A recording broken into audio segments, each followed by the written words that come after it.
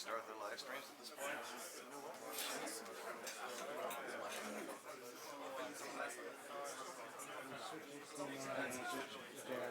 Just like 2 minutes of your presentation time, and then we'll give back to you at the end.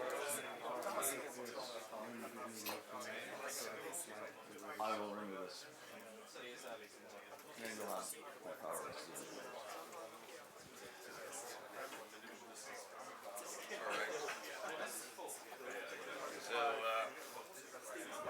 Test. So I'm starting a little early just to keep us on schedule and not steal too much time for the speakers. Still okay to mingle around. We have live streams going out to YouTube and Periscope, hopefully. We do have one AV problem, is that we couldn't get any of our splitters to work with that box there. So your slides, I mean, this will be what you see is what you get. So if you run across your slides a lot, your head will be a wonderful lens that prevents the viewers of the stream from seeing your slides, but will distribute your talks separately and afterwards. Just think about that. And there's a laser gun that you can borrow as well. Just don't run in front of your slides too much. There's always some strange sacrifice that we forget to make to the AV gods every year. So without further ado, I'm your host. With too much beer today, but I'll try not to look like an axe murderer unless something is really wrong. You have the tags tweet if you see something cool or ask me questions. We love you, all speakers. Once again, we managed to come up with a really wonderful lineup. We're starting out with Mr. Purdy, who's also talking about the ecstasy language at the conference, and Charlie Gracie later in the day will also talk at the conference, so they have some other opportunities to see our speakers there as well. So that's it. See, I did it. Stood in the middle of my slide here, but the camera will get you even if you're to the right. That puts us at 9 o'clock, and I'll just give the stage to Cameron Purdy. It's going to be very interesting to see the inner workings of the XVM. So thank you and welcome. And it's great that you're here with 1 hour of sleep as the first speaker. Almost 2 hours. You gotta put your microphone on.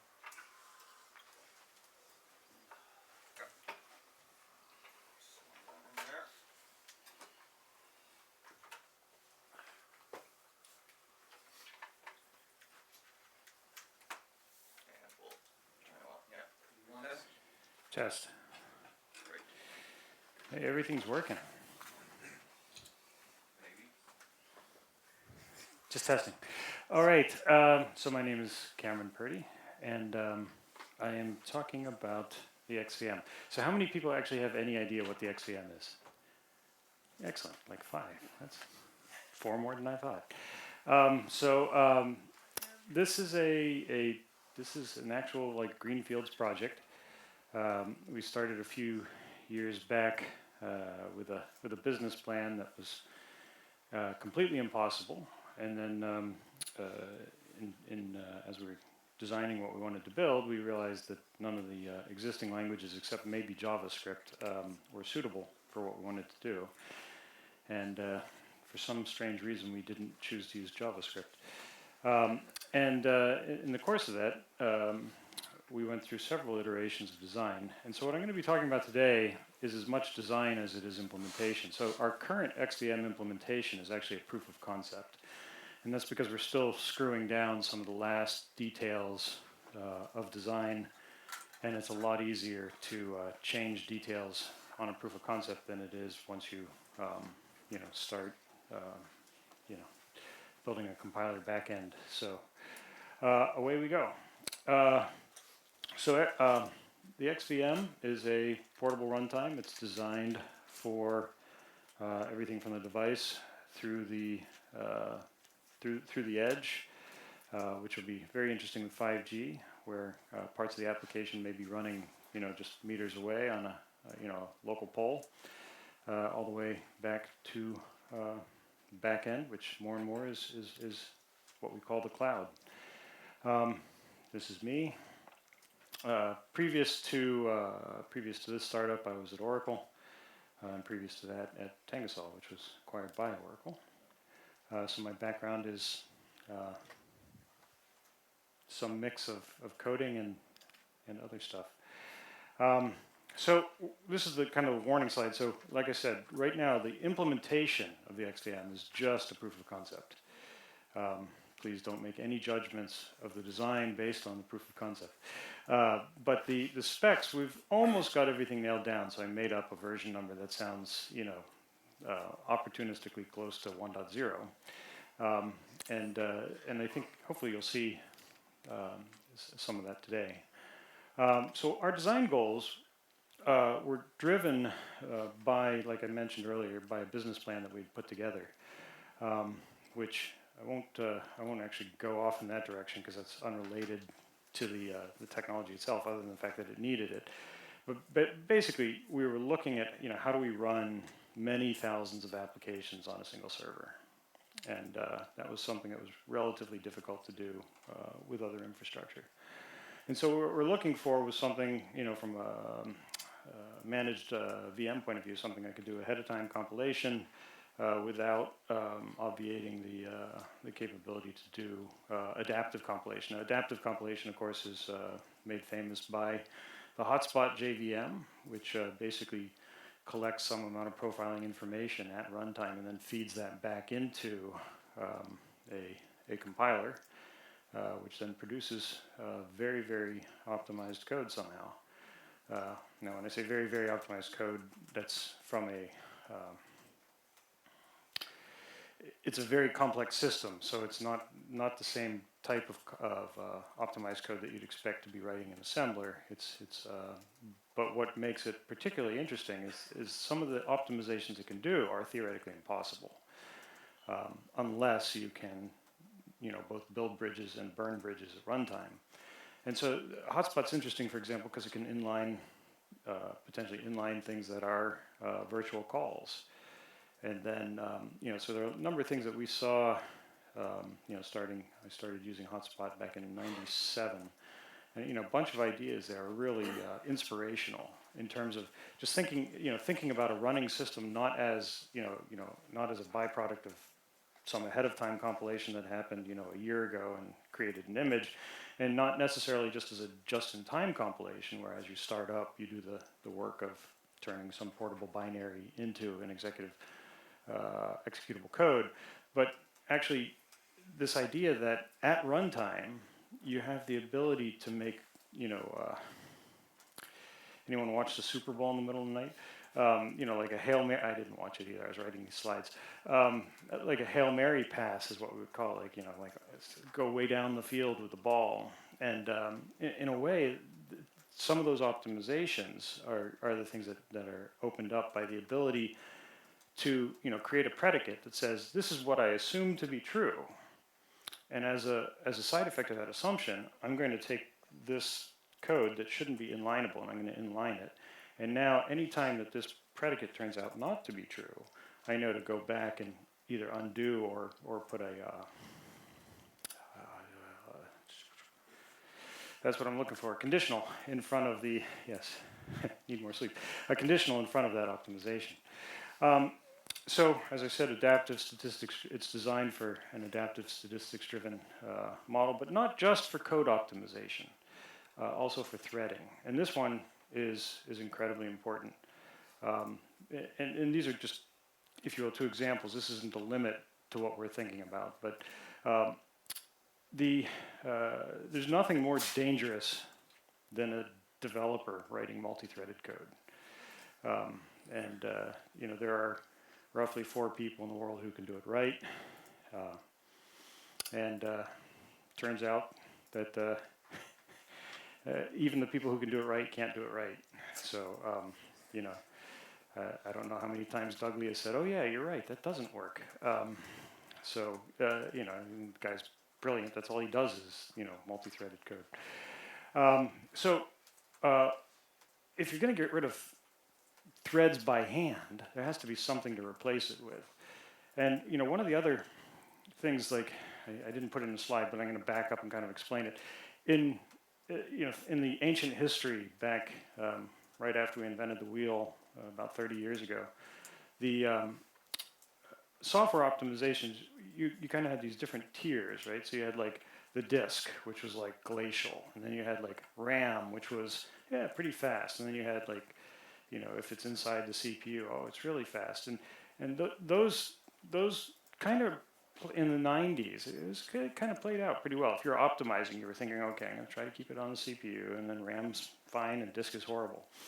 Now, if you look at a running application and you profile it, touching the memory is glacial, right? Doing a load out of main memory, it's like you're stopping you get a couple instructions done, then you hit a cache line that's missing, you go out to load it, and it freezes, because you've got CPUs that are pumping billions of cycles a second, and each of those cycles is capable of retiring several instructions. So if you can't keep the caches correct, if you will, not correct from if you can't keep the information you need in the cache, it has a dramatic impact on throughput. So obviously, a couple platforms that we're targeting, and one of the reasons that we think we can pull this off is because of the LLVM project, which has been successfully used by quite a few different back-end projects at this point.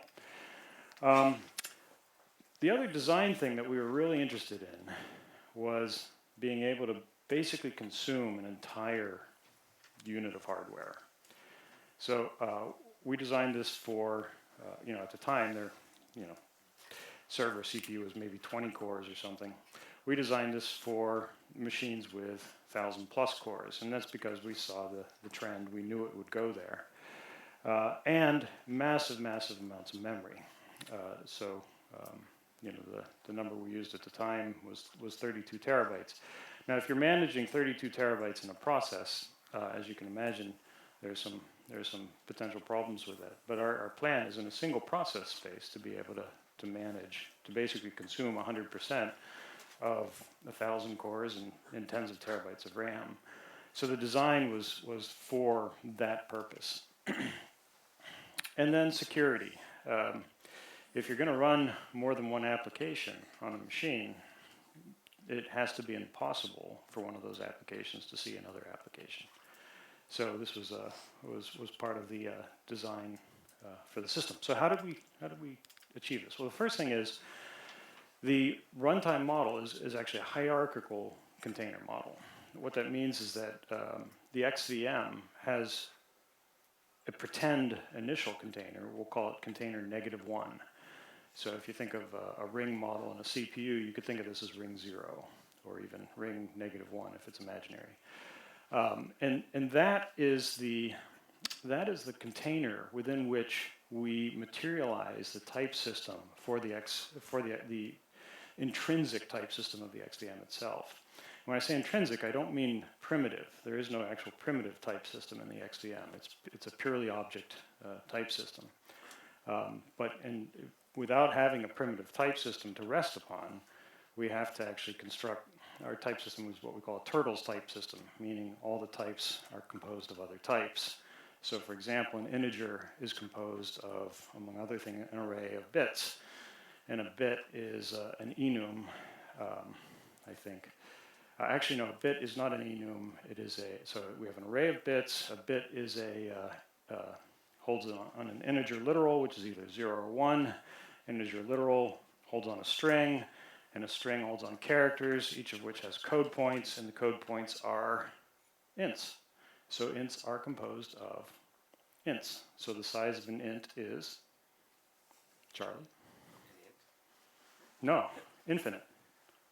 The size of a single int is infinite because it's composed of itself.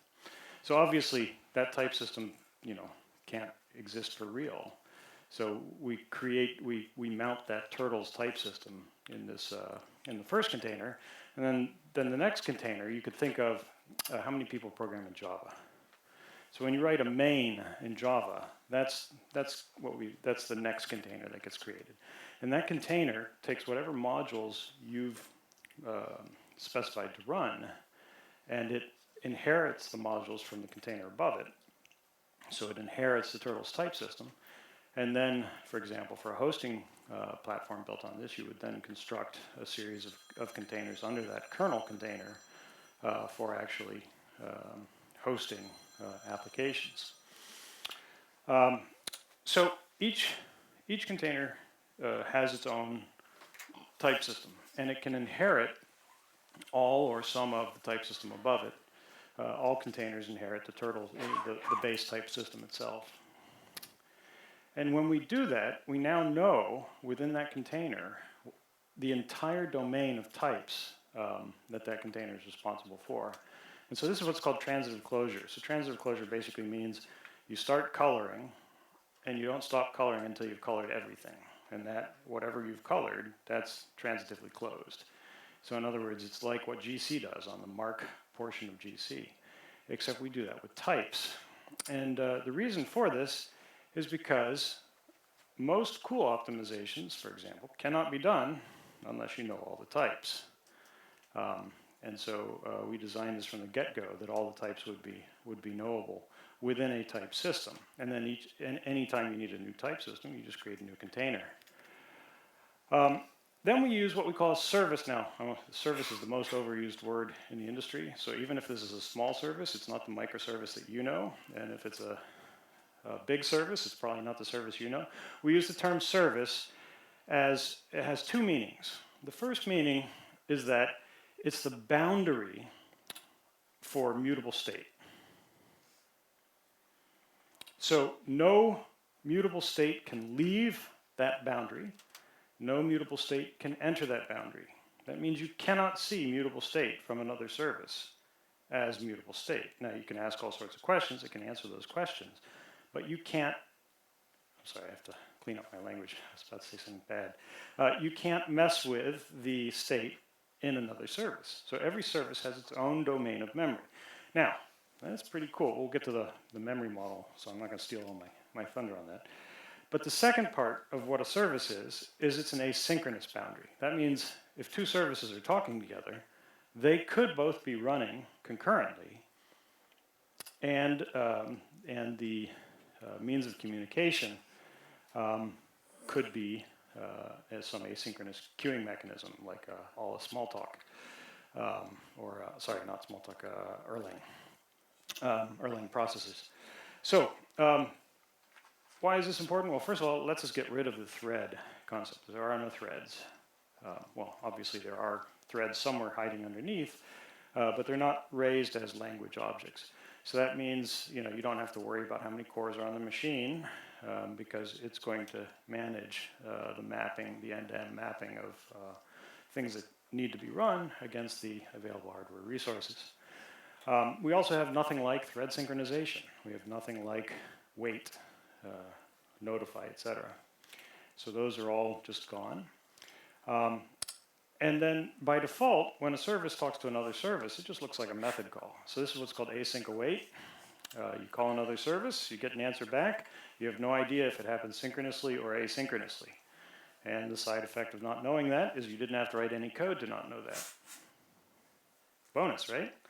On the other hand, if you really want to know, you can use an explicit future, which is also called a promise in some language. And this works for both synchronous and asynchronous. So even if you don't know that you're talking to a service, you can still use a future to call whatever that function or method is. And then the result will be treated the same from the caller's point of view, but the mechanism under the hood is different. Anytime a call comes into a service, that's a fiber, conceptually. It doesn't mean that we create a fiber object every time a call comes in, but conceptually, every entry into a service is a fiber. So even though a service is completely single-threaded, did I put that up here? I think it's on one of these slides. So a service is completely single-threaded. That is, it never has two concurrent threads running inside a single service. It can have many, many fibers. So because of asynchronous I/O, you can have calls coming into a service, it turns around, does some I/O, and then it's waiting on a future or an async await, Another call comes into the service, and if you've allowed that to happen, so a service can prevent that from happening, you can say, no, I need to finish my work before anyone else comes in. But generally speaking, any service can allow any number of calls to come in. So a service becomes, if you will, a unit of concurrency, the unit of concurrency. Again, just a kind of a design point, our assumption is 10,000 plus containers, over 1 million services in a single process. So when we say service, think, anyone use Erlang ever? Okay, excellent. That's more than I expected. About half a dozen people. You know, in Erlang, how many processes can you have? Yeah, as many as you need, right? Like, just spin them up. The difference between what we've done here, and I've never used Erlang, so I'm speaking as a person who knows how to read things online. The difference between what we did and what I understand Erlang did is that everything in Erlang is a process, is an asynchronous object. And here, a developer would specifically say, no, this class is a service. All right, memory model. So we alluded to some of this on earlier slides, but a service is the boundary for mutable state. So what's really cool, just to go, never mind. Yeah, this slide, back one slide. Like, there's a lot of like things that are said here, but it doesn't really spell out like why all these decisions were made. And one of the benefits of this is this: the memory model is not a side effect; it's the reason for this. And what I mean by that, one of the things that slows down code the most is having to deal with, say, a memory model, where it has to make sure that the reads it's doing are correct and the writes it's doing aren't being lost. And if you only have one thread at a time working with mutable state, your memory model basically becomes one paragraph instead of a book. And that's a lot easier to get right.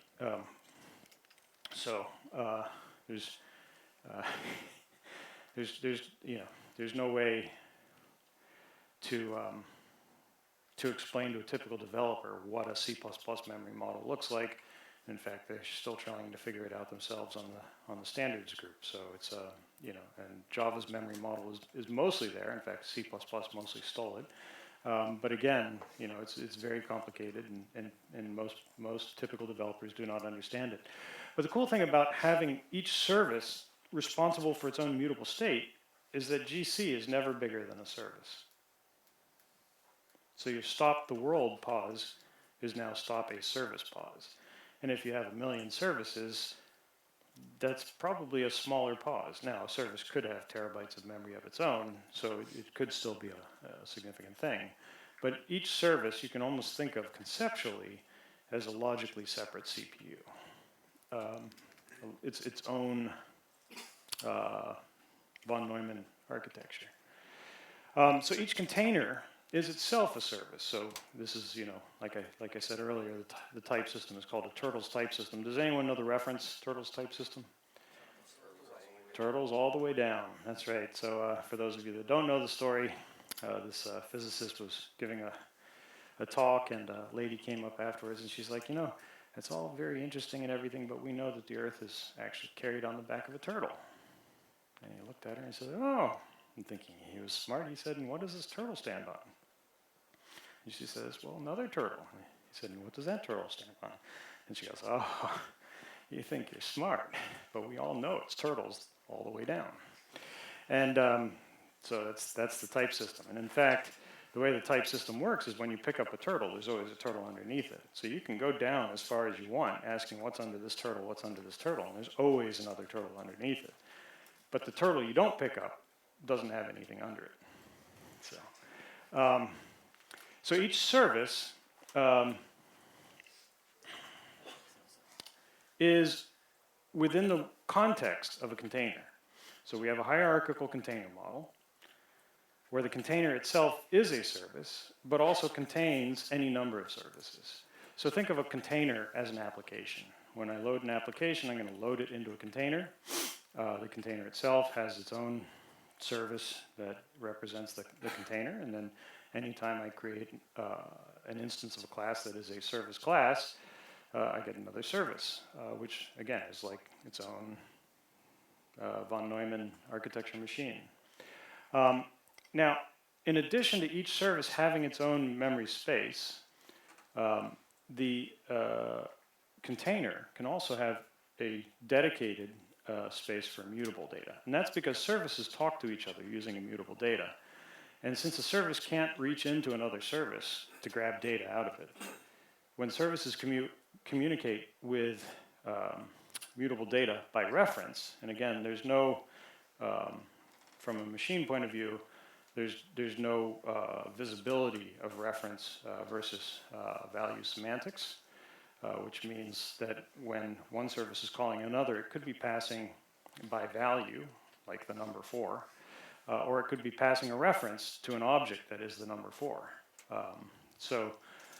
Anytime it's passing by reference, the thing being passed by reference has to be one of two things. It has to either be a proxy, which is someone else's view of your service, or it has to be immutable. So immutable data is copied as necessary to this shared slab that's managed at a container level. So, and as you talk, if a container has to talk to another container, then it's escalated up the tree to the place where those two containers meet. Now, why is it cool to have a slab just for immutable data? Well, immutable data is really easy to GC because it's stop the nothing GC.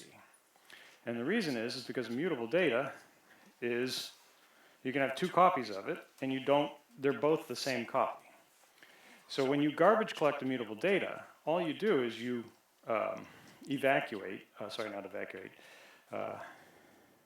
is it evacuate? There's so many good terms, I can't remember them all. But basically, any piece of data you still use, you copy to the end. And you copy it to the end. And now I'm messing up the picture. And you copy to the end. High picture. And then someone else comes along and they do the same thing. So if there are, say, 10 different services that could be using this, you start with the number 10, and it goes down to 9, it goes down to 8, and it goes down to 7, it goes down to 6, it goes down to 5, and when it gets to 0, whoever gets it down to 0 just throws the old slab away entirely. So in the meantime, though, until that slab is thrown away, some references are to the old slab, some references are to the new slab, and nobody cares because it's immutable data. So again, this is, as you can imagine, if you're trying to be able to consume 30 terabytes of RAM without stopping ever, having a mutable state that can be concurrently collected is incredibly important. And being able to create an immutable class just by changing one keyword is a pretty handy capability. So we'll talk language on Wednesday. Invocations between services, they behave as if they're asynchronous message queues. Now, what's cool about this, and in fact we've already started to prototype some of this in the proof of concept, is that in that hotspot sense, you can use any number of different ways of communicating between two services. So we use metaphors such as hoteling, I think is the term used for it, where basically each room can only have one thread in it at a time, but the rooms are adjoining. So if you go into another room and the door is closed, so there's no sign on the door, no one's in there, so you just open the door and go in, and now you hold two rooms, right? So now the cost is for someone to get you out of the old room, because you're now in a different room, right? So in other words, a single thread can jump from service to service to service, so it doesn't have to be implemented as a queued asynchronous model. It could be implemented synchronously for purposes of performance. But once you realize that, hey, that room, we keep trying to get multiple people into that room, so we're going to change the proxy, which is just a function pointer. We're going to change the proxy for going into that room to use, for example, a queue. So on one extreme, you have a queue with possibly even a dedicated hardware thread if it's busy enough. And on the other extreme, you have synchronous code, and it's figured out by the runtime. Good to see you nodding. It's hard to explain some of these things. I've been trying to get the language down for quite a while. So like I said, or not. Maybe it's not an async message queue. Maybe it's synchronous. And as I said, service references themselves are proxies. So one of the goals, I didn't put it in the slide, but one of the goals is that basically everything distills down to function calls. Right? So, worst case scenario, vtables, which is virtual method tables. So code generation is designed to be all single-threaded. Services are single-threaded. They never have multiple threads in them. And single-threaded code is much smaller and much more efficient than multi-thread aware code.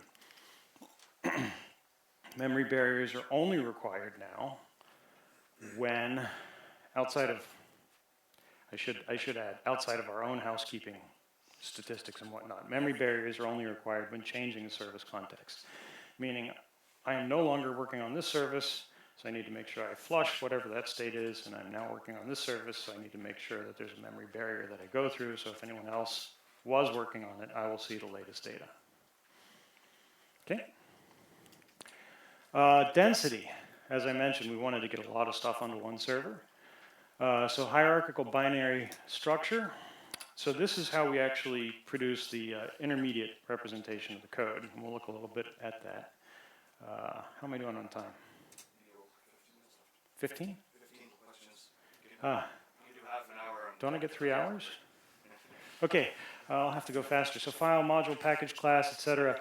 They just nest like Russian dolls. So you can have, it's not dissimilar from a lot of IRs. I've built Java assemblers, for example. It's not dissimilar from that, other than it's much more infinitely nested. And things that are logically nested in the language are actually physically nested in the binary. One global constant pool per file, one local pool per method. Now so I wrote an incremental compiler years ago for Java, and one of the pains in Java is that anytime you change something, everything changes, because if you adjust the order of the constant pool, things that were using a 1 byte pointer versus a 2 byte pointer, or so instructions are all byte indexed and they are variable length, and the constant pool indexes are potentially variable length, and so any change, and you kind of have to juggle the entire, is that Attila? Hey, I didn't see it. You have to juggle the entire, you may have to rewrite the entire assembly, the entire class file structure. What we did is we had this deferred optimization where we wouldn't resort the constant pool unless something big happened, and that allowed us to avoid having to recompile reassemble all the methods. But what we did here is we made one giant constant pool, which is across the entire module or set of modules in a file. And then every method, which has the code inside the method, every method has a pointer table into the constant pool. So it has its own local, it thinks it's its own local constant pool. And the reason that's really important is that the numbers, and we'll look at this on one of the upcoming slides, all the numbers that we use to identify the constants, by identifying just the ones we use locally, the numbers are all small. And small numbers are actually smaller. And we'll get to that. But the other thing is that now I can rearrange all of the constants in the constant pool, so I could merge multiple files or whatnot, but I don't actually have to disassemble any of the methods, because every method has a list of the constants it uses and an index in that pointer dereference index into the big pool. Did everyone understand that? Anyone? That was the worst explanation I've ever done. So basically, in the constant pool, I have a constant, which is number 365, right? And in the local constant pool, I call that 0, right? And I may have one op that points at 0. I may have 100 ops that point at 0. And I really don't care, because if I change 365 to 366, I just change that 0 entry here, because the 0 entry here just says 365, so I rewrite it to 366, and I'm done. I don't care which ops are looking at that number 0. The other thing, this used to drive me crazy in Java, all the Java offsets are byte offsets. With variable length instructions and byte offsets, your world is horrible. Because you can't move anything without disassembling the entire code attribute and then reassembling the entire code attribute, which, not that you do that on any given day, but tool chains do that all the time. So, every time you press a key in IntelliJ, it goes out and searches the entire web. So, I mean, just the amount of work that goes on in an IDE is unbelievable. So designing these structures to be friendly for those purposes. Right, so we can defer disassembly, we can do method level assembly, which allows us to do incremental compilation and things like that, and conditionally enables delta compression. So the hierarchy of stuff isn't for what you just built. It's for every version of that module that you've ever built and that you still support. So when you give someone a file, it doesn't just have the current version or the latest build. It has version 1.0 and 1.1 and 1.1.1 and the patch for that and the beta of 2 and so on and so forth. In other words, you can put all those versions in one file. And then we zipper compress as we combine multiple files, we zipper compress that hierarchy, so anything in the hierarchy that's identical is only stored once. So we can store 100 different versions of an application in maybe 2 or 3 times the size of any one version. And that allows you, for example, to provide patches to a customer that they can optionally use or not use. It allows you to ship your tests as part of your application because they're conditionally, just like a version you can think of as a condition. Well, so is unit testing a condition. And conditions themselves are constants stored in that constant pool. So things like the code can actually refer to a condition. It says this block is only activated if that particular condition, like I'm running in a debugger or I'm currently running a unit test, those are conditions. And by the way, I didn't put any legal stuff on this. This is all open source. Anything you like, just steal. I mean, reuse, recycle. So there's no, I'm not at all, this is not proprietary. So everything's an int. So I said earlier, small numbers are smaller. Having worked on Java compilers, for example, there's 16, Java is 16-bit in a lot of ways. And most people don't know that because you think, well, it's 32-bit or 64-bit, but yeah, it's 16-bit. You can't handle an exception if your code attribute exceeds 65,535, or is it signed? It might be 32,767, who knows. For us, everything's a 64-bit int. We just assume 64 bits because it's a big number. No one will ever need more than 640 kilobytes. But actually our int goes to 512 bytes, so that's okay. So it's so parameters, if I say pass something to foo, the something is identified by an int. It could be register number 1, that's an int. It could be constant number 73, which is encoded as -89 or something like that, -16 offset, and so on. So everything's a number. And when I return a value, I'm returning it into that register, number 4. And, or I'm storing it in that property, number -6 or whatever. Indexes. So all of the, I need the third thing from that, or there are 17 things in this list, or whatever. All of those numbers are just encoded as part of a dynamic, as part of a variable length instruction as an integer. So I may encode a call if it has 10 parameters and 3 return values.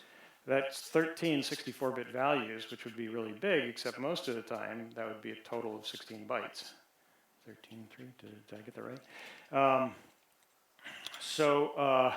How does this work? Well, most numbers are 0. In a computer, if you do a histogram of all the numbers in the computer, they're mostly 0. And the ones that aren't 0 are mostly 1 or -1. So we're doing well so far. So small magnitude numbers, and then of course a long tail distribution out to 2 to the 4095th. That's the 512 byte joke. Okay, I'm here all day. I'm here all week.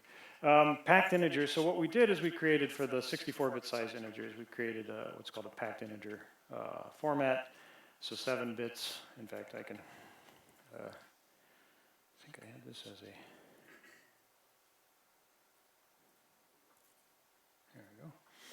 So this is, you know, this is the prototype, the proof of concept. So this is used by the compiler.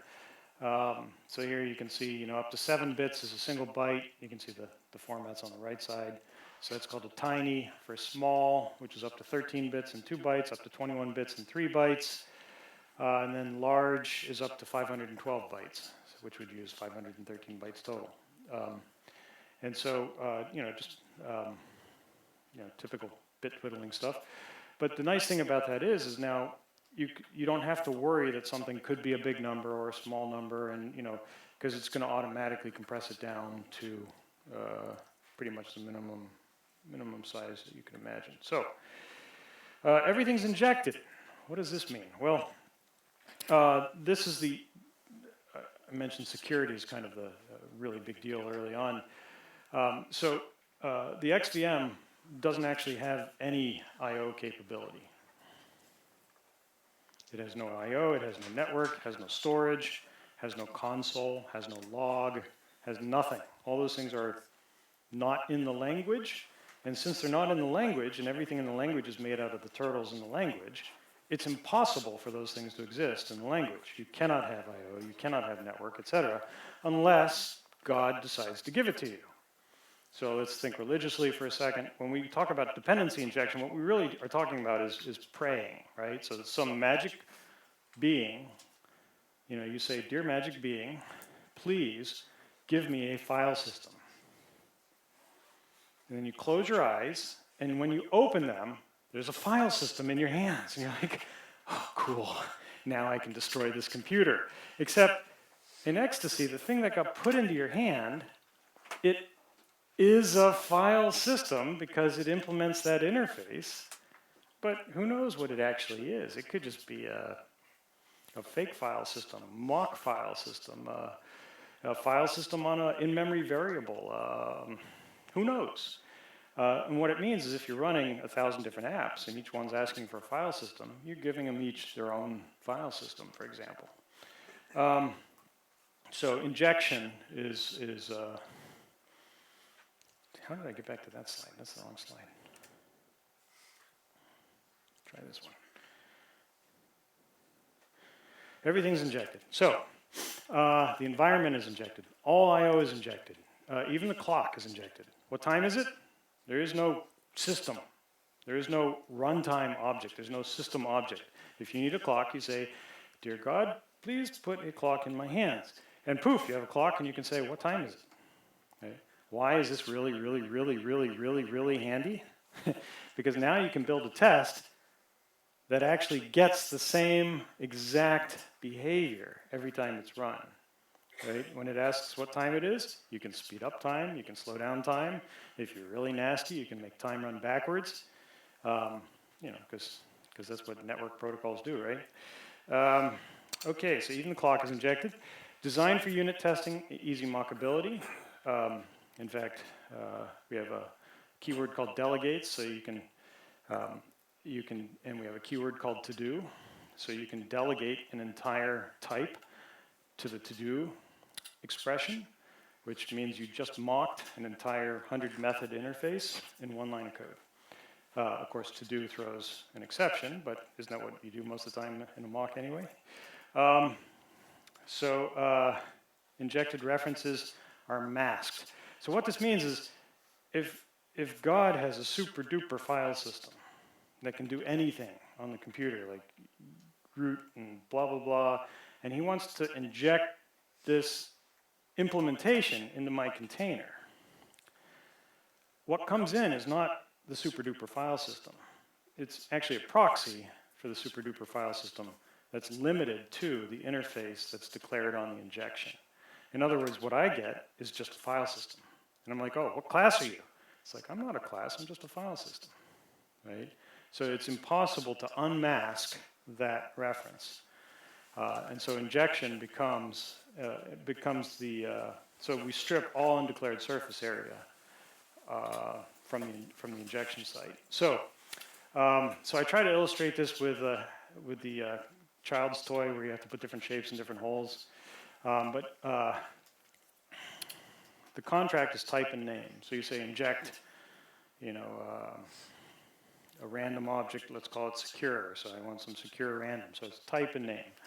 You know, I can use this for environment, for configuration, for services like I/O services, or I inject my own types, right? Because it's all hierarchical, so I can nest a world under it. So if you think of those types, this container gets the great. I obviously don't know how to use this thing. Going back through. This container needs these. That's its contract. It says, you can't load this type system unless you agree to inject these 3 things. If you can't inject those 3 interfaces, you can't load this container. So that's the container contract. And then internally, it creates another container, and it allows, for example, that injected thing that it got to go straight in there. But it also, that container needs something that isn't in this contract, so we have to make it here and inject it into that container. So in other words, injection is also hierarchically nested. Here's an example of what source code looks like. That's the hello world example. Console is I/O, so like I said, you can't have something that does I/O in the language, so it has to come from God. And now let's talk about instructions. So I'm going to run through this because we're down to like 4 minutes. So the big point I want to make here is that our assembly reflects the AST, almost 1-to-1. You like that? So we don't do a lot of what we'd call syntactic sugar. Like, if it's syntax, it pretty much becomes assembly. Not because we want the assembly to look like the syntax, but because the information in the source, we can't enrich in it, if you will. We can't enrich that data in a compiler. So any change that we make will just lose information. Think about it that way. So we carry the maximum amount of information. So these are actual instructions. This one says, hey, this method starts at line 13 in the file. This is a guarded block. There's a guard end. There's a catch end. There's a return. These are method invokes. Takes 0 parameters, 0 returns, and so on. By the way, this is a register machine, not a stack machine. We do have a stack, but it's only a shortcut for creating temporary registers. So it's not really a stack. It's a fake stack. It's a register stack. So methods can take any number of parameters and have any number of return values. I don't know who's responsible for deciding that methods and functions should only return 1 value, but I think that's horrible and evil. Once you have the ability to work with more than 1 return value, you will never go back to a language that does not support it. So instructions like call, which is a function call, so we have functions which are objects. Everything, by the way, is an object. Invoke, which is a method invocation. It's like a call, except it requires a target binding first. Return, obviously at the end of a function or method.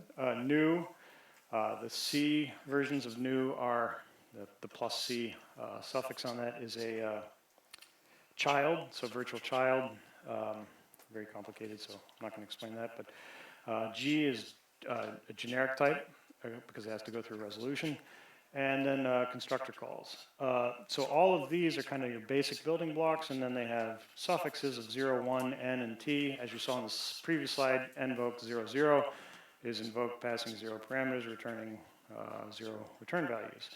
So we can pass none or 1. These are just compressed ops. These are all variable length ops, but obviously it's small when it's a 0. N says I'll tell you how many there are, and then I'll follow that with that many values. So if it's 5, I'll have the number 5 followed by 5 numbers.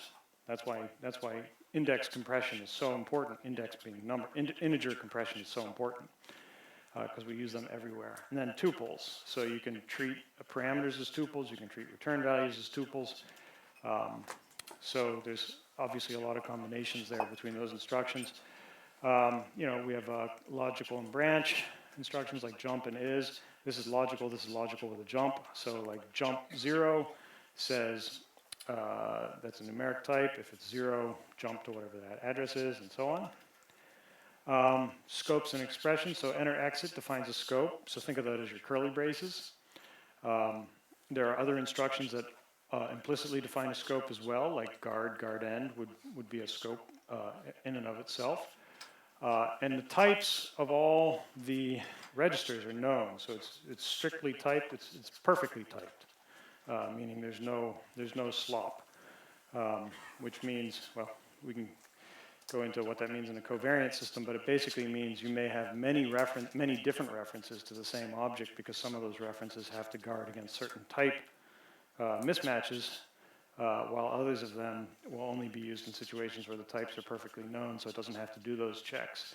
So basically, we can skip all the preambles on all the methods if we know what the types are. And in cases where we can't guarantee to know the types at compile time, we can produce preambles that do that runtime check.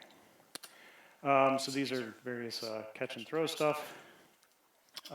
Variable declaration, so like var in would be, that's the most common one I think that we use, but it's an initialized variable named.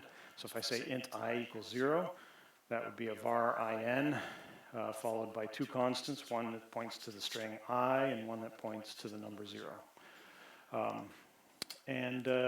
Let's see, binding. We can take a method and bind it to a target, and that gives us a function back. We can take a function and bind some of its parameters or all of its parameters and get a function back as a result. Whether you want to call it currying or binding or partial binding, it does all that. And we also support on the language side, call by index, call by name. So I can pass parameters by name, I can pass them by position, I can pass them by binding, etc. So, every language has to have a move. Every instruction set has to have a move. This is a type assertion. As you can tell, when we designed it, we were still thinking in terms of casting. We don't have casting, we have type assertions.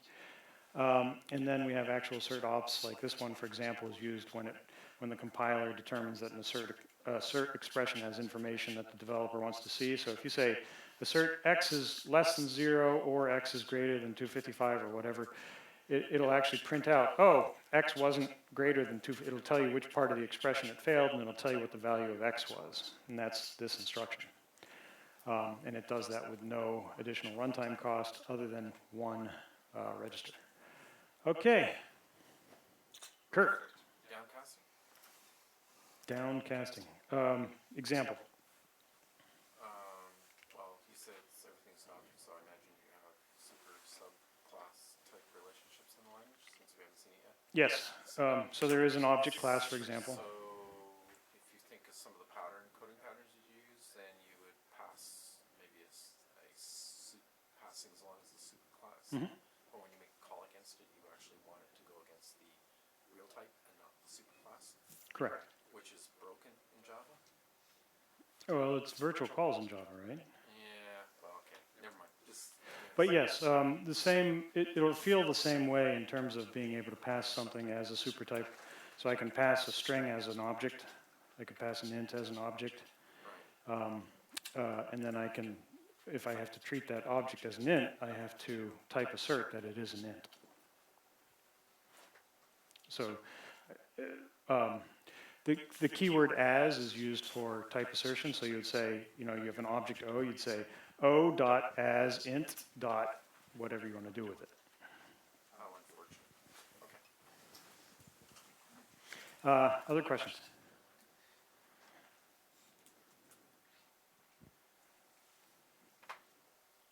Wow, I didn't answer everything, so there must be some question. Come on, Attila, give me a tough one.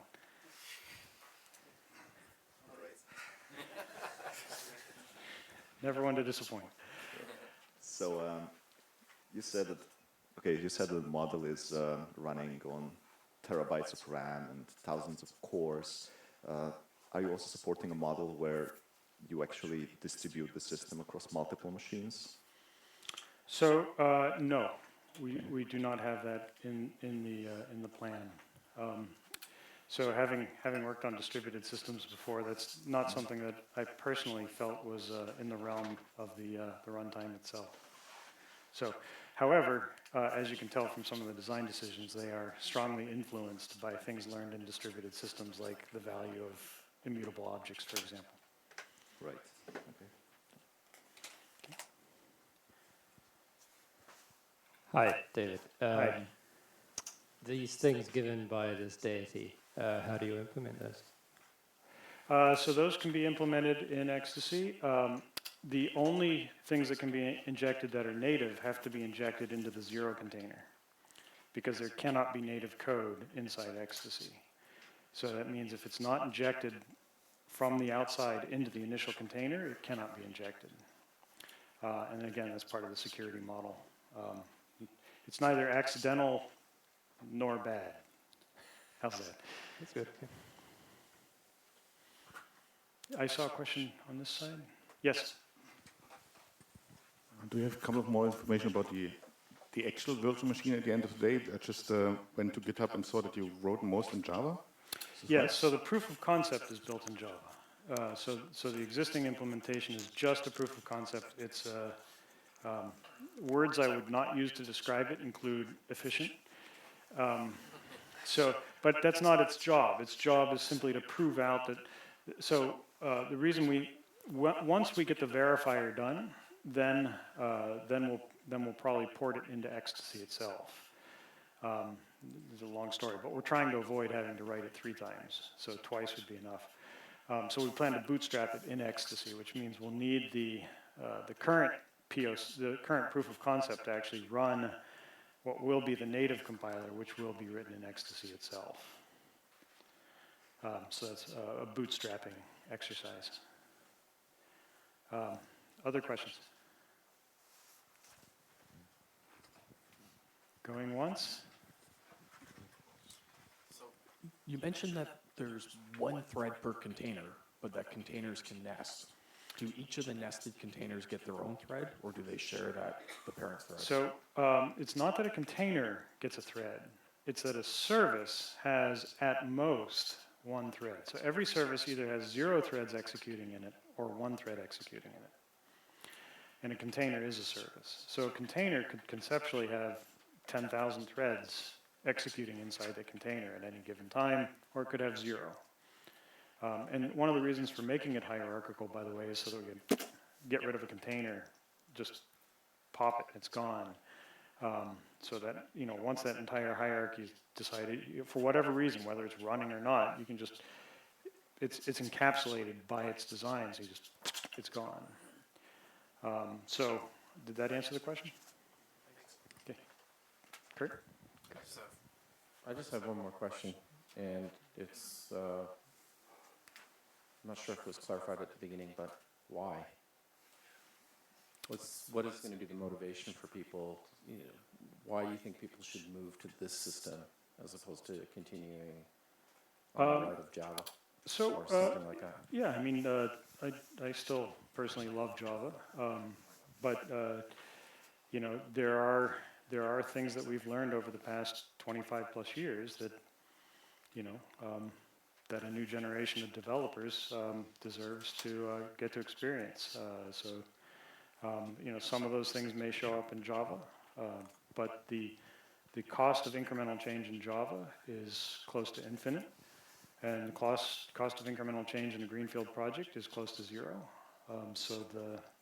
There are certainly advantages to having an existing, stable, beautiful ecosystem like a language like Java has, and there are certainly advantages to being able to create an entire new instruction set and VM and language from scratch. So was there supposed to be a cloud play in all of this? I was trying to avoid talking business. So the reason that this language exists is because the company that we started, our product is actually going to be a hosting platform for these applications built in this language. And about 99% of the apps that we host will host for free. And the reason we can do that is because they won't cost us anything to host.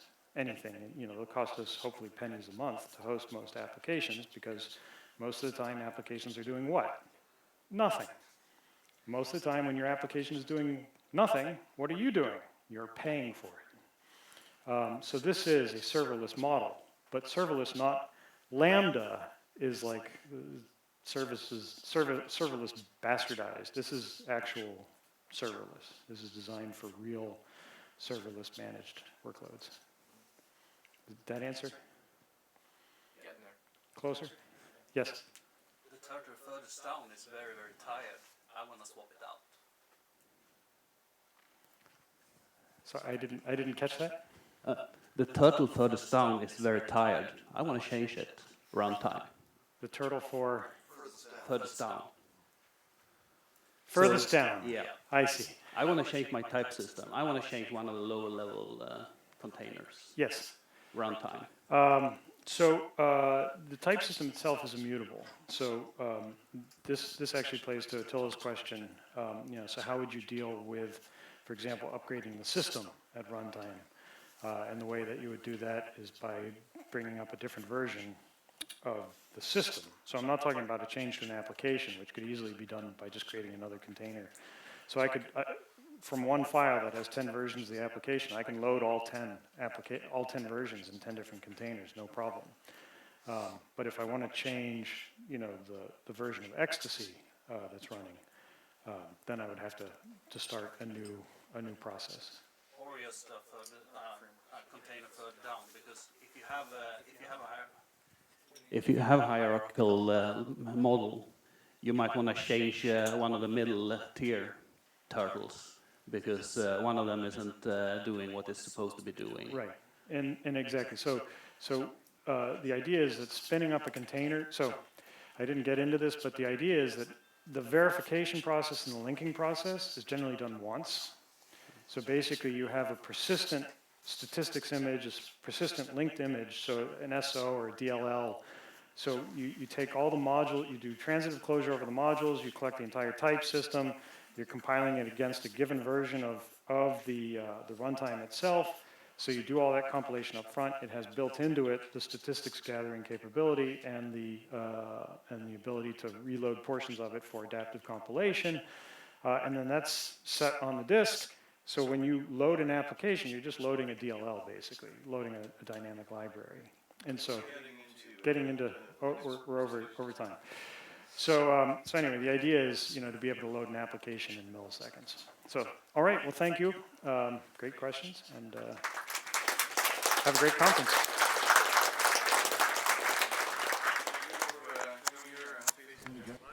Yeah. If you could send a copy of your presentation to me. Will do. Next up, I guess we have one more presentation before coffee break, and that's Claes Redestad. Where is he? There he is. Usually you can see his rugby player body moving towards the front of the room. Yeah. Do you have an HDMI cable? Oh, yeah, sure. We're not taking any break. Let's do. I mean, according to the schedule, it's you right now, right? Yeah, it's me right now, but let's do a 5-minute break. We can afford that. Yeah, because we can afford that, because the break after mine was like 45 minutes. Yes. So yeah, we can take 10. Sure. 5 10. I always a bit surprised myself. Can I get you water or Yeah, I'll make sure you get some water. Some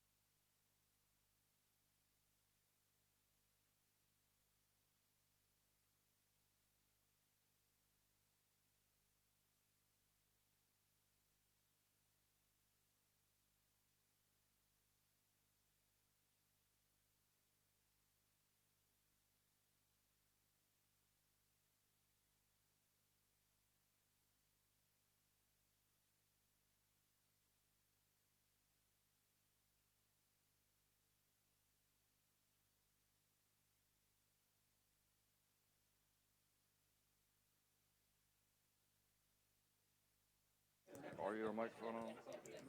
Test. I guess we're ready to get started with number 2, which is heap archiving by Claes Edestad. So if we could all just take our seats and have Claes take us away.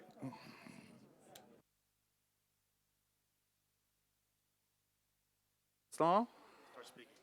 I started speaking. Yeah, it's good now.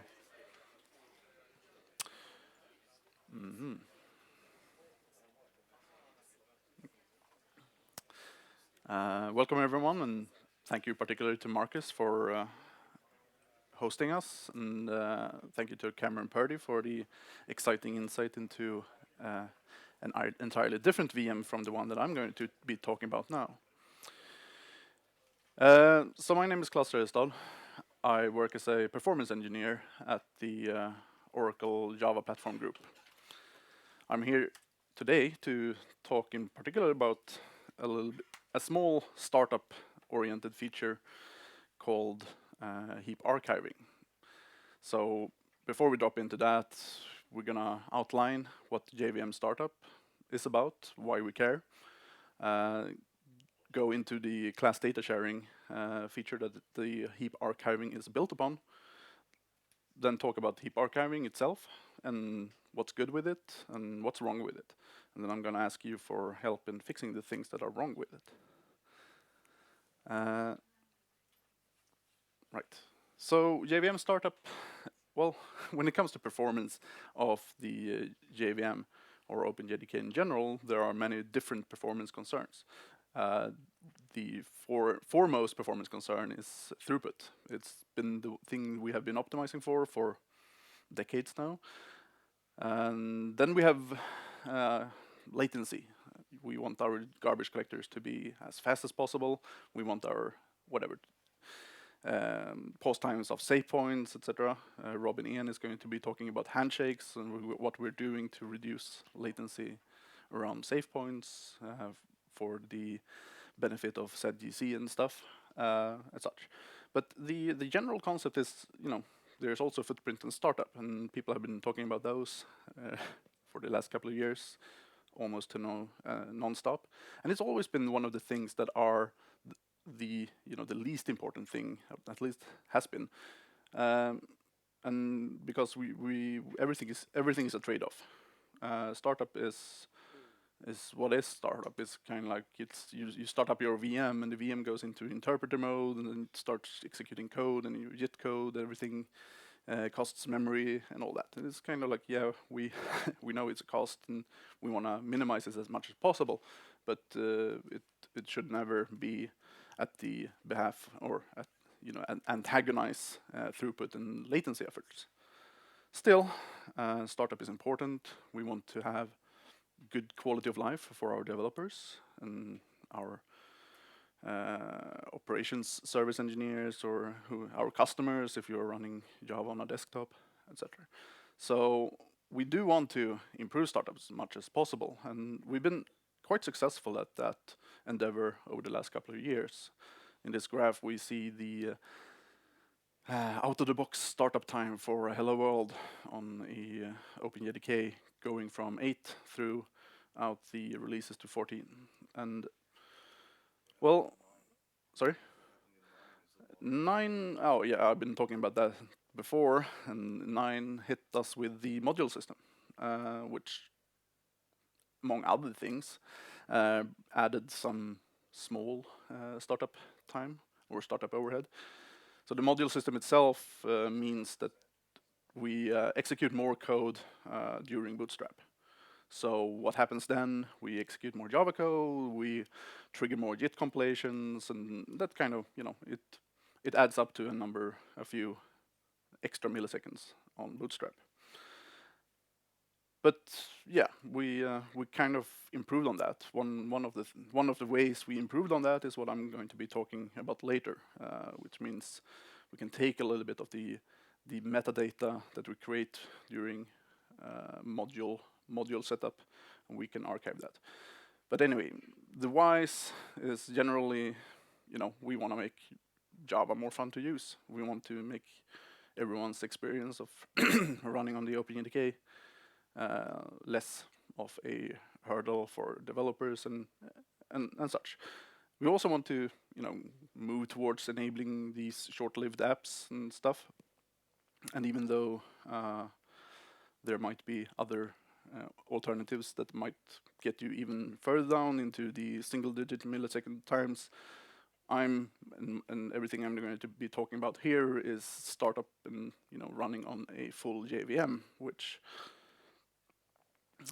does come with a number of trade-offs. But the sorry, my voice is a little bit weird. Sorry. But anyway, all this progress has been at no expense of throughput and latency, as far as we are, convinced.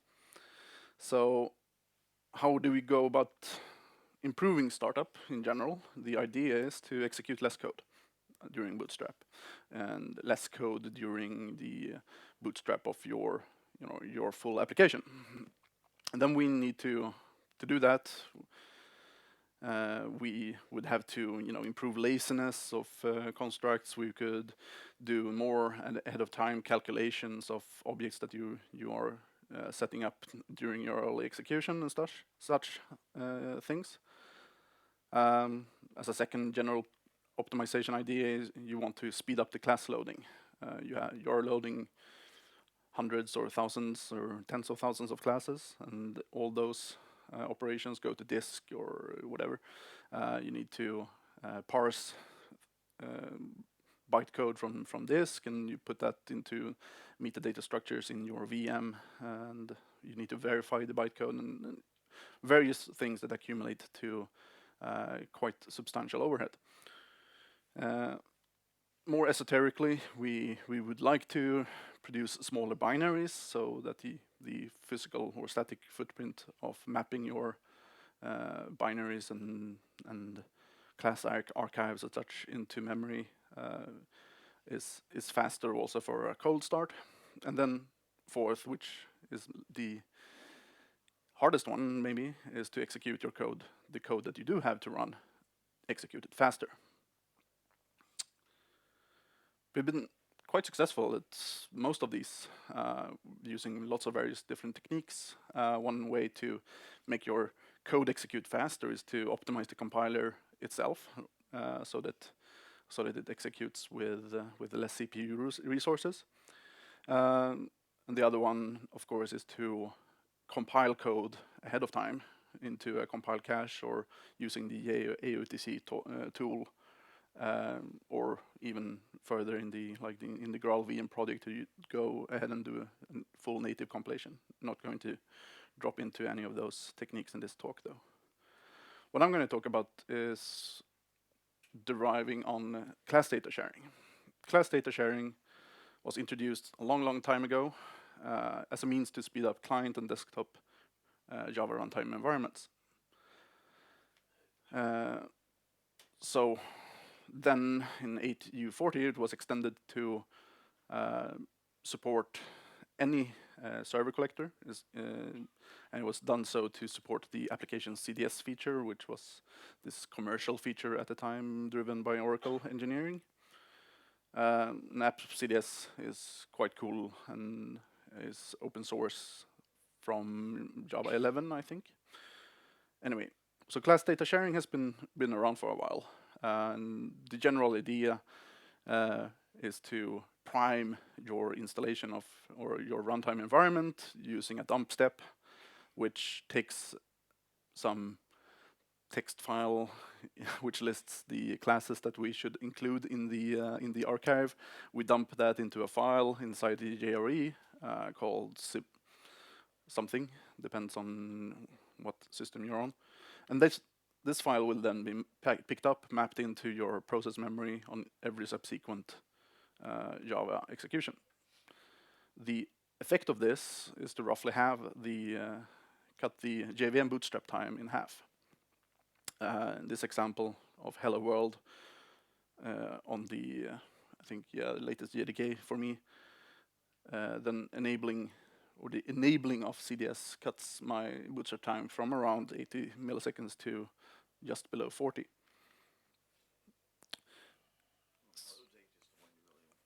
Sorry? Hello? Hello date. Oh. You want to load all the local stuff and such. Yeah. The battery is getting... The battery in this thing is dying, but it seems to be good. Anyway, so CDS was enabled by default in Java 12. If you're on an earlier release, you might want to prime your installation with the xshare dump trick, which gets the startup curve a little bit more down to size. But since 12 and onwards, the intent is that CDS will be primed on all installations by default, which is nice. Less things to worry about and tune up. You can also, of course, deploy application CDS or dynamic CDS. There are two different things with a little bit different incantations. Dynamic CDS is a little bit easier. App CDS so far might give you a little bit of a startup edge compared to dynamic CDS, but yeah, anyway, that allows this general optimization to scale up to probably cutting your startup times on real applications by 30 to 50% or so. Anyway, the thing I've been I've been working on a little bit, even though I'm not the implementer for the runtime part here. She's now at Google and one of Zhang Li, but the JEP that started the whole heap archiving thing was an idea to put all intern strings, the string table, into the CDS archive in Java 9. The feature introduced the concepts of archive spaces that can be mapped into a VM heap region. It was since it's kind of tied to the region concept. It was only and is still only implemented in the G1 garbage collector. I can't tell, or I don't know actually whether or not it's implemented on the Shenandoah GC, but it could theoretically be because it's also a region-based, a little bit G1 derivative GC. But anyway, the archive spaces for intern string introduced in Java 9 basically allowed us to store the object representation for these intern strings in the archive. This means that if you're running many processes, you don't have to put that memory on the live heap. You can just map that memory in, and you get a small reduction in process footprint if you run many processes on a single system, which is nice. But it was pretty neutral for real startup, since these strings are, you're basically reading memory from one place or another, so it doesn't majorly affect startup in itself. But yeah, it's a quite simple model. You have a space in the CDS archive. You map that as a region in your in your heap, and you treat that region as a pinned region, which means that objects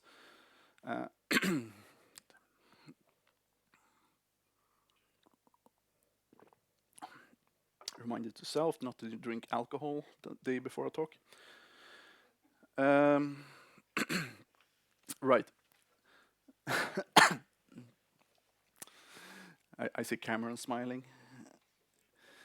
Anyway, so right, the pinned region means that objects restored from the archive into a pinned region are not moving about by the garbage collector, which means that we can be sure that pointers around from pointers to objects within the CDS archive, within the archive region, will not be moving around. So once you bootstrap and map the area, the addresses therein will not be subject to change. You don't have to track objects where they move around, all that complexity, which is pretty nice. It's a very straightforward mapping technique. So mapping these, strings.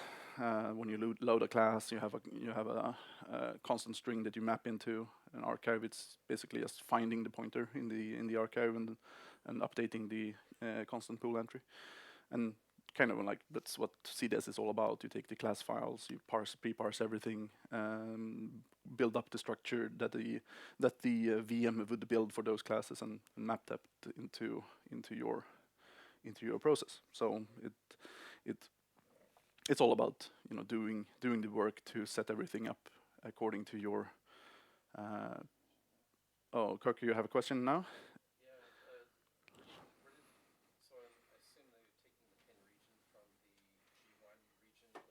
Yeah.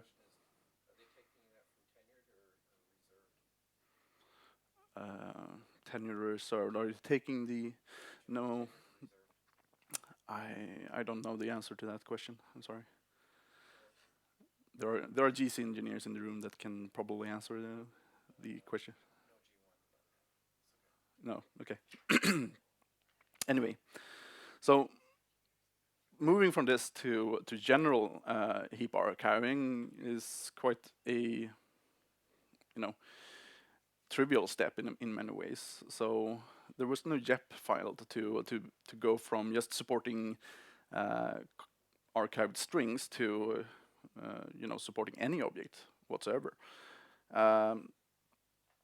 which means the extension to JEP 250 to support any kind of objects is, on the face of it, is quite simple. So you just have to, rather than patching the LDC instruction in your bytecode, you kind of have to have a you just have to introduce one single little API link to be able to link your objects into objects on the archived region. There was a little bit of some work done to split them into open and closed regions. So, but that's not really too important. Open regions, anyway. So the first big change to actually do anything with this was 82.0.2035, which I should have written the name of rather than the bug number. But we introduced an internal API hook and the mechanism for archiving the module graph, all the invariant parts of the module graph into this archive. This allowed us to remove a significant chunk of what went into the regression for JDK9 with regards to startup, and kind of remove that away, because we can now take all the immutable and invariant data from that graph, put that in the archive, and then just link it in when bootstrapping, which is pretty nice. And then we built on to that and found, there are lots of different things that we are doing very early in Bootstrap that could be reified into the archive. So we kept piling on various things, all the box caches, for example. There are some invariant data structures set up to support jar file attributes and base locales and various different things. And then kind of when you start pulling at these threads, you find a number of things, like if we're using the immutable collections in the archived module graph, we realized we kind of need to put most of the constants that we have in these classes also into the archive, so that we can make sure that there is only one instance of every constant.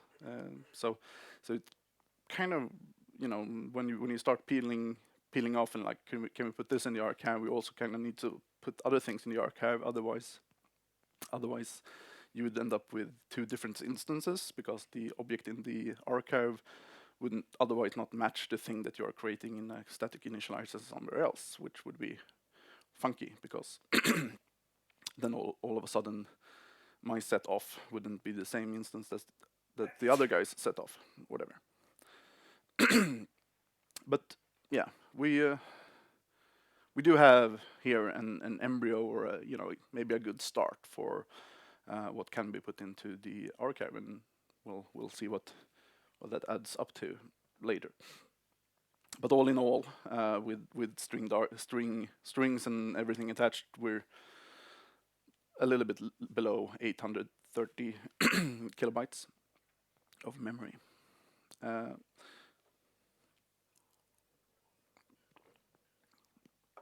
On the VM end of things, as someone who's using this feature or using it to add more things into, then we still do have to add a little thing into the VM implementation to hook up the a certain field to an archivable archivable reference.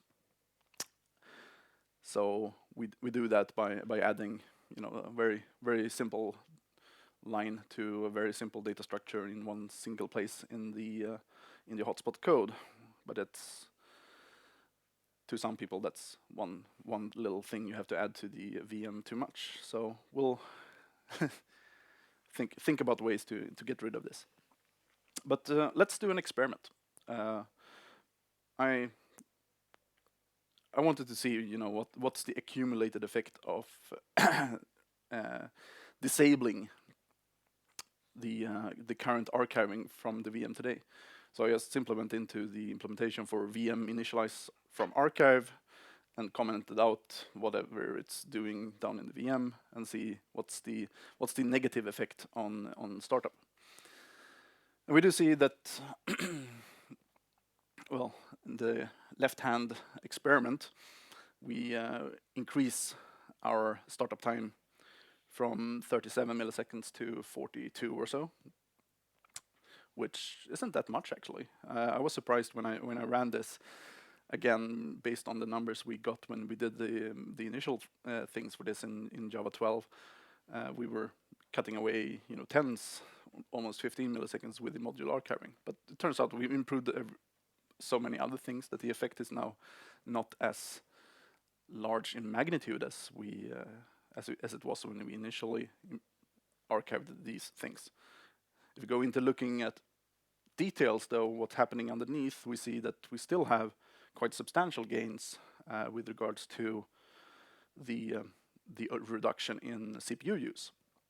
Since one of the cool things with what happens when you archive away code that would otherwise have to run through some big static initializers and execute a lot of code is that there's a lot of JIT activity that just disappears.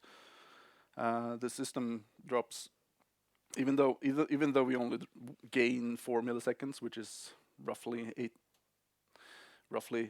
9% or 11%.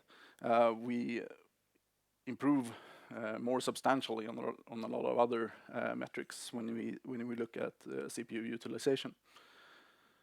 We also see that the number of classes we load drop down with the use of this feature, since we are avoiding the execution of certain or loading and execution of certain static initializers. We can remove the need to load certain classes altogether, which reduces footprint and has other nice pylon effects. So the pros do turn out that we are executing less code. We are removing the need to load classes. We see fewer JIT compilations. But we also see a lot of cons or annoyances add up. We do get increased coupling between JDK core library and the VM implementation. We are reliant, for now at least, to prove that the things that we put in the archive are invariant, but from run to run, and at least have a way to detect that if it's not invariant. For example, the module configuration can change by putting some VM flags or whatever. That there's a surefire way to disable the load from the archive, or simply not care about it.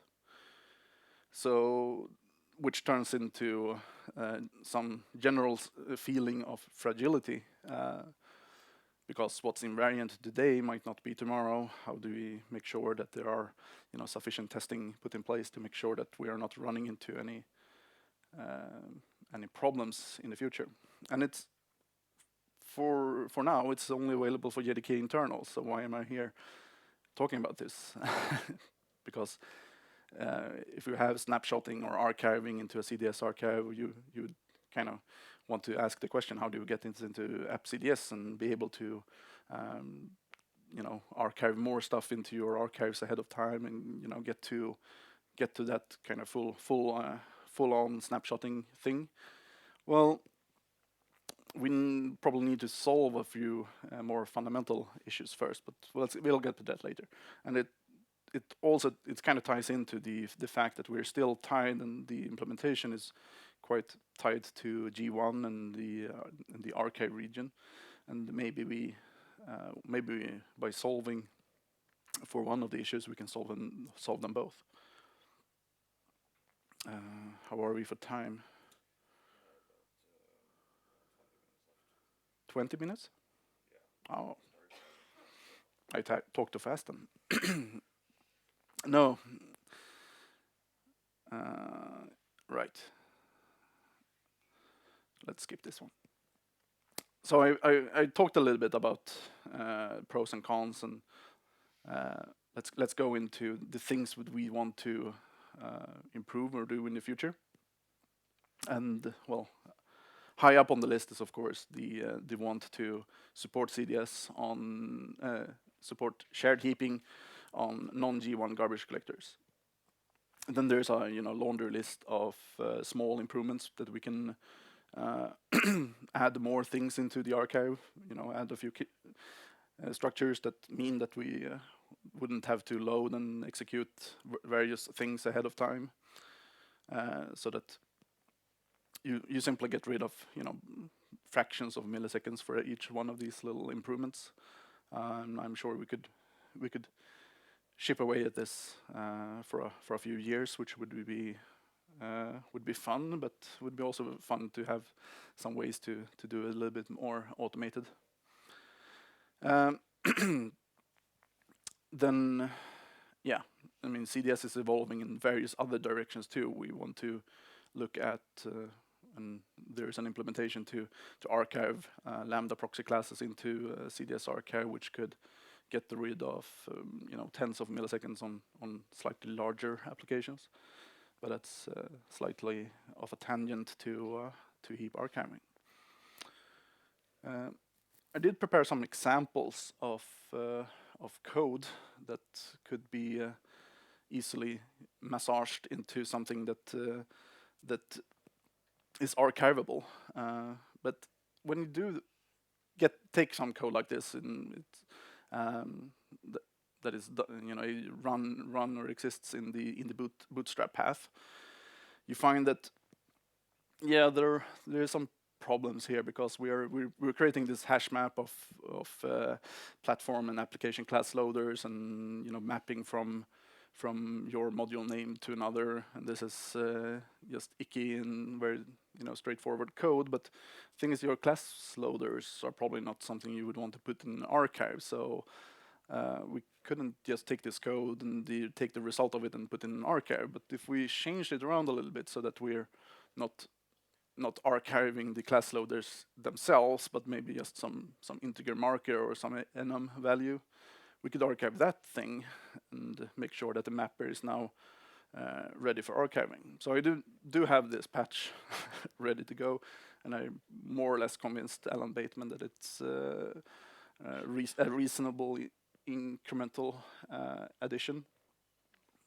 But well, what's the effect of it? If you run this through run the hello world and look at all the bytecode that you're executing, it turns out that the little thing over on the right-hand side, about 25,000 bytecode executed to set up that hash map, we could get rid of that. It totally disappears from view, because we don't have to execute the thing anymore with the code that we have now. Since we're archiving the thing, we don't have to create all those hash maps and create the sets of modules that are in the boot class loader, which are in the platform class loader. So all that stuff just goes away. It's in small structure now in the archive. So we do get a 3% such reduction of how much code we need to run through on Bootstrap, which well, doesn't add up to that much in reality, but at least about a percentage or so on cycles, about a percentage or so on branch misses, which is nice. But this also quite vividly demonstrates the problem you have when you're taking little things, improving, certain thing that you do on startup. It's like, yeah, it's not gonna add up to much in and of its, for every incremental thing you do.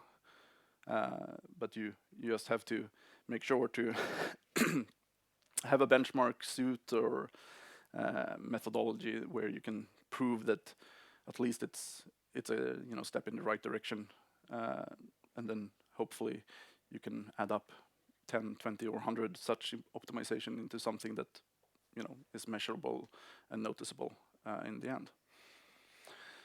So, but yeah, the question is always there in the back of the head: is like, are these improvements good enough for the cost of fiddling around with the Bootstrap path and annoying or both core libs developers and runtime developers with the little unpleasantries that are going on to support this feature? Open question, but we can at least contemplate ways to clean up some of the technical debt that we have incurred on ourselves by, for example, considering should we add more some kind of annotation-driven system to point out that this field is actually archived, so here be dragons. So let's put in some archive annotation or something. Maybe make sure that we are using real finals rather than stable hacks, which no one outside of the room here knows anything about, and things like that. So maybe there are ways that we can just make this a little bit more hygienic as it currently is implemented in the OpenJDK. And maybe we can get rid of the need to do a VM initialize from archive altogether. Just initial by this, and then maybe something else. But when it comes to moving towards support for any garbage collector, you kind of run into a little bit of other problems that are more fundamental in the design. And one of those is that since the design kind of relies on archived and pinned regions being pinned, so that objects that you restore from the archive are not moved around, that comes into a few problems, because if you're incrementally restoring one data structure, then garbage collection happens and the thing is moved around, and then you load some other class that wants to restore some other other graph, and that one had pointers into the thing that you restored previously.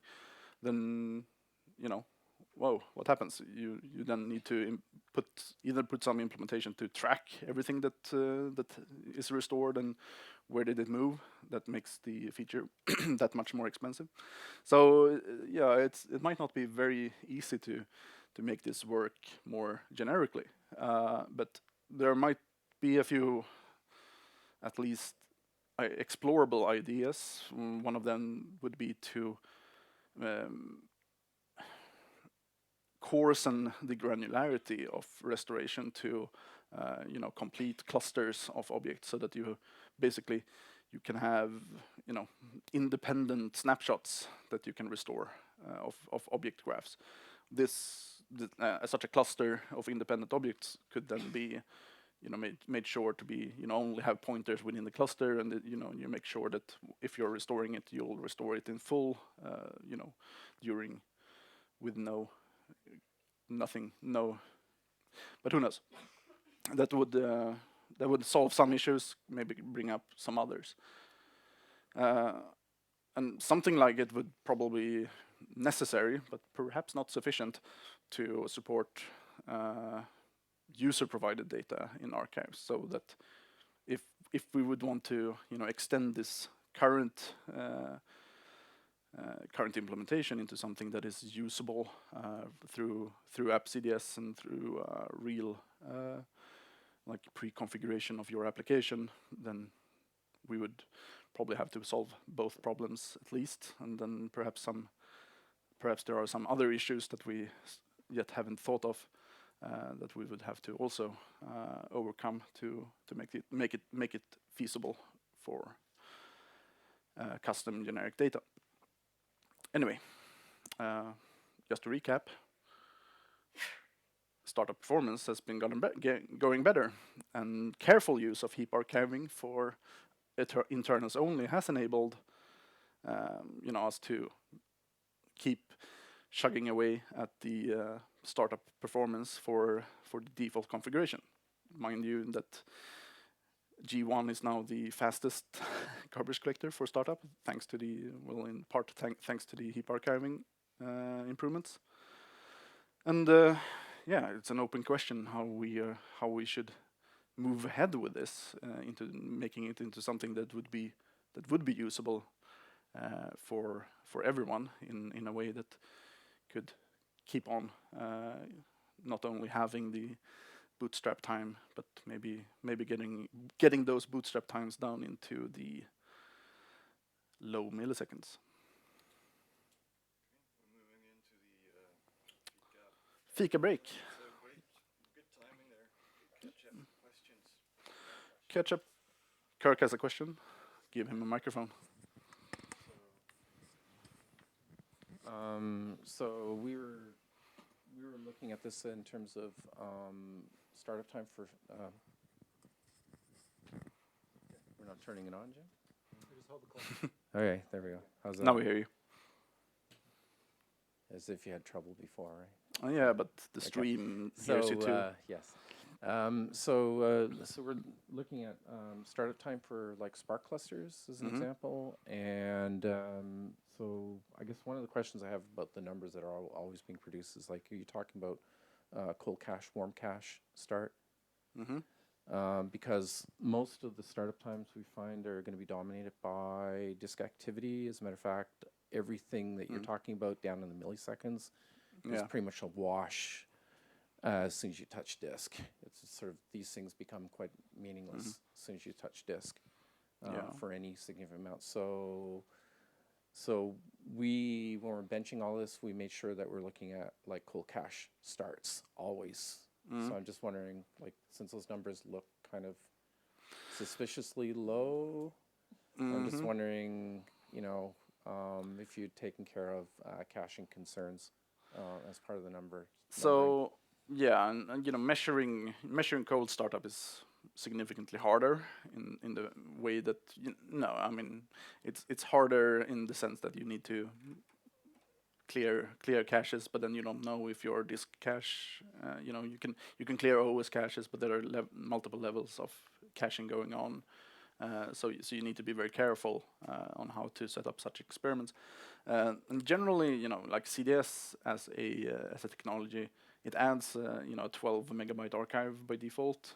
So if you're really, if you're always going to have to read that into memory every time, then it's kind of like a little bit of on the negative. But since most of the time those 12 megabytes will be mapped in by some of the VMs running on the system, hopefully, or that would be amortized very early in a shared setup if you are running on.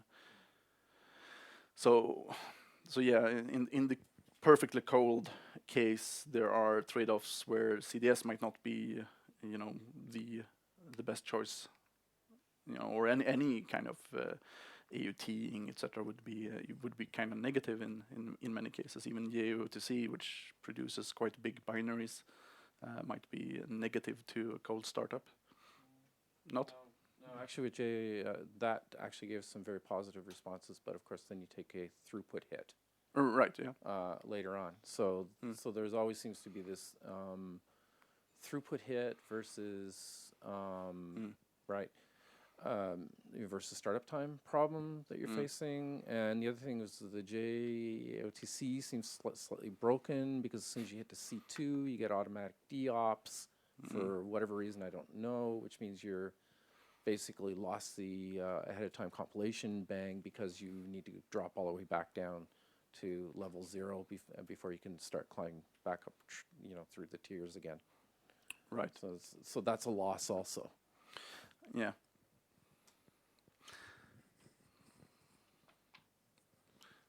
There's a question at the back.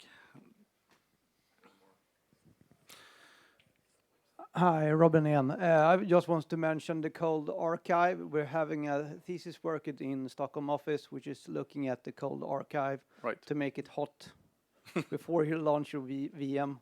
I'm not sure what he's gonna do, but he's looking into that.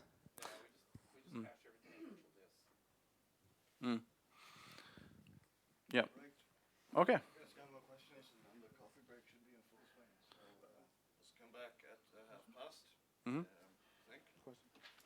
Right. Schedule, and I'll get that recharged if I can. Yeah, I think it just needs a new battery. It's.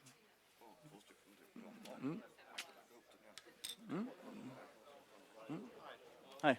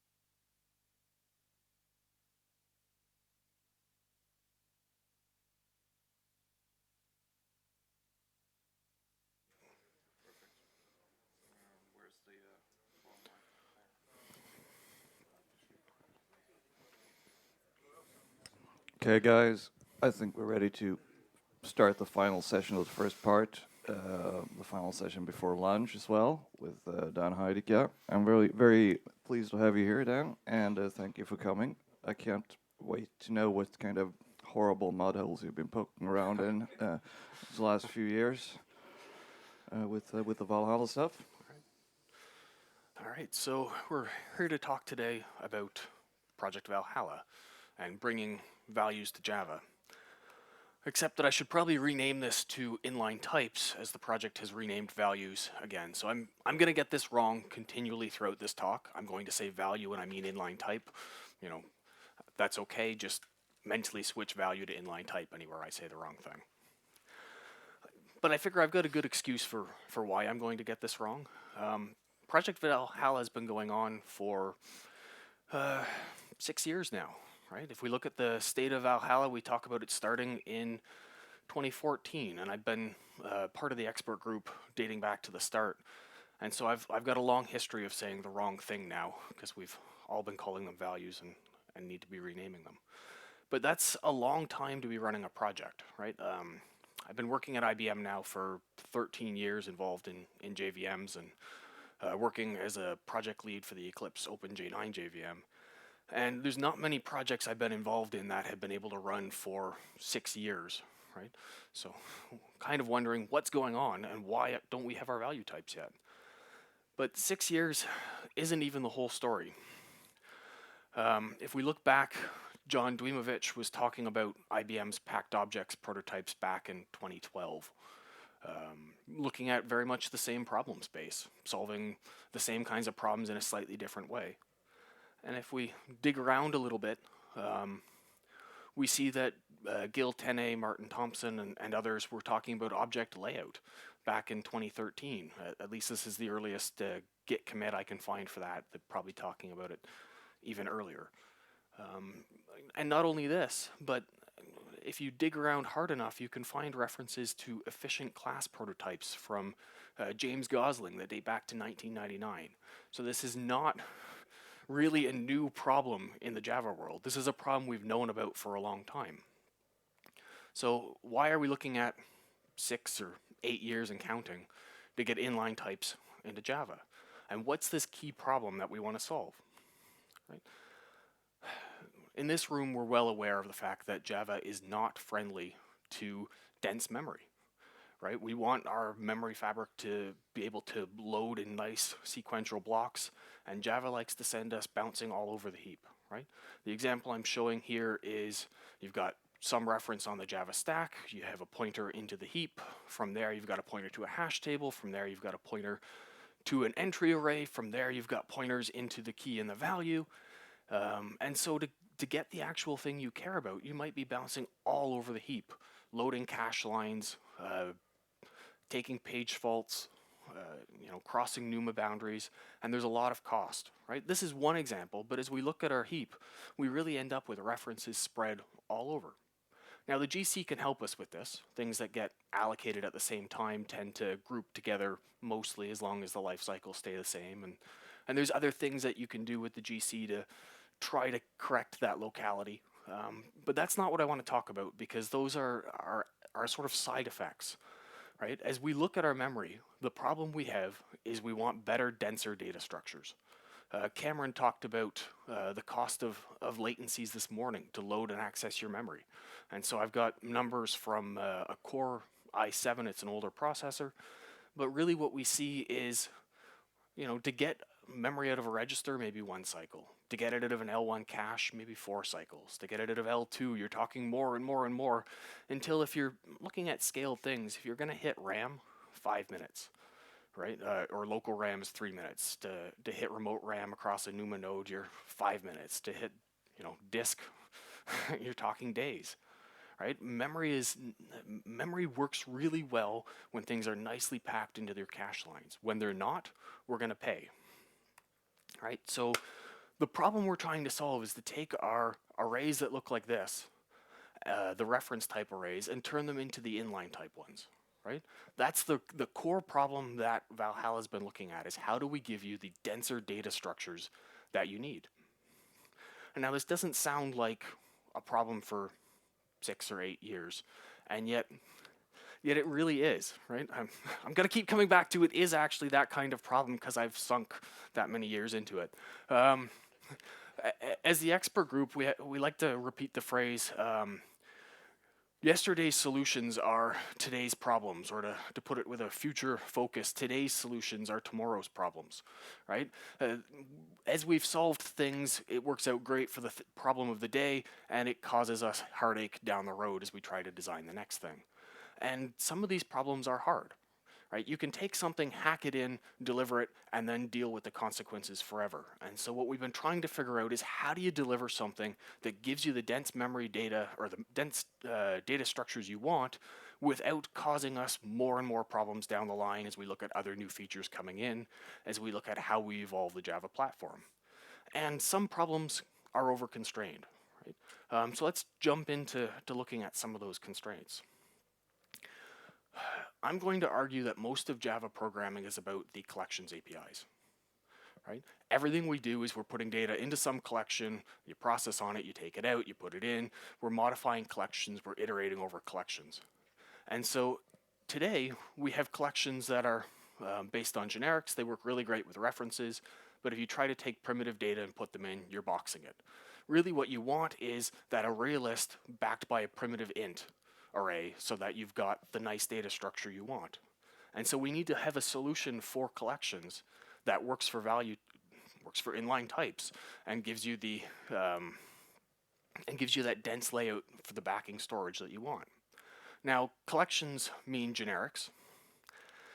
And as a VM engineer, I generally don't like generics. Mostly as a VM engineer, I get to ignore them. But in order to solve this, we need to solve it not only at the VM level, we need to solve it at the language level. And that means figuring out how to make inline types work with generics. Now, the generics we have today use erasure, and love it or hate it, what that means is that we get away with one representation for a generic class. So we only load the code once. You can have lots of instances, but we only have one sort of class file for it that gets shared by everyone, which is great for not paying for footprint, but not so good for when you want to specialize the data structure behind it.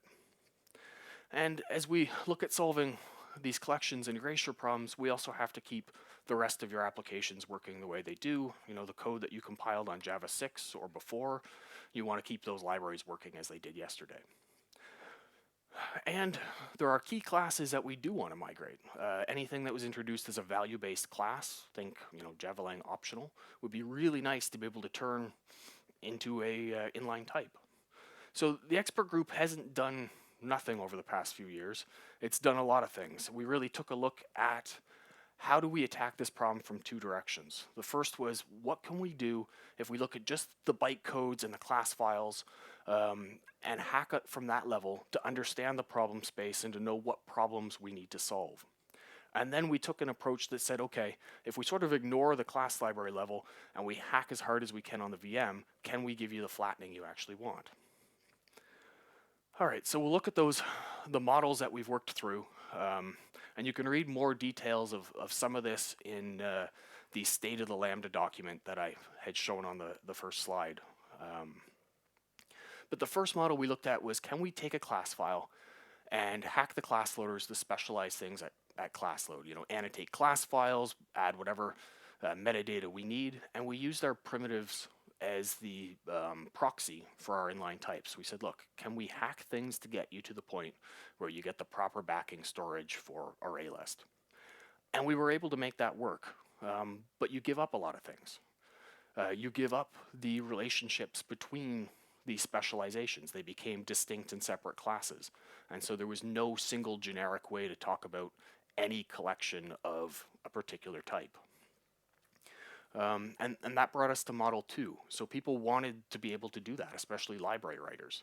And so we introduced a new top type called any, so that we could do generics of bar any to provide a common supertype for bar int and bar string, so that every species or specialization of a generic gave us a common supertype.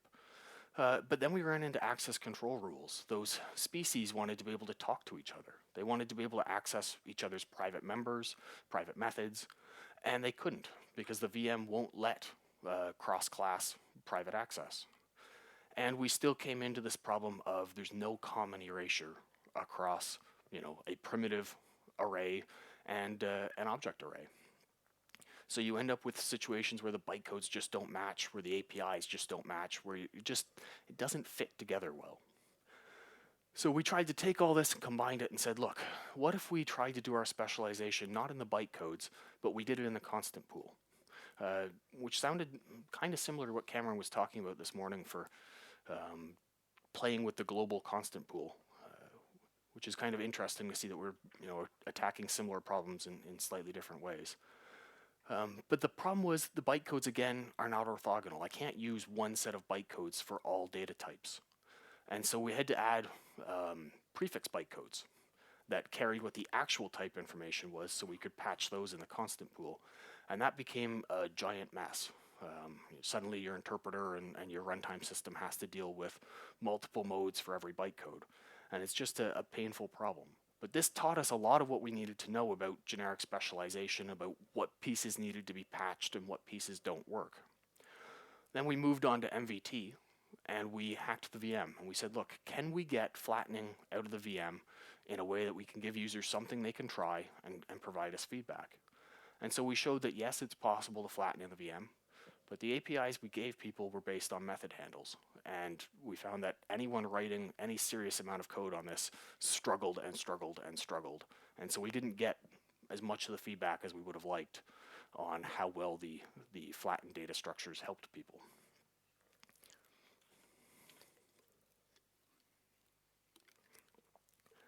But it's not like we took our learning, wrote it down somewhere, and have been ignoring it. As we've been progressing along, the Valhalla expert group has been feeding JEPs back into the system. And a lot of this has been to simplify some of these problems that we've been dealing with, to solve the problems rather than having to solve all of these things at once. So we fed nestmates in to allow access between things that are compiled together or in the same nest, and that will help solve some of those private access problems. We fed in Condi, which gives us constant dynamic, which allows us to compute properties about a class at runtime using dynamic information and store it in the constant pool, which is a good route for the JIT to optimize based off of. Constable, to make it easier to spin bytecodes and to talk about constants. We're seeing things like hidden classes start to appear as a JEP. Sealed types, I don't know if that one came out of the Valhalla group or we're just glommed onto it as something we can use later on. But it's in our list as well, and potentially VM-generated bridge methods. There's a lot of these problems that we've been working on solving in ways that we can push them out into the system so we don't have to do all of this in one go. All right, so that's a lot of background to get to what our model actually is. And we're at a point where we have a model we believe mostly works.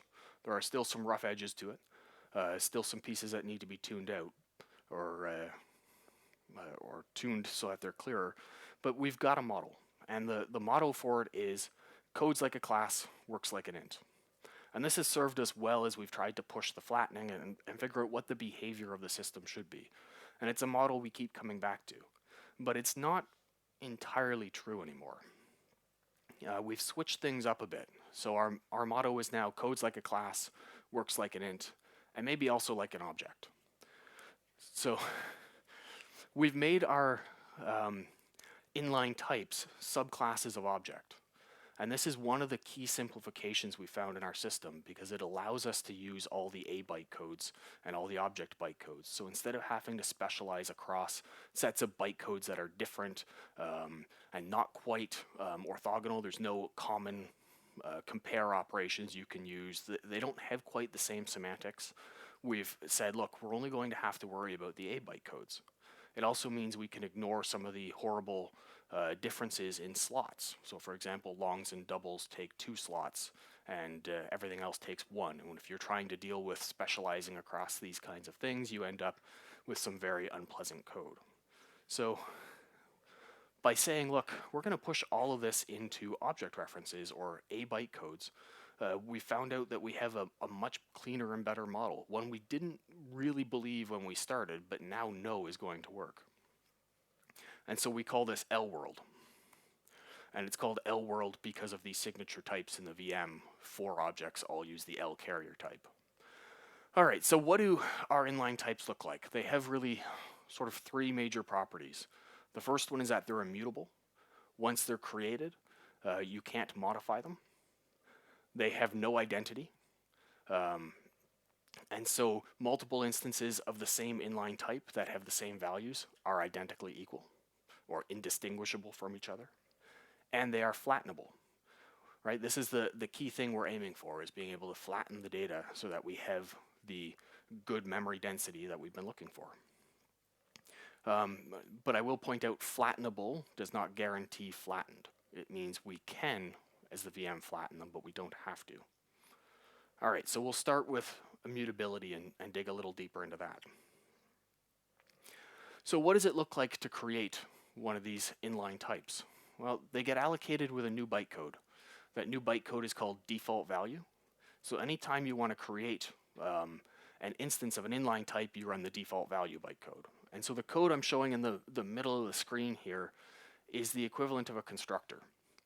And it looks an awful lot like a normal constructor, but I'll point out some of the key differences. The first one being it's a static method. So that means it doesn't get past an uninitialized instance. It has to create that instance for you. It's called init, just like any other constructor, takes some parameters, and then it has to return the value. Because it's a static method, so you didn't pass it in, it has to give it back to you at the end. So I said they were immutable, and if we're running a constructor, how do we do that?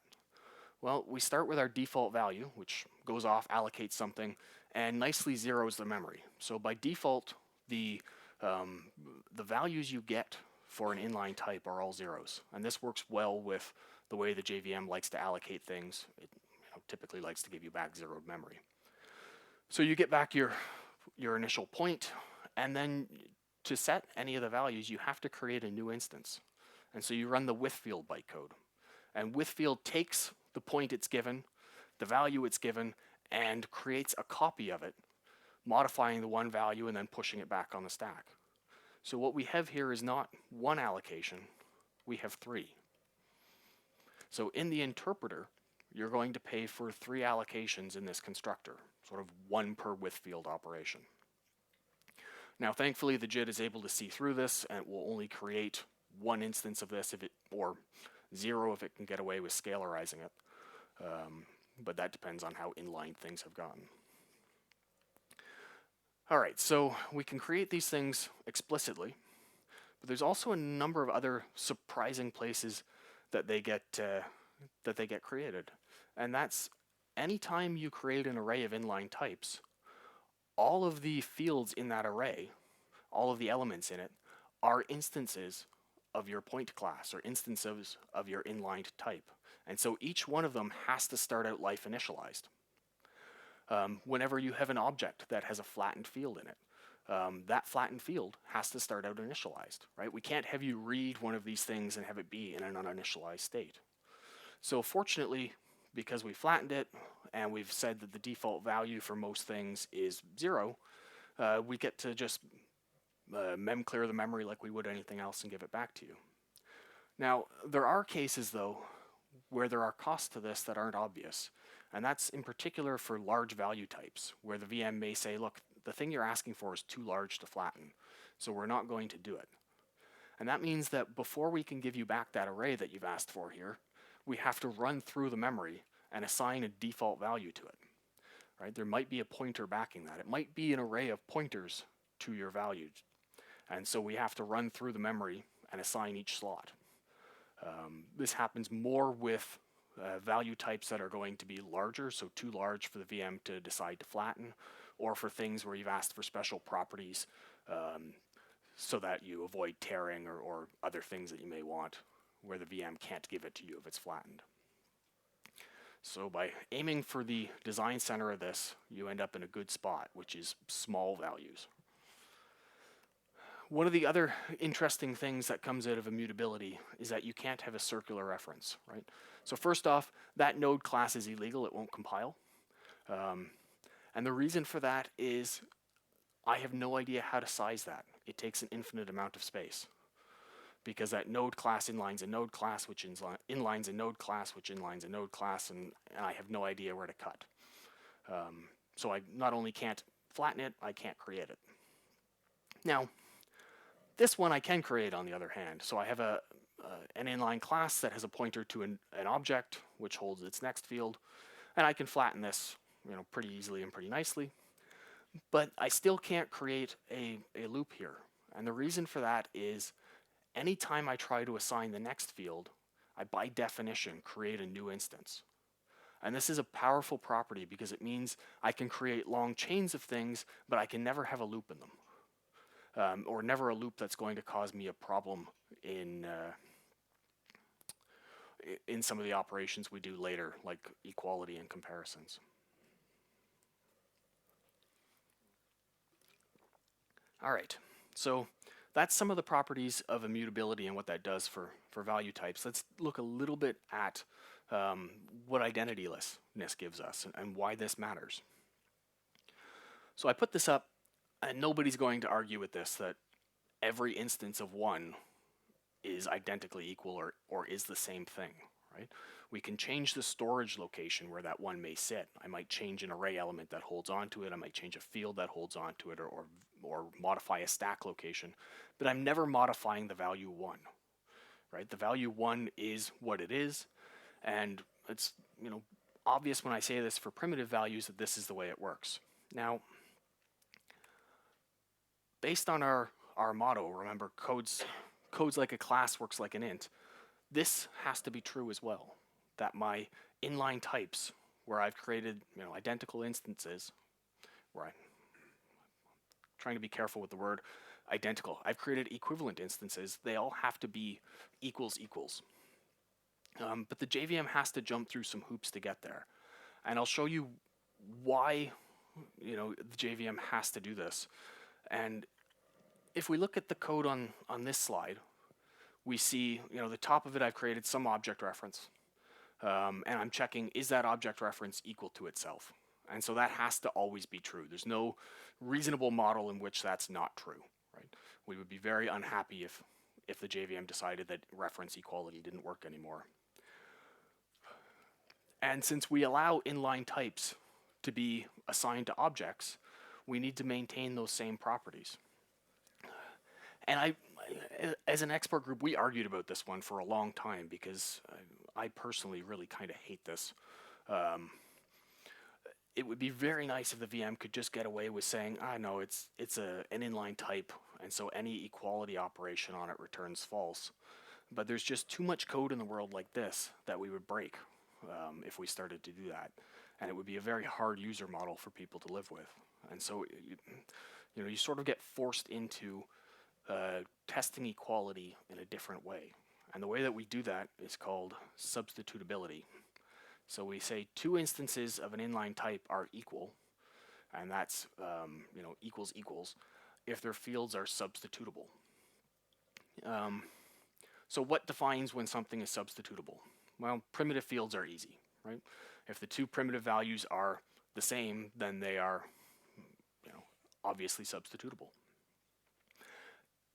Non-inline reference types are easy as well. We already have a comp to give us the equality on those, and it's just a reference equality. Now, unfortunately, for inline types, we have to recurse through them. And so inline types can show up in a number of places, and so we have to do some additional costs in equals to be able to tell whether you're dealing with a reference type, because they can show up both where they're typed explicitly as a reference type, or typed explicitly as an inline type, but they can also hide anywhere that you have an object reference. So my node class earlier could be pointing at another inline type, and so I would have to recurse through that as I was testing equality to see if these things are actually substitutable. And inline types can implement interfaces. So I have the same problem on any interface typed field or any interface typed or object typed field. So what you end up with is a big change in the performance model for equals. It went from a nice pointer comparison to something that now has to recurse through and do a structural comparison. So an example of this is I took my node class and I created two lists of nodes. As you can see, the structure for these two things would be the same. And then if I test that if A equals B, they have to be the same. But in order to do this, I have to recursively walk through the data structure as I'm testing that equality. And so it means that your performance model for where equals is has changed, right? Everyone writing that code that says if two things are equals, if not, call dot equals, and then dot equals will immediately do, equals again, are going to be paying double costs for things that deal with inline types. Now, hopefully most inline types are not this kind of deep recursive structure, right? The design center, again, is small values, typically people looking for numeric data and that kind of smaller thing, specialized floats and the like. So, but this is where that immutability comes back to help us, because I can't end up with a circle. So at least I know that, my equals is bounded. Yes.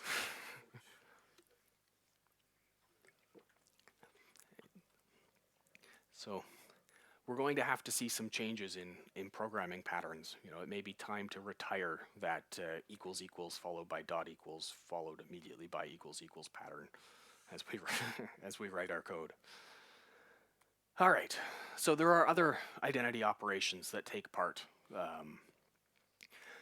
And for solving each of these identity operations, we go back to the guiding principle that codes like a class, works like an int, but also that these things are immutable, and so they don't have an identity to mutate. And so many identity operations are really caring about only the identity, right? Value types, we care, you have the value, and you might have a storage location, but they're not the same thing. And so we're able to say, look, values are all identically equal. You can't change the value. It means you shouldn't want to wait, notify, or synchronize on that value, right? What would you actually lock on in that case? We don't want to carry around a lock word in every value in case you might want to lock on it. And as we want to be able to scalarize these things in the JIT, we don't want to have to worry about tracking, is somebody else trying to lock or modify or work with this value. So we did look at being able to share a lock for all substitutable values, but this can lead to surprising deadlocks. If two people locked on the same optional value, they might deadlock because they're using locks in different orders than others are.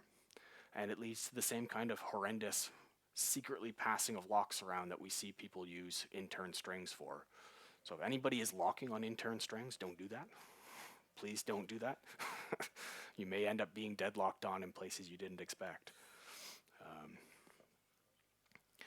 And so for value types, we've just said you can't do that.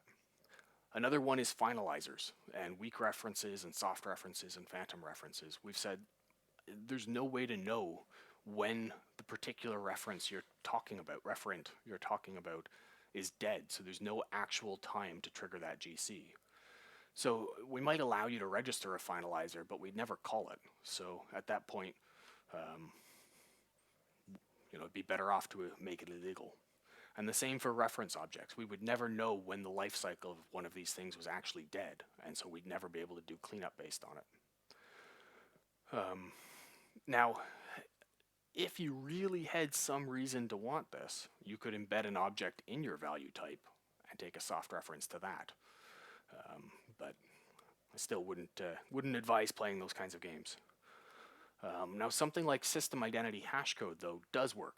Right? It's easy to define a clear and logistical semantics for that, and so we've done that by making it based on substitutability. We just compute the hash code based off of all the elements in there and give that back to it. Okay, so that's a bunch of the identity operations, but we said earlier that we want to be able to talk about inline types as though they were objects, and so that means taking some changes and exposing that into the type system so that other people can take actions based on whether they are dealing with inline types or dealing with identity objects. And so we introduced some interfaces. So every inline type will implement inline object. by definition. And so you have an easy way to talk about all the inline objects. So if you want some method that only deals with inline objects, or you want to be able to overload a particular method to treat inline objects differently than identity objects, you can do that. This also gives us a tool for generic specialization, which is one of the goals we've been pushing towards, in that we can specialize based on if you're an inline object or an identity object. And then we said, look, if I want to be able to talk about inline objects, I really want to be able to talk about the world of all the other objects, all the identity objects. And so we introduced an interface for them as well. So every class that's a reference object will implement identity object. That means the classes you wrote back in 1995 when you were starting programming Java, if you load them in a VM that supports value types, will end up implementing identity object. The exact mechanism for how the VM will do that isn't completely specified yet, but it does mean that you might see extra interfaces than you were expecting. So for all those test cases that check that you have exactly 4 interfaces that you implement, you're going to have to go and modify them. It's funny, the consequence of that didn't really hit me until I was at FOSDEM, and someone was talking about the costs of adding null pointer exception messages. And all of the test cases they've had to change, and all of the test cases their users have had to change, and all of these things that get baked into golden files, cause us problems and problems and problems. But that does leave out one particular class. We looked at this and we said, look, every subclass of object is going to be an inline object, or it's going to be an identity object. But this code is actually legal. People typically do this when they want some unique object to lock on or to share as a common lock. But what does that implement? If you want it to have a lock, you need it to implement identity object. But if object implements identity object, then everyone implements identity object. And so we're kind of stuck here. And the answer we've gotten to is it can't really implement either. And so we need to find some way to retroactively make this code illegal.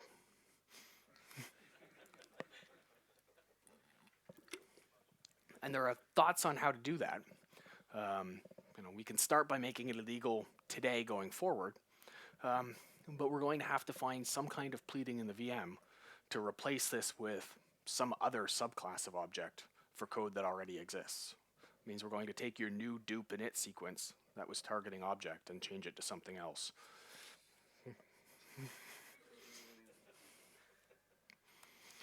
All right, so we have immutable identity-less value types, and the reason we want these is, again, we want them to be flattened so we get our memory density. So how does the flattening work? Well, first off, the VM is free to flatten or not flatten any inline type.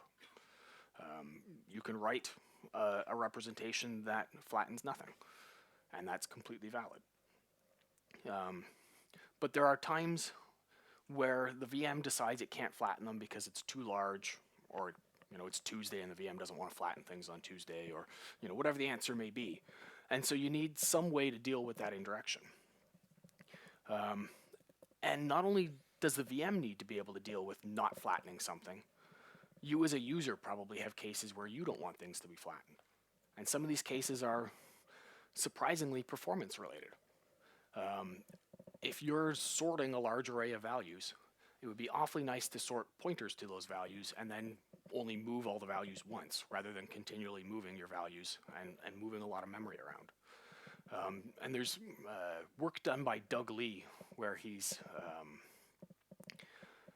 done a bunch of experiments. I think he did them in C at the time, just to see the different costs between sorting references or sorting structs. And so he's posted all the data online, and you can see that there are certain crossover points.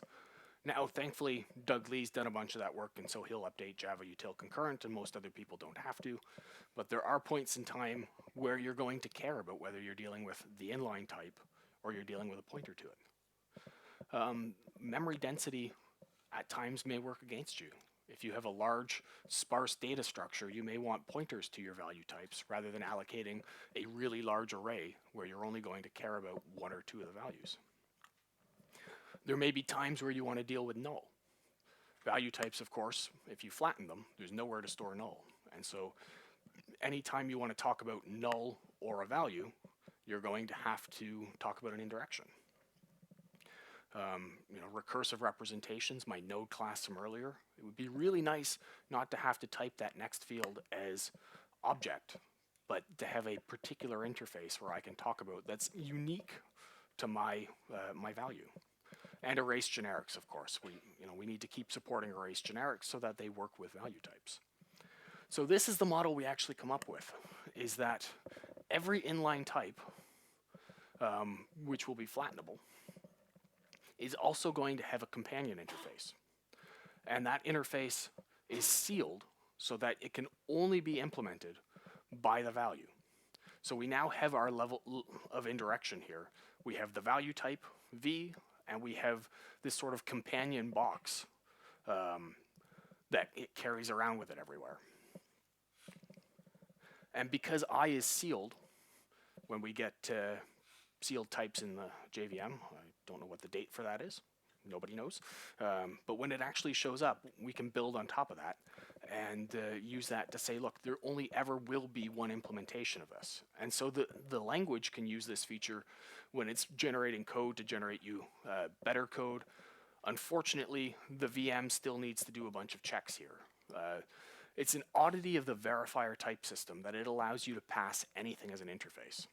So interfaces get checked at runtime, and so it says, no point doing that check at verification as well, and so you can smuggle anything around you want as an interface until you actually go to use it. And so even with a sealed interface, you can still pass things around that are that interface, or that don't actually implement that interface.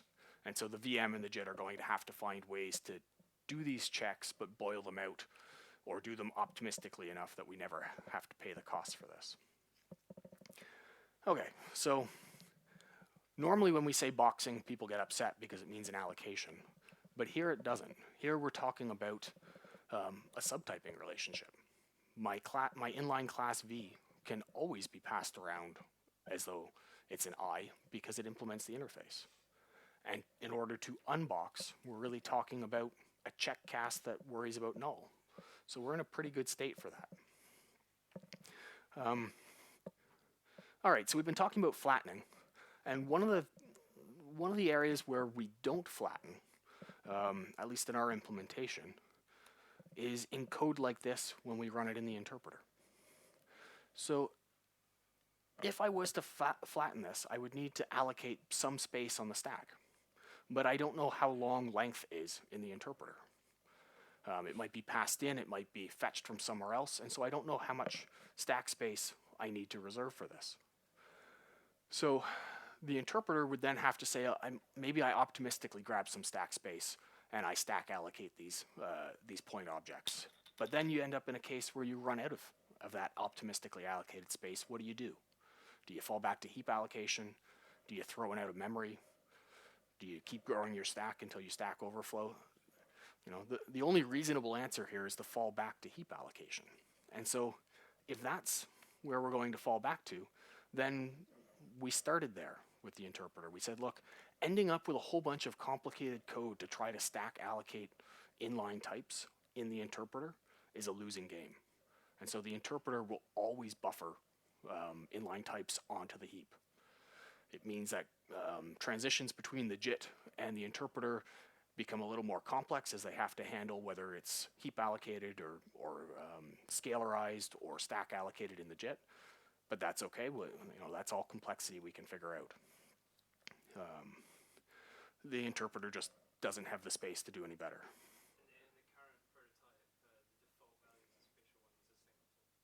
Okay.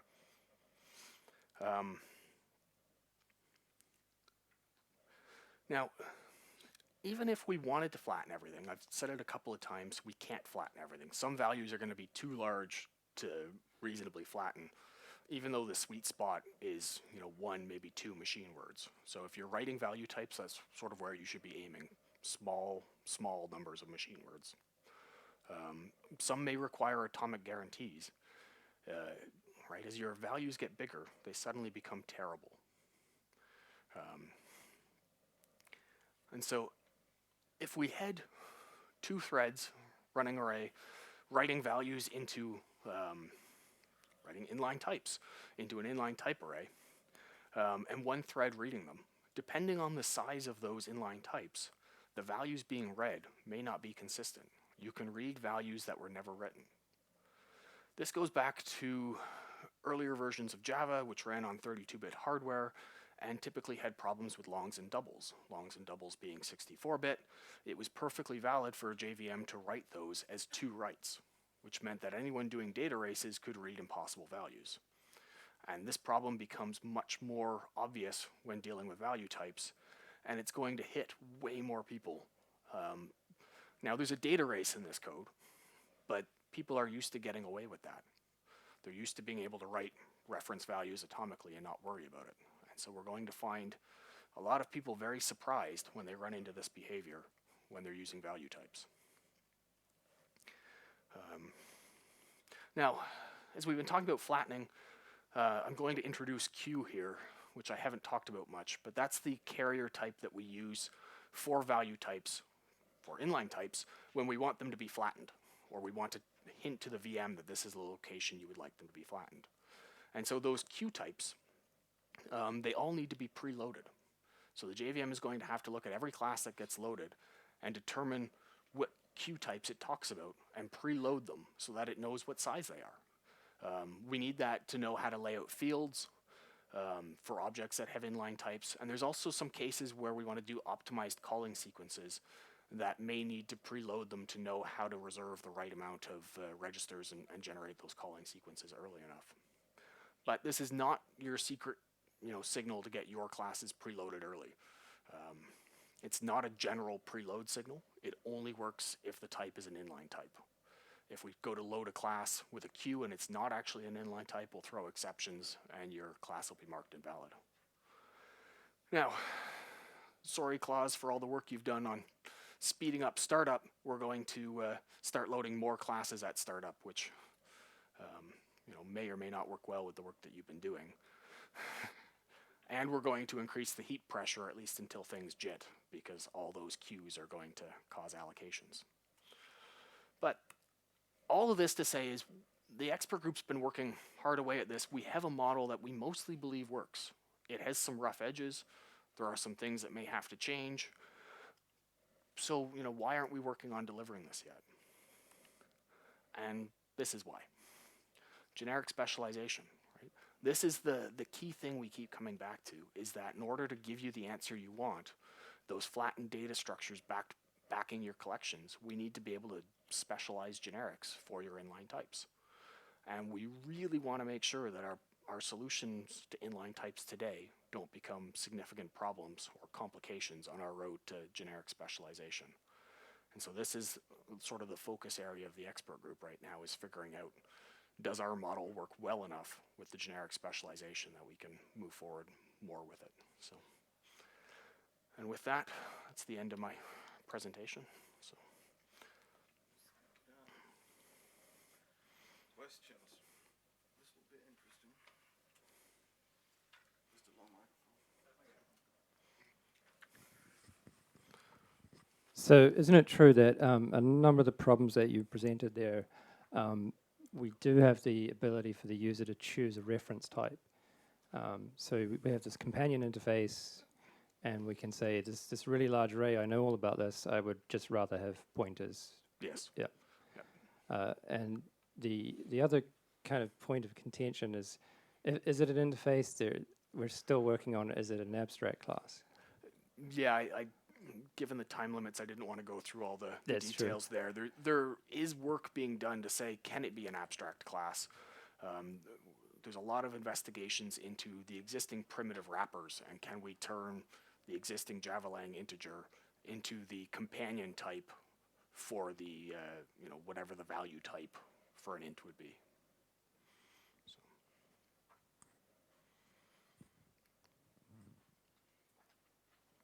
Anybody else?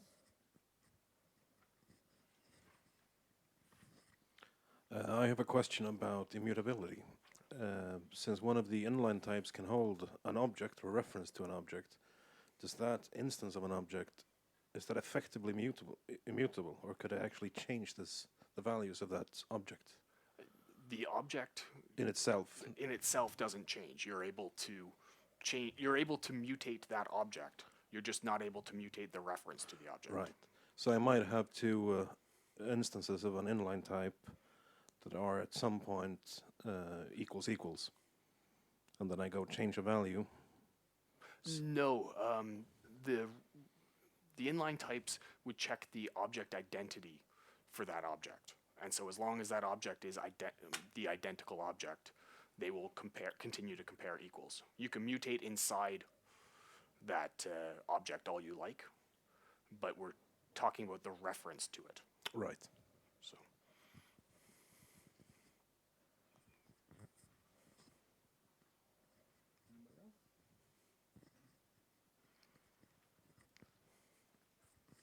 This might turn out to be a stupid question, but initially, at least 1 or 2 years ago, it looked like that would be was something relatively simple. You know, you say inline class, blah, blah, and everything there is faster than before because it's efficiently stored. Now it seems that the language gets a little bit complicated because you have to consider all these special cases. So will we be exposed to all of this directly in the language? So the piece that you'll get exposed to in the language is this. You'll have your inline type, and most of the time that's exactly what you want. There may be cases where you want to talk about the wrapper around it, and so that would be a thing you become exposed to. Part of this really enables the migration story as well. So some of it you don't actually need to know about. So for new code, just write in line, be happy. Well, with anything where we tell you to be happy, profile, and then be happy.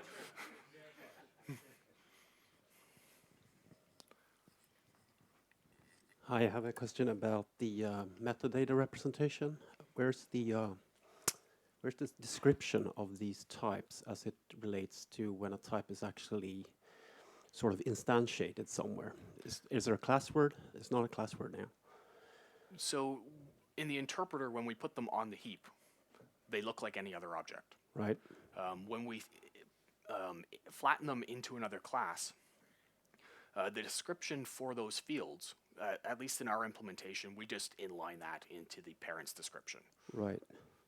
So I was thinking if this opens up an opportunity for dynamic redefinition of types that we don't have today. If you are only using an inline type, you could have different representations of those sort of treated the same. Like for instrumentation purposes, you could say this point now needs a tracking field, and I can have a new type that is treated the same as, for instance, a point with another int field into it. As long as you do that before we ever create any instance of that point, you could do it. But the minute we create an instance, the minute we've loaded that, we've started making decisions based on how to lay out other classes and other fields based on that. And right. So dynamic loading of these types are not like the recommended way to do it, or how would you see that? Would you redefine an inline type? Well, like any type, you can't add fields. Not right? now. So, that's what I'm thinking. It's like this. Does this open up a new opportunity for us? Okay. No. Cool. In fact, you can't subclass them because otherwise, one of the reasons you can't subclass inline types is we don't know how much space to reserve in any point that we want to write it into. And so anytime I've reserved space for it in some container, in some array, and something else, and you have something that's a little bit bigger, I don't know how to write that in without corrupting memory or having to do, Smalltalk had a become operation, for example, where it was able to walk the heap and regrow and shift and change the size of objects. But that's not something anyone's put on the table for Java at this point. Right. So that's what I'm asking, because this is a problem that we want to solve. So maybe if there is a description somewhere for how this layout looks, it could be possible in some sense, but we can take that offline. Yeah, we can take it Cool. offline. It's the same problem as any other class, though. So all right. Any more questions? Thank you.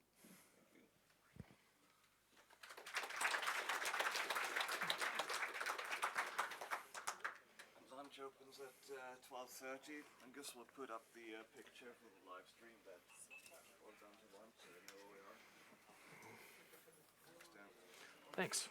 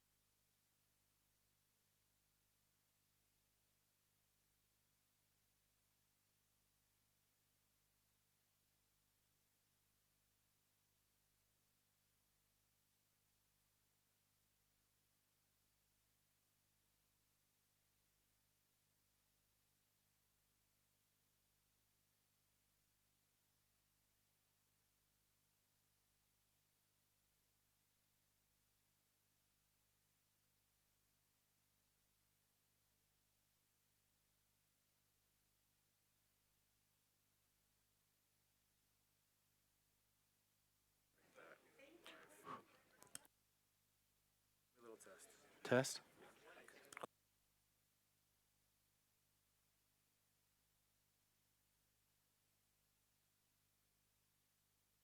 Test.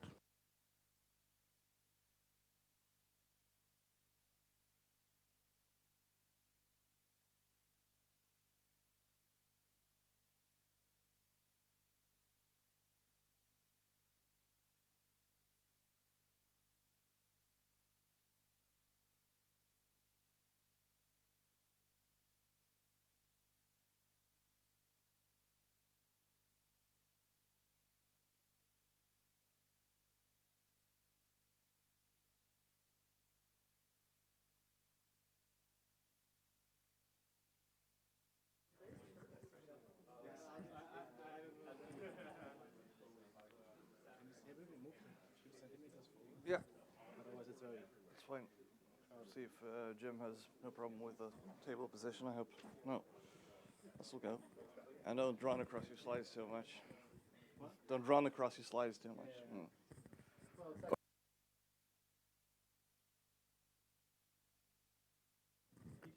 You can. Wonderful. Okay, so welcome back from lunch, everyone. I hope it tasted well.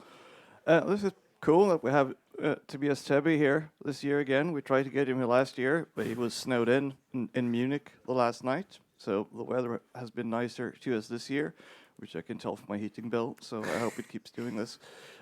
Anyway, I'm sure that you had 1 year of research to make an even better presentation, Tobias. So take it away.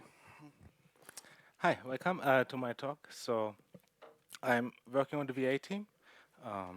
So the V8 engine is the JavaScript engine used in Node.js and Chrome, and it doesn't just implement JavaScript, it also implements WebAssembly.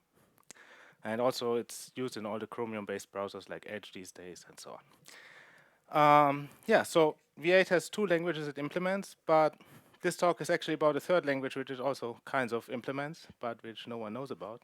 It's kind of a secret programming language hidden inside of V8. And we call it V8 Talk. And if you look at it, it seems kind of interesting. It's a statically typed language, not like JavaScript. It's garbage collected, not like WASM. It's compatible with JavaScript, which is pretty unique.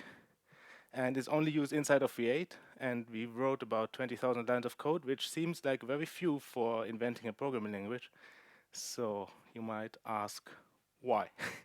Why did we build our own programming language if we just write so little code with it?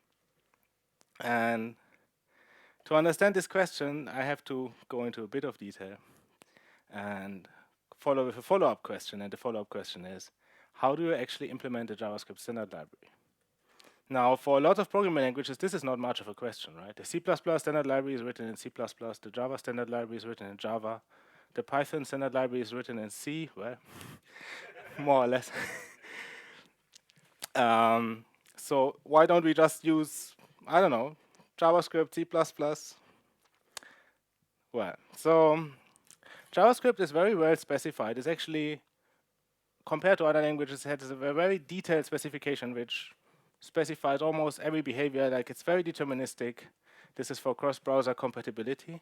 And so if you look at the spec, for example, the index of method, which takes an array and searches in the array for some element, then this index of method is specified in the ECMAScript spec in this kind of pseudocode. It really feels a bit like its own programming language. Like, it's certainly not JavaScript. It has like its own control flow operations and its own lists and its own integers and numbers, this spec, just to kind of write this pseudocode. So which already gives a hint why you wouldn't want to implement this in JavaScript. But let me get into more detail. So V8 is written in, why does this not work? I have no idea what's going on. I know it. Somehow the window lost focus. Okay, so the most obvious choice, since V8 is implemented in C++, would be to write this kind of stuff in C++. And historically, this has also been done. So C++ is, you might argue about some details, but it's a high-level language. It has compile optimizations. It's fast. Why not use it if we write all of the rest of the engine in C++? Well, the main problem is that C++ is not very good at garbage collection.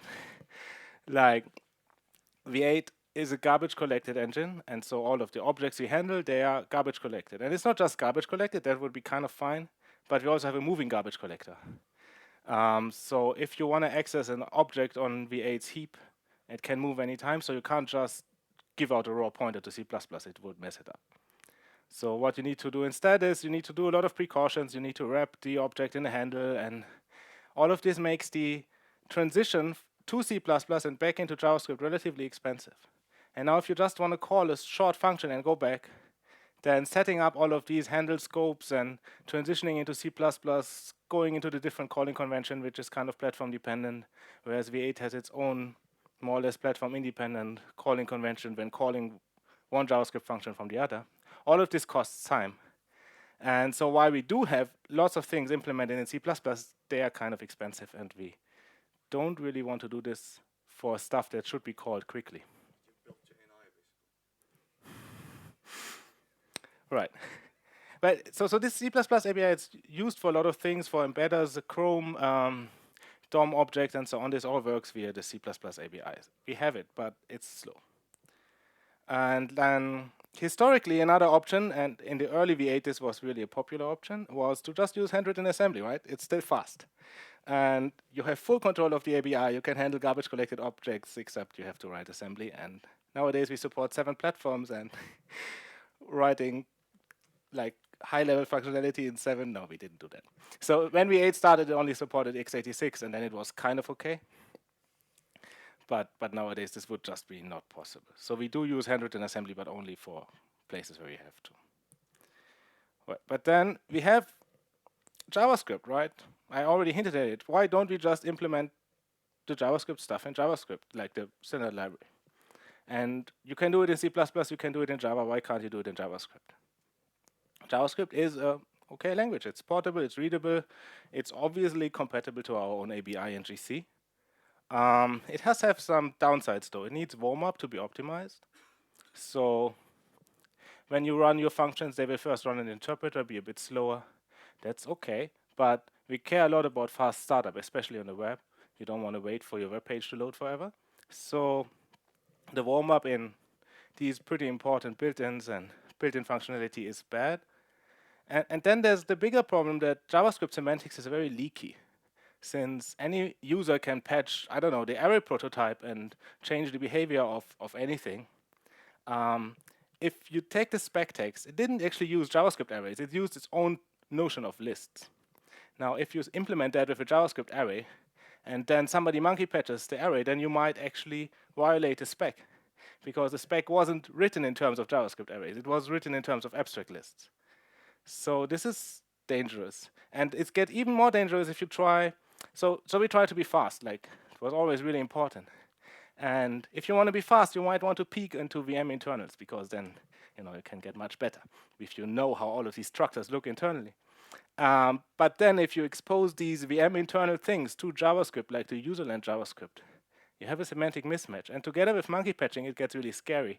If any of these intrinsics that allow you to drill holes ever leaks out to JavaScript, and it can leak out really easily because you might just have overwritten the prototype and then it like captures the object in a setter or whatever. So that's scary. We still did that, and it works. Like the sort function in JavaScript has been implemented in JavaScript, like the array sort, for many years. So it's possible. We managed, but we weren't too happy with the solution.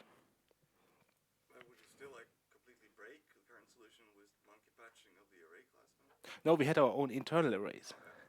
So we worked around all of these problems, but it still wasn't a really good solution. Also, there's another issue that you want this generic code to work with all kinds of shapes, and you easily get megamorphism. And so the feedback mechanism doesn't quite work. And so there are other issues also. So, yeah. Well, we have this pipeline, right? I wrote it on the top, from JavaScript to interpreter bytecode to optimizing IR to machine assembly. And all of this pipeline supports our APIs. So instead of JavaScript or machine assembly, we could target something in between, like our optimizing compiler. It is portable to 7 architectures. It's API compatible. It can handle GC pointers. It gives us low-level control. Like, there's no big issue in exposing internal structures. And you have full control of the semantics. So sounds pretty good. The only disadvantage is that it's well in IR, and you probably don't want to code in IR, or you shouldn't at least. So what we did is we wrote an API. We wrote an API that generates compiler IR, and this essentially ended up being something like a DSL. We call it the code stub assembler for historic reasons, or CSA. I will call it CSA in the following of this talk. It's based on the backend of turbofan. It's like really late in the pipeline, like just before instruction selection and register allocation, just so you're platform independent essentially. Apart from that, it's more or less like assembly. So even though it's based on our optimizing compiler, it's not actually optimizing. And then we use this heavily. So by now we have something like 50,000 lines of this CSA code, which is C++ code that uses this API to generate IR that then gets compiled into machine code. So this was really successful. It was much faster to call than the C++ stuff. We still had low-level control. We could peek at all the internals. We used it to write lots of our built-ins, not every sort because it was too complex, but other stuff. Like we would always take the fast path and do that in CSA and then leave the general functionality in C++. And when we added interpreter to V8, the interpreter was completely written in CSA. It doesn't use any C++. So this was certainly a success. And then there are lots of other options, and you might wonder, do we use the others too? And yes, of course, we use all of them. So we also desugar stuff into bytecode, like yield star. And we also have something like special inlinings in the compiler where we write like high-level inlinings of stuff like index of. So if you actually look at index of, it uses 3 options here. It has a slow path in C++. It has a fast path in CSA that handles like the the common cases much faster, and only calls out to C++, which is slow if it can't handle it. So we kind of get both the engineering benefits of C++ and the call benefits of not using C++. And then we also have this turbofan inlining, which allows us to inline back into JavaScript and stuff. I won't go into detail there. And finally, we have machine assembly because we need to do stuff like varargs calls or whatever is not supported in our compiler. Well, sounds okay. Except if you look at it, so this is how CSA looks like. I don't actually expect you to read this slide, but it deserves the name assembler, which you can see from this. Like, see, there's a goto if branch. There are labels. It's goto. It looks like basic. So actually, this on the lower left corner, it's an if then else, but you wouldn't tell. And on the right, we have a for loop, which you might notice more easily. And then there's also lots of boilerplate. And so this code is really hard to read, really hard to write. It was better than everything we had before, but certainly not perfect. Things like the C++ lambda handler gets pasted into the resulting code, or is it? So when the C++ runs, like at C++ runtime, so when the compiled C++ runs, then it generates IR, which then gets compiled. So this lambda never gets executed at runtime. It's just so that the code inside gets copy-pasted like a macro inside of the control flow for the loop. So it's a generator, essentially, kind of a DSL.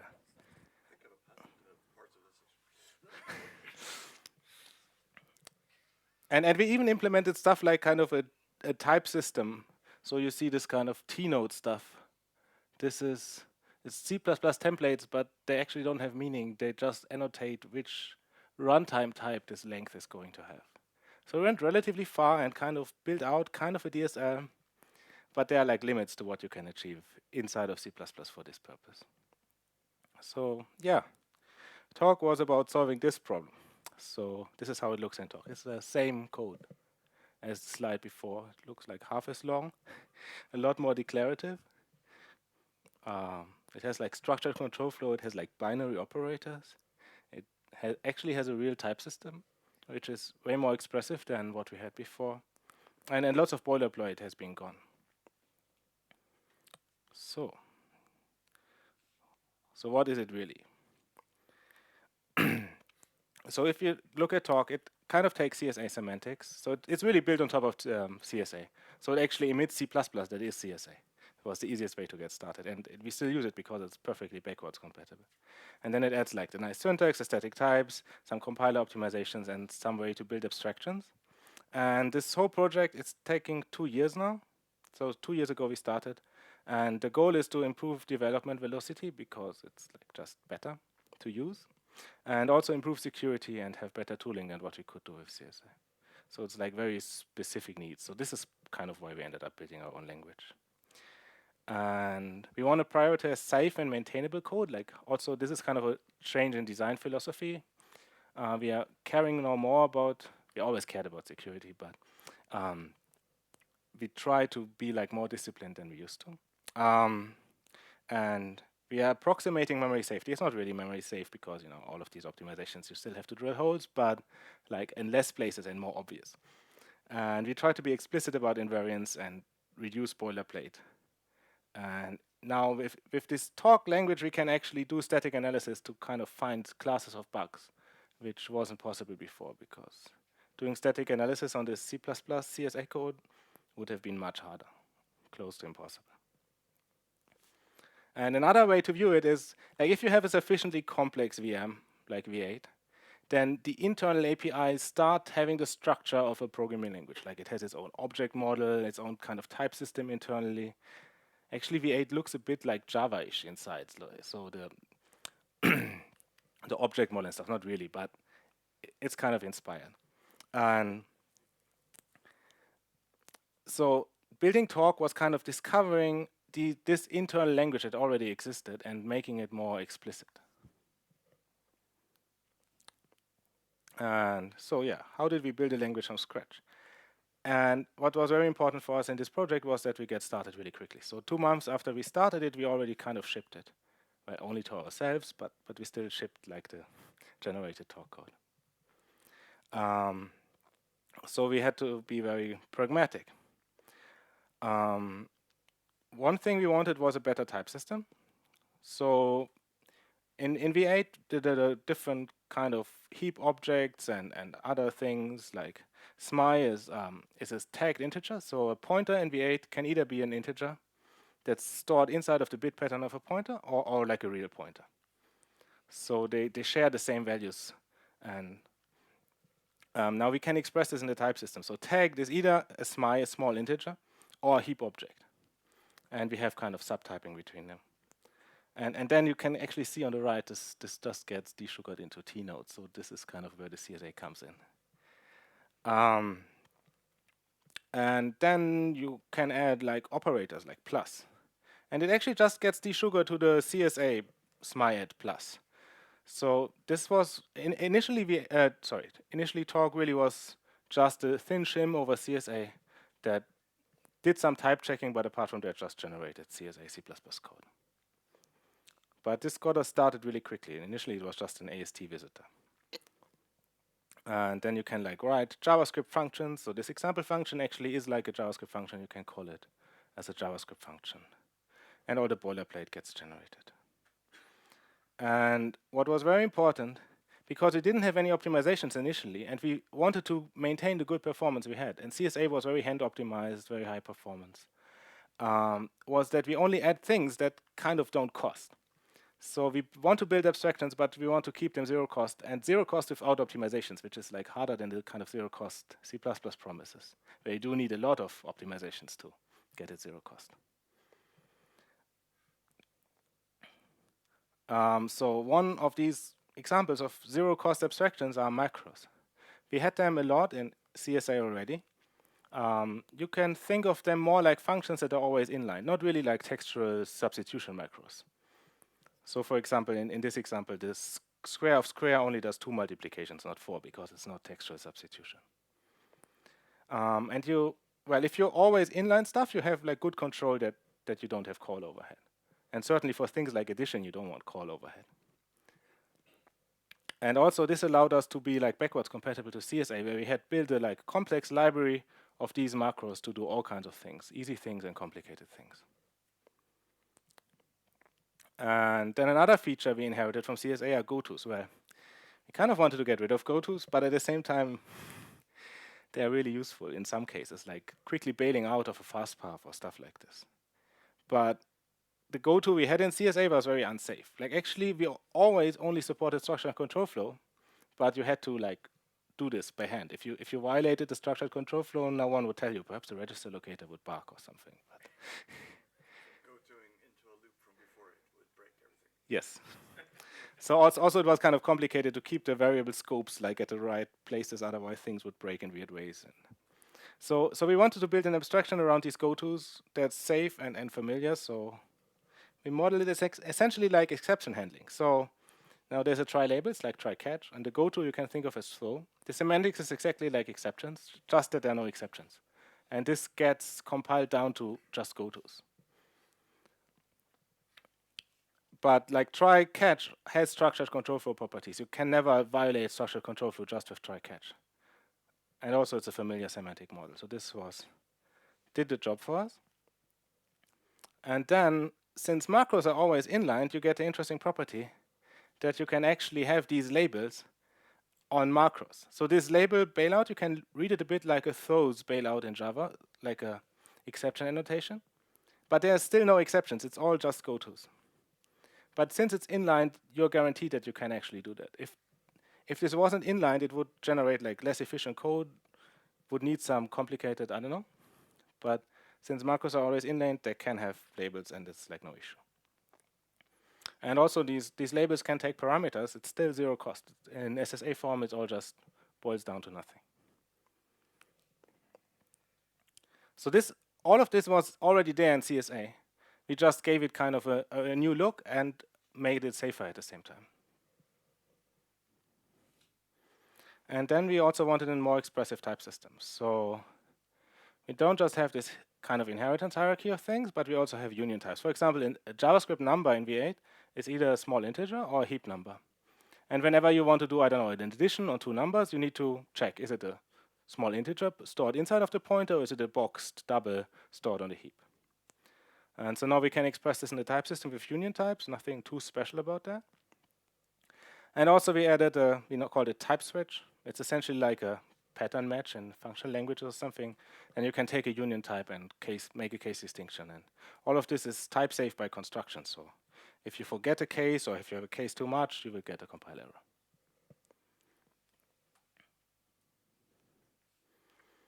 Then we added something like value types.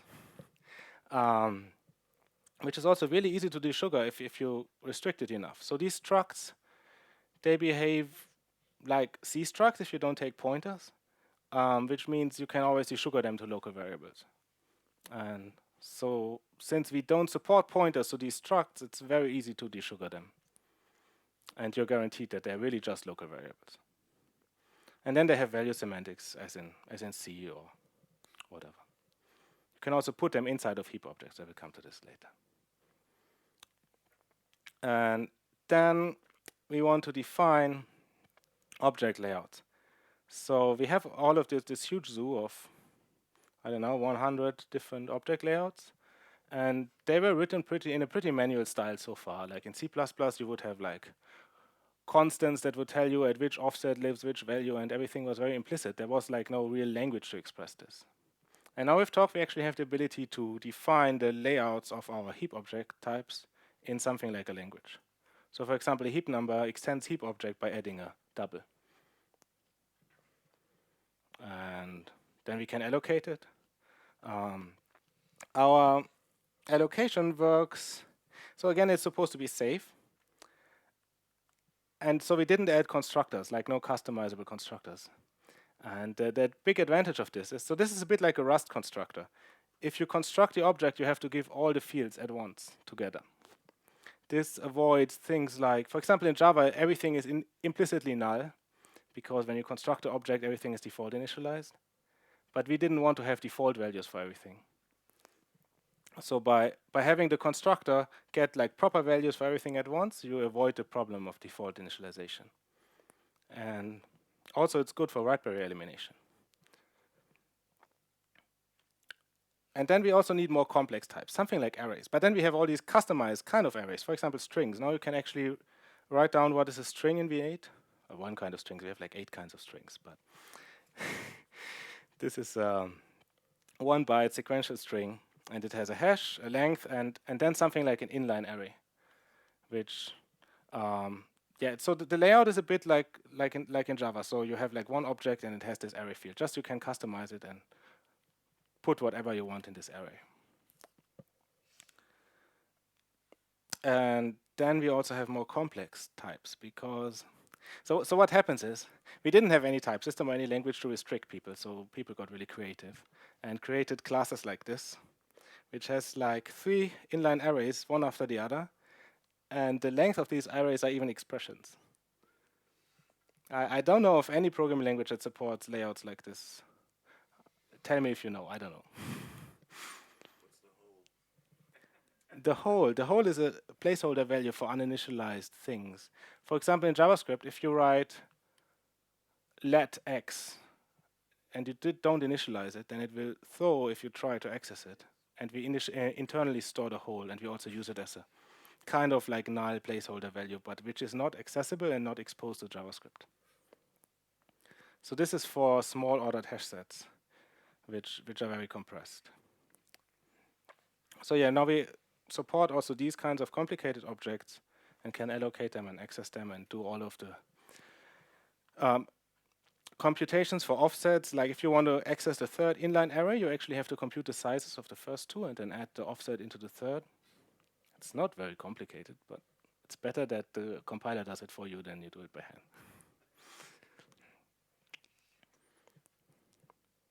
And so what we get from defining all of this stuff in talk compared to before is that now we can actually generate stuff like CSA and C++ field accessors and object printers and like some debugging stuff for mini dumps and GC visitors.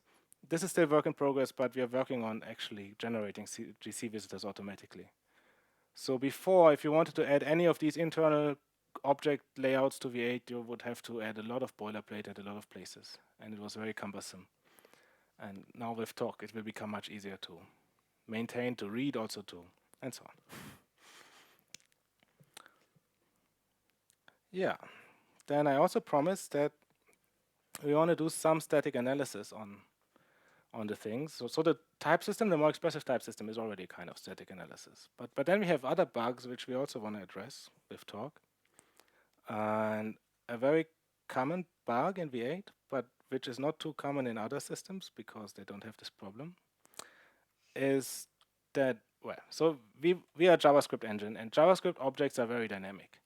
So any JavaScript object can pretty much end up as any kind of JavaScript object eventually. So if you want to do that, then you have kind of 2 options. Either all the JavaScript objects have the same layout, but then you waste a lot of memory and you waste a lot of optimization opportunity. So the alternative to that is have objects change layout on the heap dynamically, which is what more static languages probably don't do. I don't think the JVM does something like that. That's exactly why JavaScript. So for example, an array in JavaScript, normally, if people use arrays normally, then an array in JavaScript is a linear array like you would expect from an array, and an access is like a linear memory access. So that's nice. But then semantically, arrays are actually just hash maps from string keys that happen to be numbers. So people can also use arrays like that.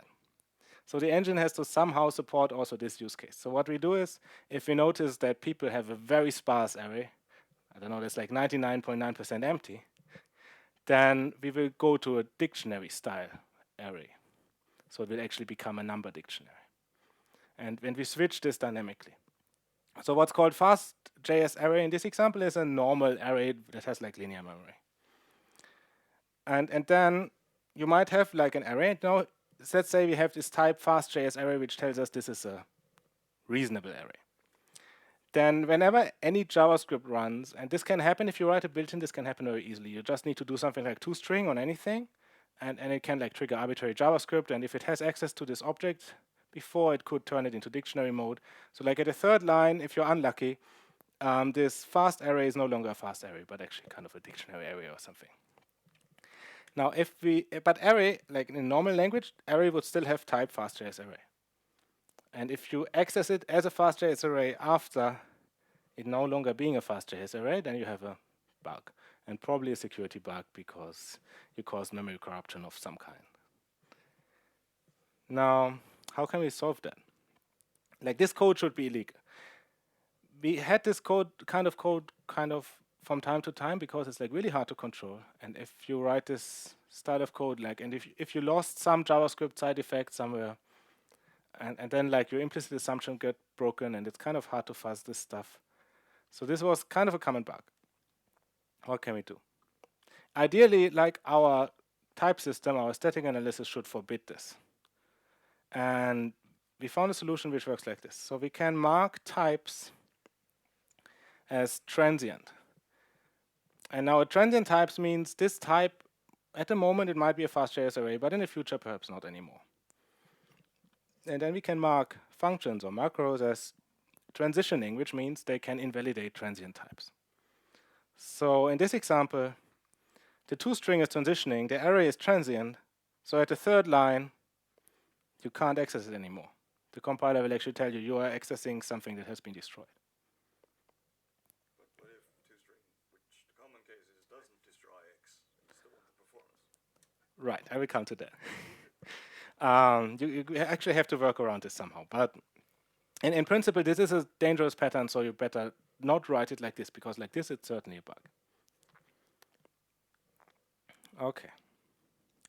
So now comes to how can we, this pattern, how can we do it differently? And now we come to, actually, it happened pretty quickly that Talk became expressive enough to build abstractions inside of Talk, like a real programming language, kind of.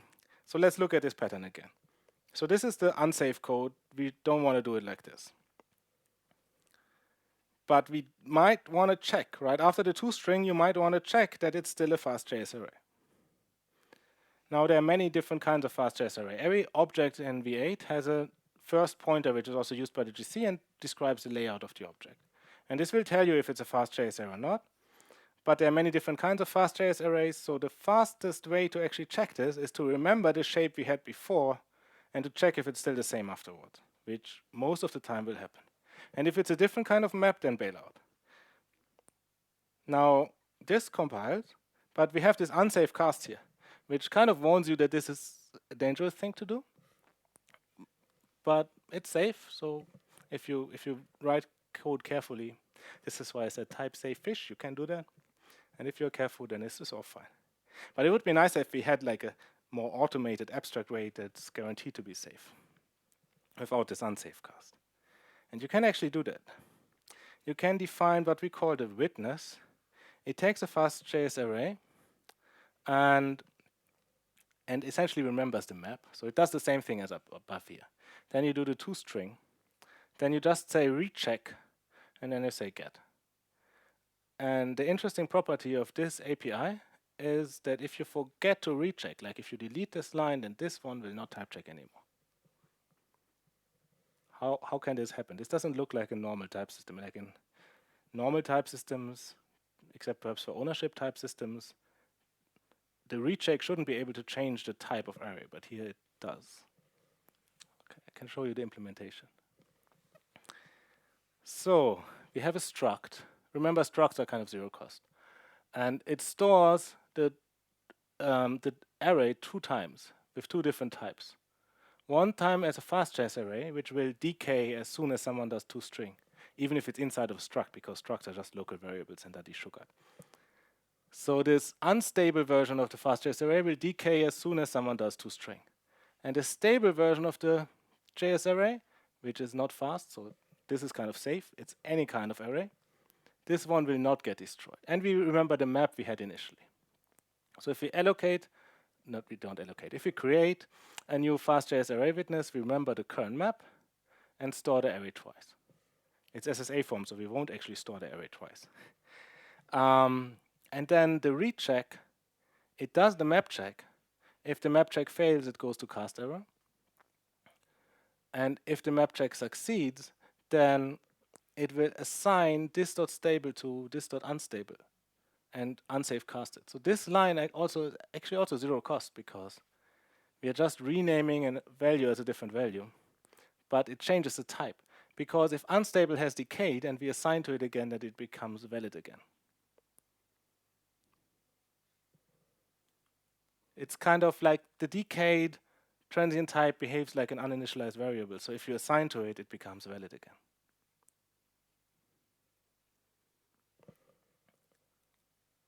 So and this abstraction now allows us to write this code. And you just have to put this recheck somewhere in the control flow in between the dangerous operation and accessing the thing as a fast thing again.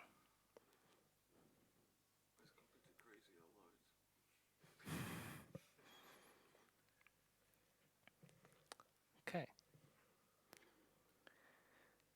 So then we also want optimizations. Why do we actually want optimizations? The main reason is that the alternative to having compiler optimizations is hand optimizing code, and this is just a bad idea. Hand optimized code is not just hard to read and brittle and easy to introduce security bugs, but you are baking in invariants, like global invariants of your system are baked into code that's hand optimized. Whenever you do a hand optimization, you put some assumptions in, but you're not explicit about it, and you will forget about it. And the worst thing is, if you ever want to change any of these invariants, then you are going to have a really hard job finding out where in the system you did a hand optimization that made use of it. So the more you rely on automatic compiler optimizations, you can just change the optimization itself instead of changing the code that baked it in. So in the CSA world, we were kind of prone to that. So for example, we knew if we just allocate an object, then it's okay to skip the write barrier because it's just the last allocated object, and our GC guarantees that if you write to the last allocated object, you don't need a write barrier.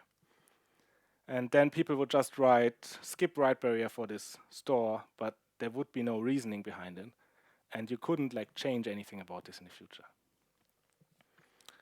So we want to optimize, and actually it wasn't that hard to change that, because we are already targeting our optimizing compiler. And all we had to do is target it a bit earlier in the pipeline and enable some of the optimizations we already had. Then we also wrote a few specially for CSA and talk. And now we have write barrier elimination automatically. So what I just described, this optimization happens now automatically, and you can't kind of do it wrong. Also, we added a load elimination and a bounce check elimination.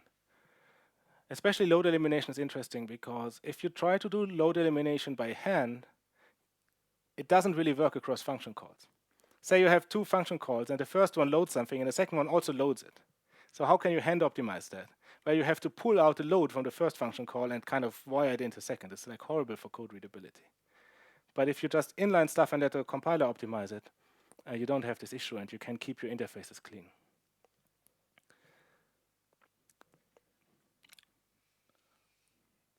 And the final advantage of having a DSL like this is that you get at least potentially better tooling. We're not quite there yet because tooling is hard.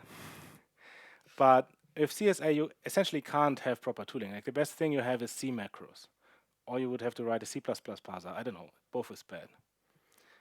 But now with talk, we made some progress. We have a language server in the VS Code plugin, which works reasonably well, so we get go-to definition and stuff. This was surprisingly easy and surprisingly low maintenance because you just need to put in your compiler pipeline at the right places where you did the resolution anyway.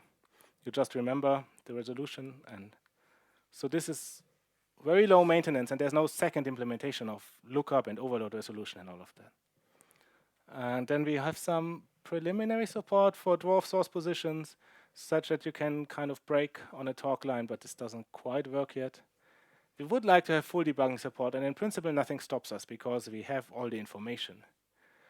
Just it's really hard to write a good debugging support for any language, and this language is very specialized, so there's limited resources to do stuff like this. But eventually, we want to get there. Yeah, I'm almost at the end. So, where could we go from here? As I already said several times, we want it to be really hard to introduce additional security bugs. So, and talk gives us kind of a tool to address this, which we didn't have before. And at the moment, like there's still lots of code that could be ported from CSA to Talk, like our interpreter, for example. And also our runtime is a mixture of C++ and CSA. So so far there was always like this trade-off. C++ was easier and more maintainable, but like worse performance for the calls. And CSA was harder to write, harder to read, but like better for call overhead. And like with Talk, we might get into a situation where Talk is both more tailored to V8's type system and fast. So kind of the best of both worlds, potentially. And the last point is a bit difficult. So at the moment, CSA and Talk target the pipeline late, which is too late to do inlining for JavaScript code. Because it happens at the point where our optimizing compiler pipeline already forgot about all the JavaScript optimization. So at this point, you can't inline JavaScript anymore. But in many cases, like say array for each, you totally want to inline this JavaScript function because it might just be a simple predicate. So we still have these manually written inlinings in our optimizing compiler, and we can't use the Talk implementation for it. In principle, nothing stops us from targeting an earlier point in the pipeline with Talk. But it would be incompatible with CSA, and it's a lot of work, so we didn't do that yet. But if we were to target the pipeline earlier, we would end up in a situation where we have all the benefits of Talk, or most of them, and also get like inlining in both directions. That's it, and I'm happy to take questions.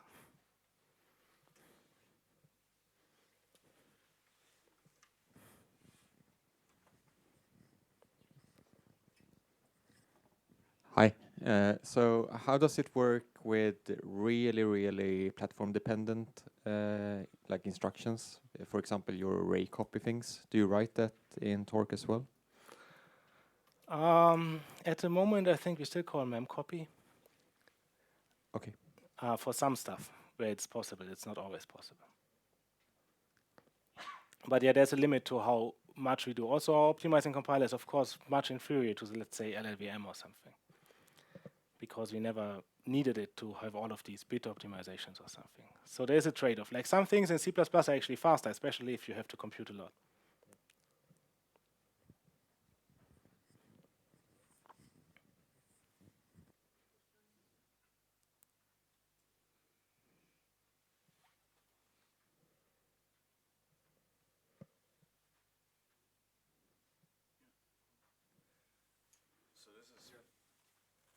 This is pretty amazing. I mean, I've tried to implement JavaScript runtimes before in the Nazarene project for dynamic languages in Java. And I mean, that's the Lovecraftian motto of don't call up what you can't put down. And it seems that you're at least on the way to putting down the JavaScript beast with this. So I'm impressed, but I also think you're kind of crazy, which in a good way. So thank you, Tobias. If there are no more questions, we can take a 15-minute break before the next speaker is on.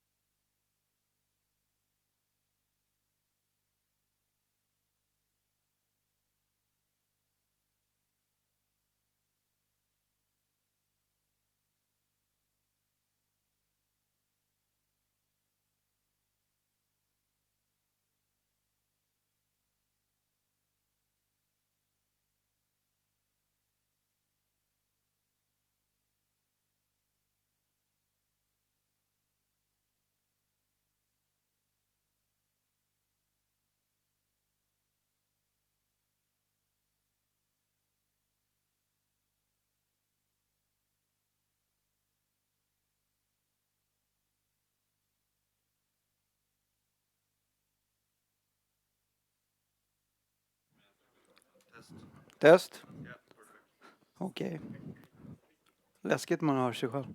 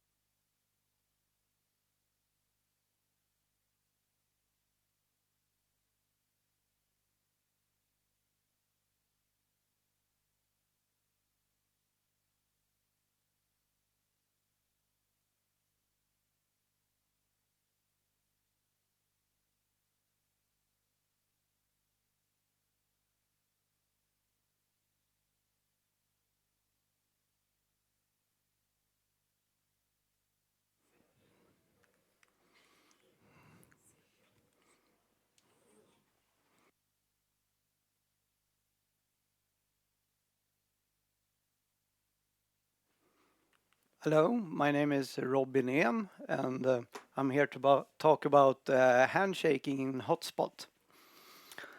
So I work in the runtime team at Oracle in the Java Platform Group. This is the famous safe harbor statement.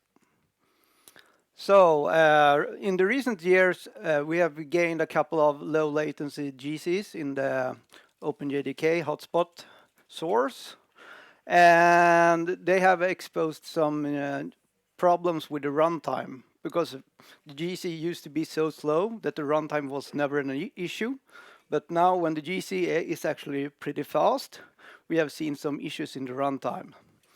And one of the things to solve some of the issues we have done is we have made the handshakes, which is instead of doing a save point, we do a handshake for some of the operations which don't have inter-thread dependencies.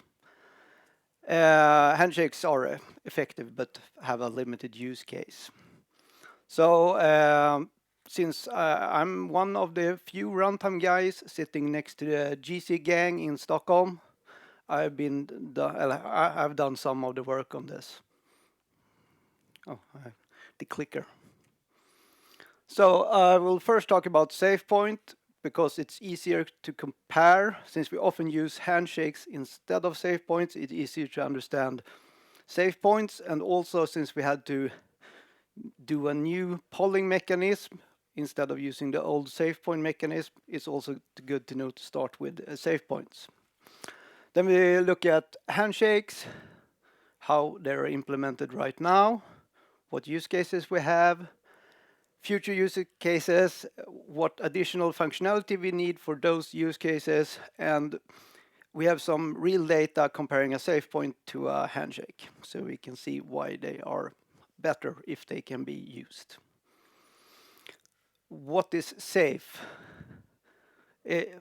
We call it safe when we have no one mutating the virtual machine, meaning your application thread cannot change the state of the virtual machine.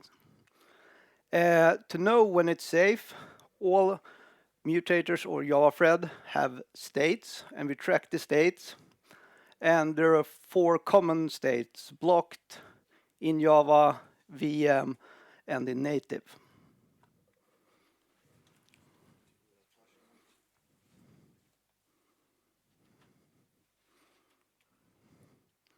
And they can be easily summarized as unsafe if your application thread is in Java or VM. It's safe if your application thread is in native or blocked. So it's good to remember this picture when we talk about handshakes also. So if your thread are in VM doing class loading or something, we will stop it in the transitions. If your thread are executing your application code, we enable the polls so we can stop them inside Java, or we stop them in the transition when, they, for example, they go to VM. But we let threads in Java elade to native because native is safe. Native, we let them just continue to execute because it's safe. They cannot mutate the virtual machine. And in blocked, we just keep them blocked, simplified. This is how we execute a safe point. We have something we call VM operation. We have a queue, and we have the VM thread, which is the dispatcher of the safe point. We put the operation on the queue, and the VM thread picks up from the queue and starts to execute the safe point. First, it stops all threads which needs to be stopped, those that are unsafe, and it accounts for all the threads, so it knows which thread it must stop. And when all threads are either safe or are stopped, they become safe when we stop them. So all threads are safe. Then we execute the safe point. Then we restart all the threads. So this is how it can look when you synchronize for the safe point.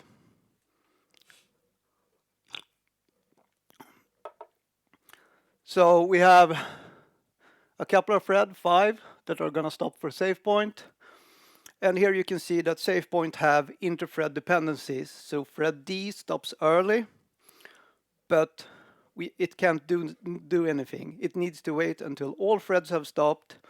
Then we go to save point, and it will be started after. So the latency for thread D, for example, can be very long. Also, we have some idle CPU, meaning we are wasting CPU time. And when we restart, it's not possible to start all the threads at once because of the OS limitations and stuff like that.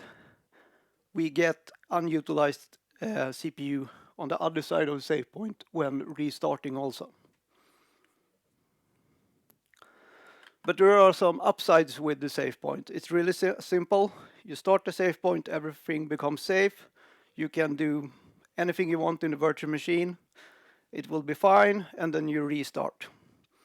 And it's also, compared to handshakes, pretty fast from the requester. So you have the numbers there, and depending on how fast your operation are, if you're using ZGC, you're talking of like a half a millisecond more until your save point are done. So it's under 1 millisecond. So it's pretty fast from the requester. Yeah, and it's really simple. Either we're in the save point or we're not in the save point. Either we are completely safe or we're not safe. The problems, well, your application will stand still during this time.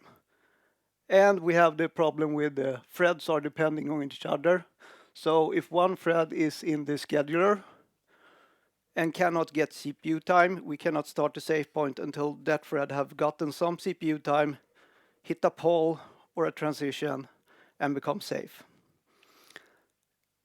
And we also have many operations which doesn't have inter-thread dependencies, meaning we're synchronizing all the threads, but when we do the operation, we don't need that dependency.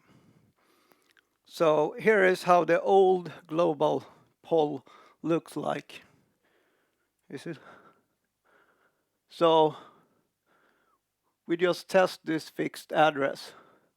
Either it works, or we have set the memory protection, and we end up in the signal handler. So when we're ARM, we flip the global state to synchronizing.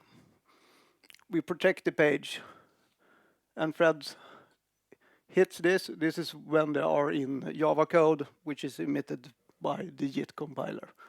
So, and they end up in the signal handler and eventually stops. And in the slow path, where we don't want to hit the signal handler, we can also use this branch poll instead. And when we disarm, we do the opposite. We change the protection to allow reading, and we say not synchronized. So it's simple, the global save point poll. Handshakes, so what are they? They are per thread safe points. They're actually a really old comment in the code base which says here we could use thread local safe points. It's really, really old. Yeah, so, and handshakes are latency friendly. Why, we will see later. They can be used to access any owned thread resource or owned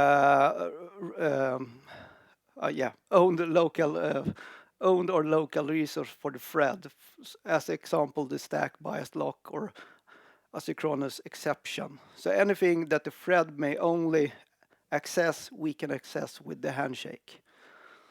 It's also used often as a barrier because we have a lot of data which is only touched in a while we're touching that data, we do not safe point check.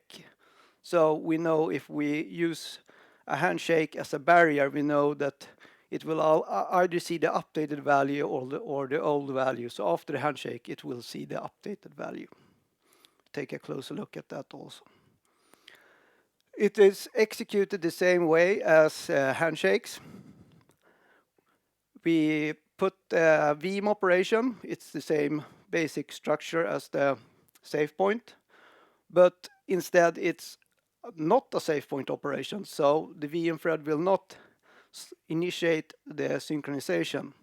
Instead, we install the handshake operation and we arm that thread polling site, or arm that thread's poll. So all threads that hit the poll will see that it have a handshake operation installed and start processing it. The VM thread will execute the operation for those threads that are already safe. So if you remember the picture I told you to remember, all the green one, the VM thread can execute directly because all the resources we're talking about belongs to the VM, so it's the Java stack and stuff like that. It's not the native stack.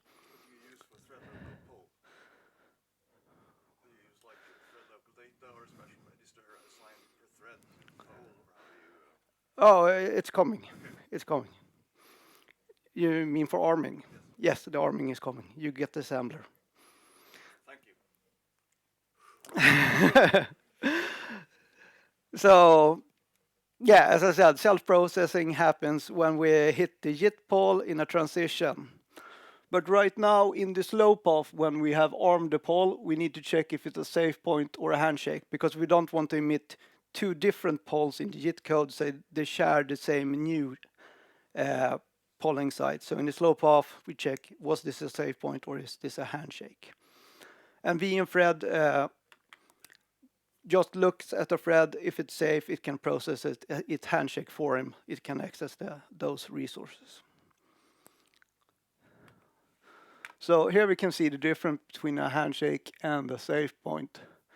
Thread A hits its poll, it does its operation, then it continues to execute. And then it will be context switched by the scheduler. Thread B will get on to the CPU, and sometimes later it will hit his polling site and execute the handshake and then continue. So that's why we can keep the CPU utilization high, and we're not interfering with the latency for the execution of your application. You can obviously measure this in a micro benchmark, but if the operation is tiny, this is not noticeable. And I had that there, unnoticeable. So if you doesn't measure extremely carefully, you can't see the handshakes. We can target individual threads with the handshake. So we don't need to handshake all threads. We can target a single thread for the handshake. And it's really good as a barrier. It doesn't have the thread dependency, and we keep the CPU utilization as high as possible. The problem is, since we only have one poll in the VM, using this new poll causes the arming to be, the arming scales with the number of threads you are, because you need to arm the individual threads. So if you have 1,000 threads, you need to go over all the threads and arm all the one individually, which can be slower than the mprotect. It also causes sometimes complex state because only that thread and those resources belonging to that thread is safe. The rest of the virtual machine is still unsafe. So sometimes you're kind of want to touch something which is not safe. So if you would take a lock inside a handshake to access common data, things get really complicated. So we try to do simple things in the handshakes. And from a requester perspective, they are slow. They can take, ballpark number is 20 milliseconds. It's because we need to wait for the scheduler to give all the threads their quota. So if you have a slightly over-provisioned your machine, it's up to the OS scheduler until all have gotten some CPU time and gotten to execute the handshake. So, implementation. So we need a unique poll per thread. And the solution we pushed utilized the fact that most architecture have the thread appointed to the thread, which is the Java thread, the native structure for each Java thread in a register already. So it's really fast accessible there.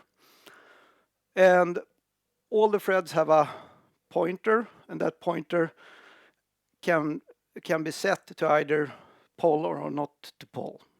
And to do that, we have 2 pages instead of one. One that is bad already, one that is good already. So we don't need to do the mprotect. They are already set up from the start. So JIT will do an indirect load to hit the bad page if it's armed, and then end up in the singular handler as we used to do. And in non-JIT code, we do branch-based because we don't want to end up in the singular handler when we are not in JIT code often. So this is for x86. R15 is the register. We always keep the pointer to the native structure representing the Java thread. So we have a piece of native memory which represents the thread.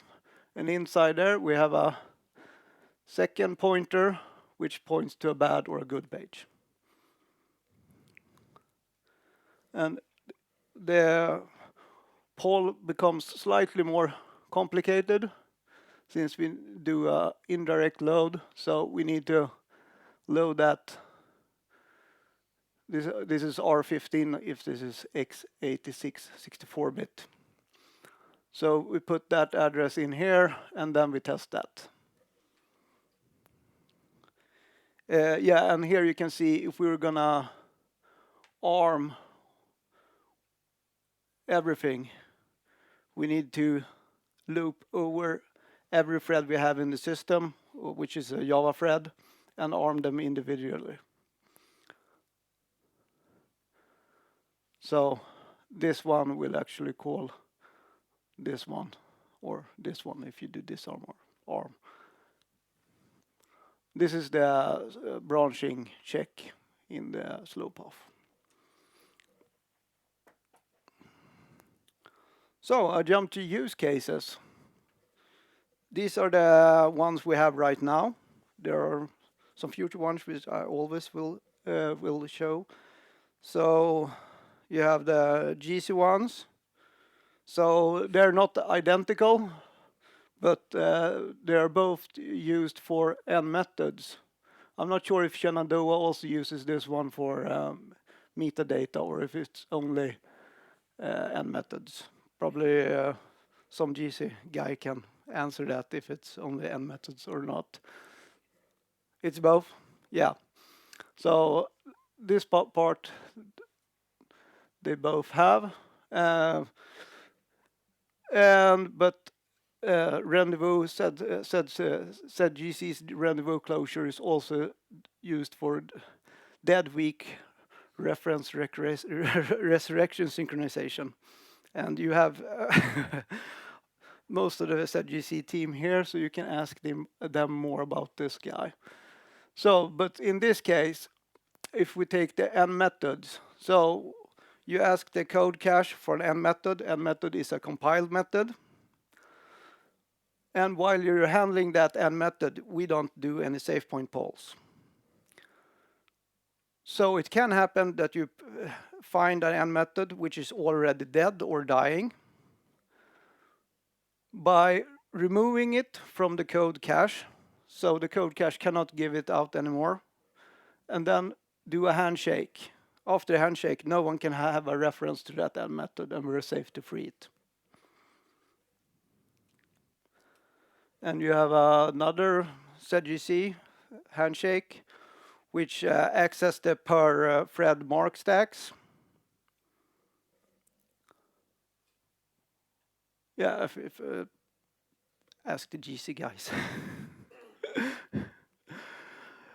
So yeah, this one is fun. We have the thread stop in Java. That guy tries to install an asynchronous exception on the thread that you're killing.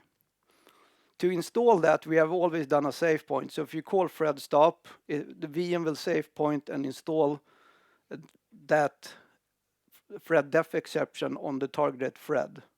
So since this is one thread talking to another thread, doing a save point is kind of overkill. So now the installation of the asynchronous exception is done with a handshake. But you, yeah. Hopefully we can remove this entirely. So don't use it, even though it's much faster now. Yeah.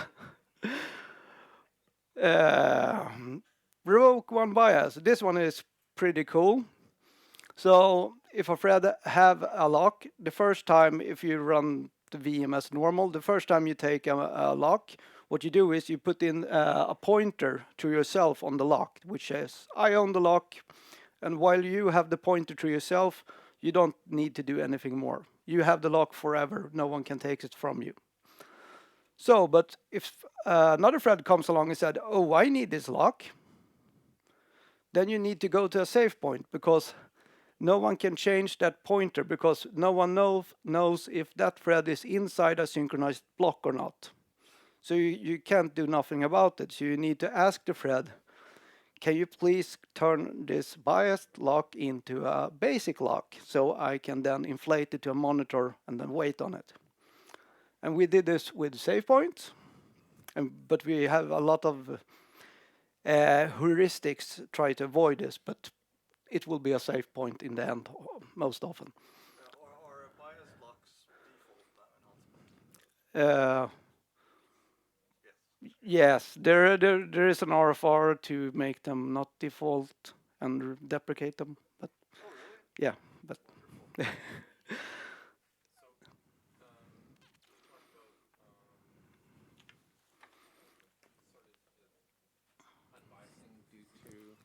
Do you talk about unbiasing due to hash code freezing? no, it's if I have a bias lock and you want to take it or you want to wait on the lock. No, it's like, so when you want to, like, basically you have to unbias when you take the hash code, right? Yeah. Anything that causes a revoke, which would have been a save point. So if you want to install the the hash code inside the mark word, I can't remember if it's room in there, but if it's not room in there, if we want to use the mark word for something, we used to need to save point to fix the mark word if that's due to hash code, or if we want to change the thread pointer to a basic lock. So now anything that causes a revoke will be a handshake instead, and that's one-to-one. So I will handshake the one owning the mark word, which I need to change.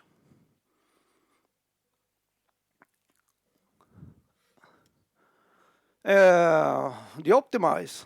This one should have given class some slim startup performance. Since if you do Hello World, I think we do 3 or 4 the optimizations. So instead of those save points, we do handshakes. which keep the CPU utilization up high. The optimization can happen a lot if you do class loading, class redefinition, if you fiddle with the method handles. Yeah, so we need to walk all the threads in the system, look at their stacks, look if they have end methods, which needs to be de-optimized. De-optimized means we patch the frame PC for that end method, so we go into the de-opt handler instead. And in this case, we have no inter-thread dependencies, so why not just make it a handshake? End method marking closure. This is done by the sweeper thread for those that know internal details of the hotspot. So the sweeper needs to know what end methods are on the stacks of the threads. So it needs to walk the stack of all threads and count or figure out which end methods they have on stack. This also used to be a save point, but we have no inter-thread dependencies, so we can do it with a handshake. Future use cases. So we have the suspend flag, which I have a personal hate against. Then we have JVM TI, which uses save point a lot. Yeah. We have monitor deflation, which is the last runtime save point we do now, because we have also spent a lot of time removing save points. So when that's fixed, runtime is not responsible for any of your save points. Only GC and compiler have one.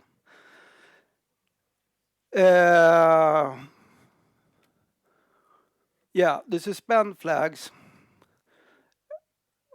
are basically per thread. Kind of handshakes, but they're really limited. We only have a certain bits. They're only checked on certain places, so they were not usable. But we still have a lot of functionality which uses them, but we want to remove them and just use handshakes instead. You can see those 4, and I think SAP added one more for the when they are doing the local variable reconstitution to be able to run with a JVM TI agent and still read the local variables from the JIT code. So we actually have one more, or if they are pushed or not, I don't know. It's because they were missing some functionality in handshakes to do it with handshakes, unfortunately. JVM TI, many operations are if you target a single thread to do something. We often do a save point. It's not needed. So many of the operations can be a handshake. Yeah, and we can also do this, as several one have been requesting this. So when you do stack trace all threads in JVM TI, we go to a save point, take all the stacked traces and give to you. We could do it with a handshake, but there is a different. The stack traces will be taken at different time, so you can actually see the same thread holding the same lock. If you would do that, so it is okay. Then it's no problem. If you do, there is a method which takes an array of threads. If you use that one, it should be in the same save point. Okay. Yeah. Monitor deflation. Here we're back into the mark word. So where the mark word is pointing to an monitor. Monitor is the native structure which you can actually wait on. And we want to change that pointer, but we want to do it in an ABA safe way. And when we are playing with the mark word, we don't have any polling sites, so we can update the mark word, fire a handshake, and when the handshake is finished, everyone will see the updated mark word. G at store load barrier. So the concurrent refinement threads are cleaning cards at the same time as you are darting in them. So every time you write, you need a store load barrier to make sure when you dirty the card, your next load doesn't pass that dirting of the card. So, and the refinement thread can instead use handshakes to get the store load fence. So they would clean multiple cards and then fire a handshake. Again, GC people in here if you need better details. This is something pretty cool. It's the ZGC stack watermark barrier, which is been worked on right now. And that means that we're trying to do concurrent stack scanning. So instead of accessing the stack inside a handshake or a save point, we're actually accessing the Java stack while the thread is running. But we need a way to stop the thread from accessing the part that we are looking at the same time. So this will require branch-based polling, we think, or we're pretty sure. So we would, every time we return from a method, we would check where in the stack we are. If we try to go under the watermark, we will stop because we have a concurrent GC thread working on that part.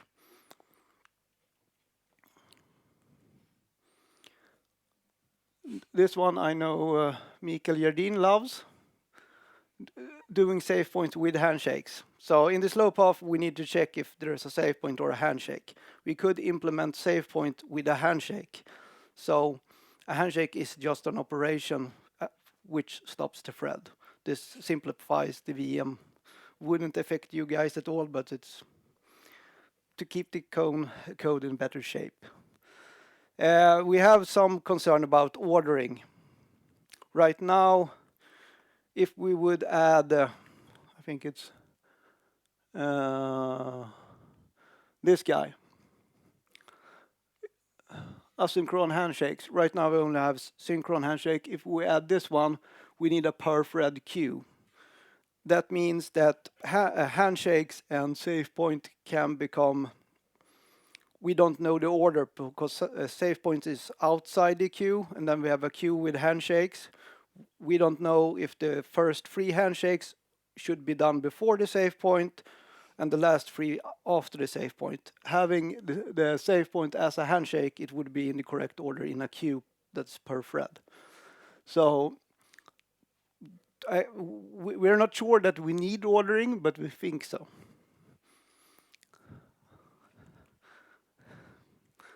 This one is pretty cool. The direct handshakes. You remember that all the handshakes go through the VM thread with the operation. So when we're revoking bias lock, we have 3 threads involved. The requester that wants to revoke the bias, you have the VM thread executing the handshake, and the target thread that owns the bias. We thought it was working, so it was pushed, but then backed out, which do this Java thread to Java thread. So we never have any VM operation go through the VM thread. So we handshake Java thread to Java thread. Unfortunately, there was no latency improvement. It seems that the VM thread does this pretty fast, so we didn't see that. But if you have 10 threads revoking 10 biases at the same time, it goes as fast as 1, since they are independent of each other. Otherwise, they are serialized through the VM thread in the queue.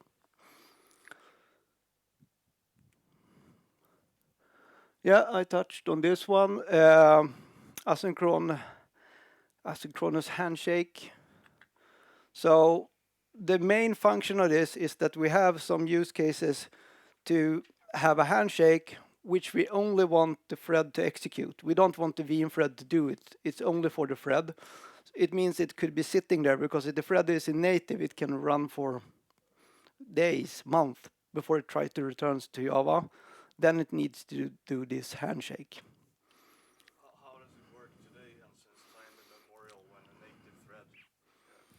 a native thread, how do you prevent it returning to Java when you're safe? The arms, the polls are arms. Right. So we'll hit a save point to the poll immediately. Yeah, exactly. So, for example, if you take the suspend case, so I want you to suspend your running in native. The suspend request can be there be forever. Yeah. So yeah, as I said, it's for some of the suspend flag use cases needs this. And then we have the branch-based polling. It's mainly for the concurrent stack scanning, but also asynchronous exception, which may only be delivered at certain times. We cannot always deliver it.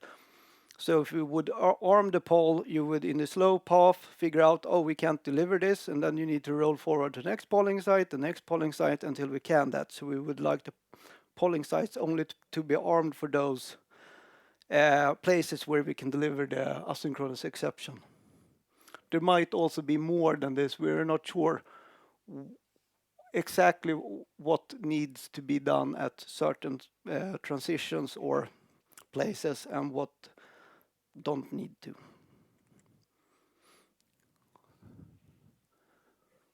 Yeah, so real data. This is a save point with ZGC. And if you can't read, that's okay. All you need to see is the dots. The dots are bad. Your CPU is not doing anything. So we can see for thread J5, it stops here, it starts here. But the save point is just here. So the latency for your application will be from here to here. And it can be worse, of course, if your thread stopped here and starts down there. And this is after faster save point. So if you're running a release before we did the faster save point, it's much worse. Because without faster save point, we serialize everything over one mutex, which means the VM threads holds a mutex, and every thread in the system needs to pass that mutex before it can start. This is how a handshake looks. As you can see, the time here, 26 milliseconds, and the time here. So it takes forever, but the CPUs are unaffected, except for there's one problem in this picture. It's here. The VM thread actually uses up its entire time slice before leaving the CPU, and J2 can enter and do whatever he does, probably his handshakes also, and then the VM thread comes back. So we're missing back off on the VM thread. So when the VM thread finds that all threads are unsafe, I can't do anything. It keeps spinning. So we're burning a lot of CPU here. So this is a problem we're going to look at soon.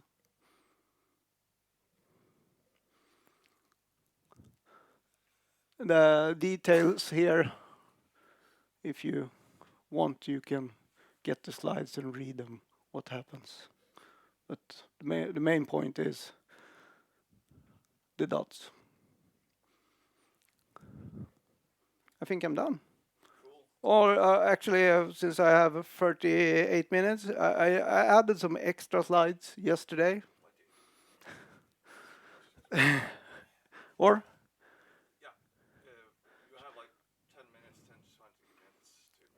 Yeah, sure. I'll do the extra slides. So the VM is really old. So it uses mutex, and for anything that's lock-free, it uses type-stable memory. We're trying to do something better. First, we had a problem with the Java threads. They were a linked list, protected by a mutex. But since you saw, like when we arm, we need to loop that list. So that mutex was pretty hot because everyone wanted the threads list lock, because then the threads are safe to touch. So what we did was start using hazard pointers instead. So you get a snapshot of an array, which you can use for as long as you like. And all the threads on that list are safe. And when you're done, you just throw away that. It will clear your hazard pointers, and the threads that are trying to exit can exit and stuff like that. It's pretty cool. Hash tables. We used fixed size hash tables protected by mutex or spin locks. And also a type stable memory. We have some that are like, we never remove anything from them, so they don't need to take a spin lock or a mutex, so they are essentially type stable memory. And we changed that to using concurrent hash tables, using epoch-based reclamation or RCU, which gives us we still have a constant time reads while resizing and stuff like that. So we had an issue with the string table taking a long time inside the save point, and this was one of the things we did to be able to concurrently delete stuff from it outside the save point. Yeah, and we faster save point, I mentioned it. So we had one mutex, which everyone went through. So when you're gonna stop, everyone needed to take the same mutex. So if 10 threads hit the poll site at the same time, all 10 of them will try to take this mutex. So they will be serialized until they can stop. And the same time when they woke up, all the threads needed to take the mutex and release it and then start. So we changed this. We're using a few ticks where available or a cooperative semaphore solution. Yeah. Cool. Thank you. Questions? There's a huge injection of JVM internals. Thank you very much. Maybe a question for the GC guys, but I'll ask you anyways. Pause times are somewhat interesting, but can be fairly well managed these days. The bigger problem is the impact on mutator performance. And I'm wondering if any of this work is actually going to translate into seeing less of a hit on mutator performance as we move to more concurrency in the collectors. The G1 store load barrier removal would be a good thing for the mutators. You see that for ZGC or Shenandoah also, because right now their mutator throughput is, could use some help a little bit. I think you should ask the people behind you.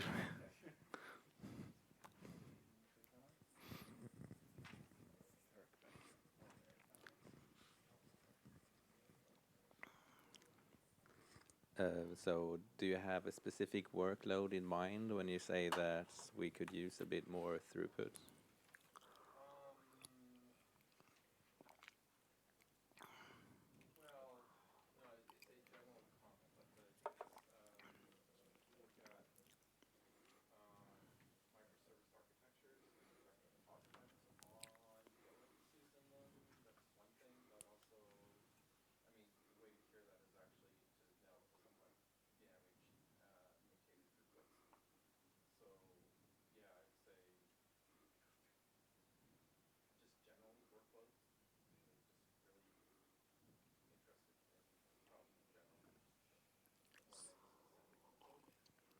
Okay, so in terms of throughput, I think what we've identified we need more of is to allow higher allocation rates, because we are currently single generational and want to become generational.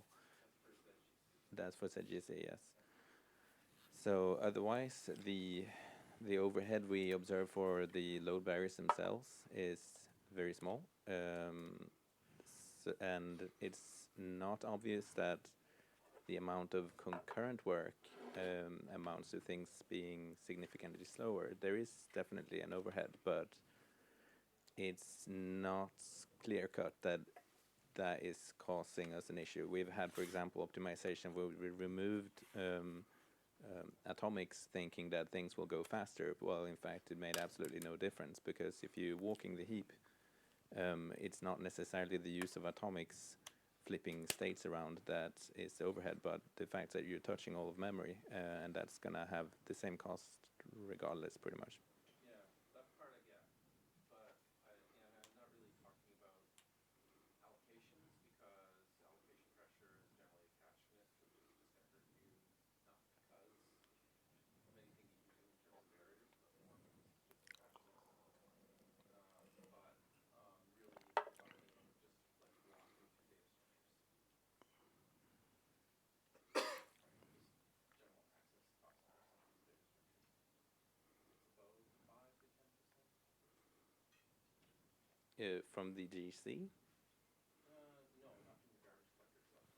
Okay. But from the distributed thread, just because of the barriers that it has for data access. Okay. I think I'd have to see the specific workloads to know to what extent the fact that we're doing things concurrently is causing increased access times. Maybe we can take that offline since the coffee break is coming up. Thank you very much, Robin. Thank you. All speakers, please send me your presentations so I can get them uploaded and in order. And don't forget the speakers dinner. That's tonight at 7 o'clock. If you haven't received an invitation for the speakers dinner, Saturday they will send out. Please talk to me. Speaker gifts are already included in your package. It's a hoodie this year, not a planted tree.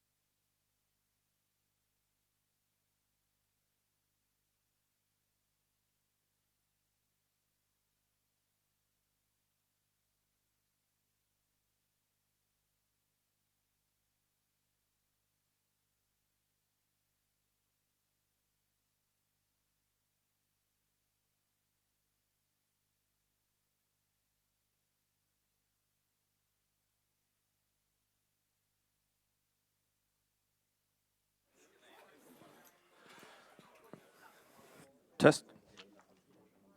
Test, test. Perfect.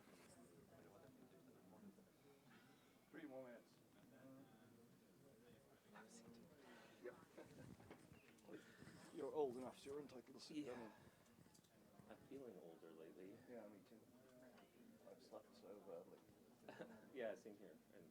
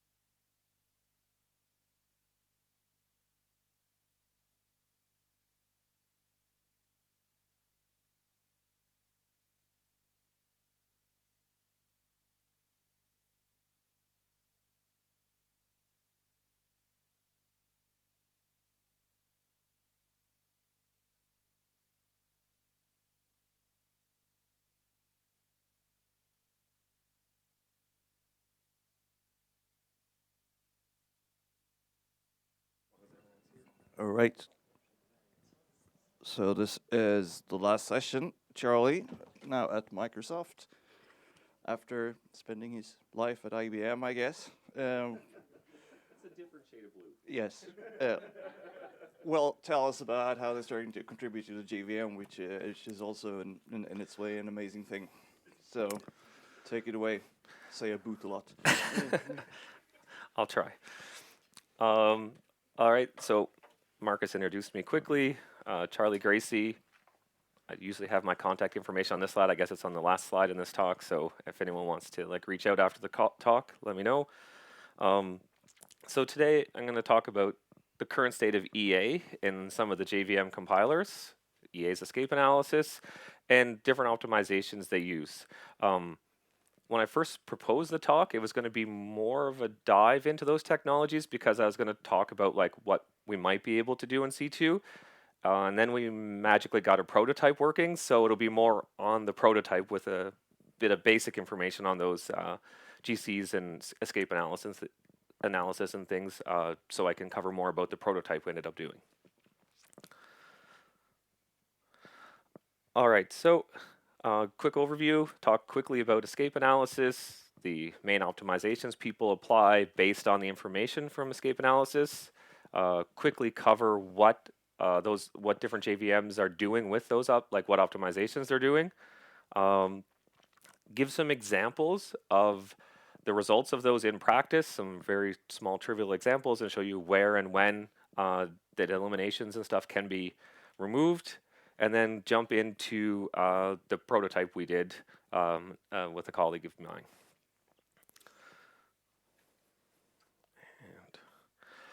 All right. So what's escape analysis? There's two links here, two things from Wikipedia. I won't say any of those verbatim because they're not particularly great in my opinion, but that's how they're described by Wikipedia. So basically, escape analysis is a pass that compilers use to track the lifetime of objects and allocations to check to see whether or not they actually escape the current method or the thread, depending on what you want to do with it afterwards. So it's basically just tracking that to see if and it could escape by being passed as a parameter to another method, or it could escape as being a return, and there's all kinds of different, it could be stored into another object which is known to be escaping, like a global variable or somewhere else. So those are different ways it could escape, and EA is going to go through and try and figure out that so that you can do other optimizations based on it. EA is not an optimization itself, it's just used by other optimizations, which is quite commonly misconstrued in blog posts and different articles online. Some of the other things is you'll see new JIT technologies talking about having partial escape analysis. So Graal is always mentioning that they have partial escape analysis, and OpenJ9 also does something similar. So what that is basically it's a variant of escape analysis where you're not proving that it doesn't escape on any path. You're just figuring out the paths where it does escape and doesn't escape.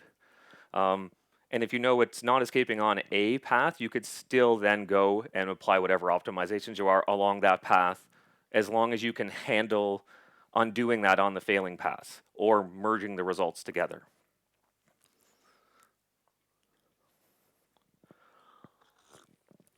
So with the results from escape analysis, there's generally 3 optimizations that compiler technologies will use with the results.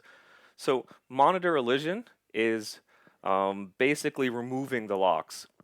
So in a given method, if it happened to be a synchronized method or you're synchronizing on an object, if that's known not to escape the current method, then that means it's also not going to be visible to any other thread. So why would you actually enter the lock to do something to then release the lock? Because it doesn't really it's not required because it's not escaping, so no one else could see it. Another general optimization is called stack allocation.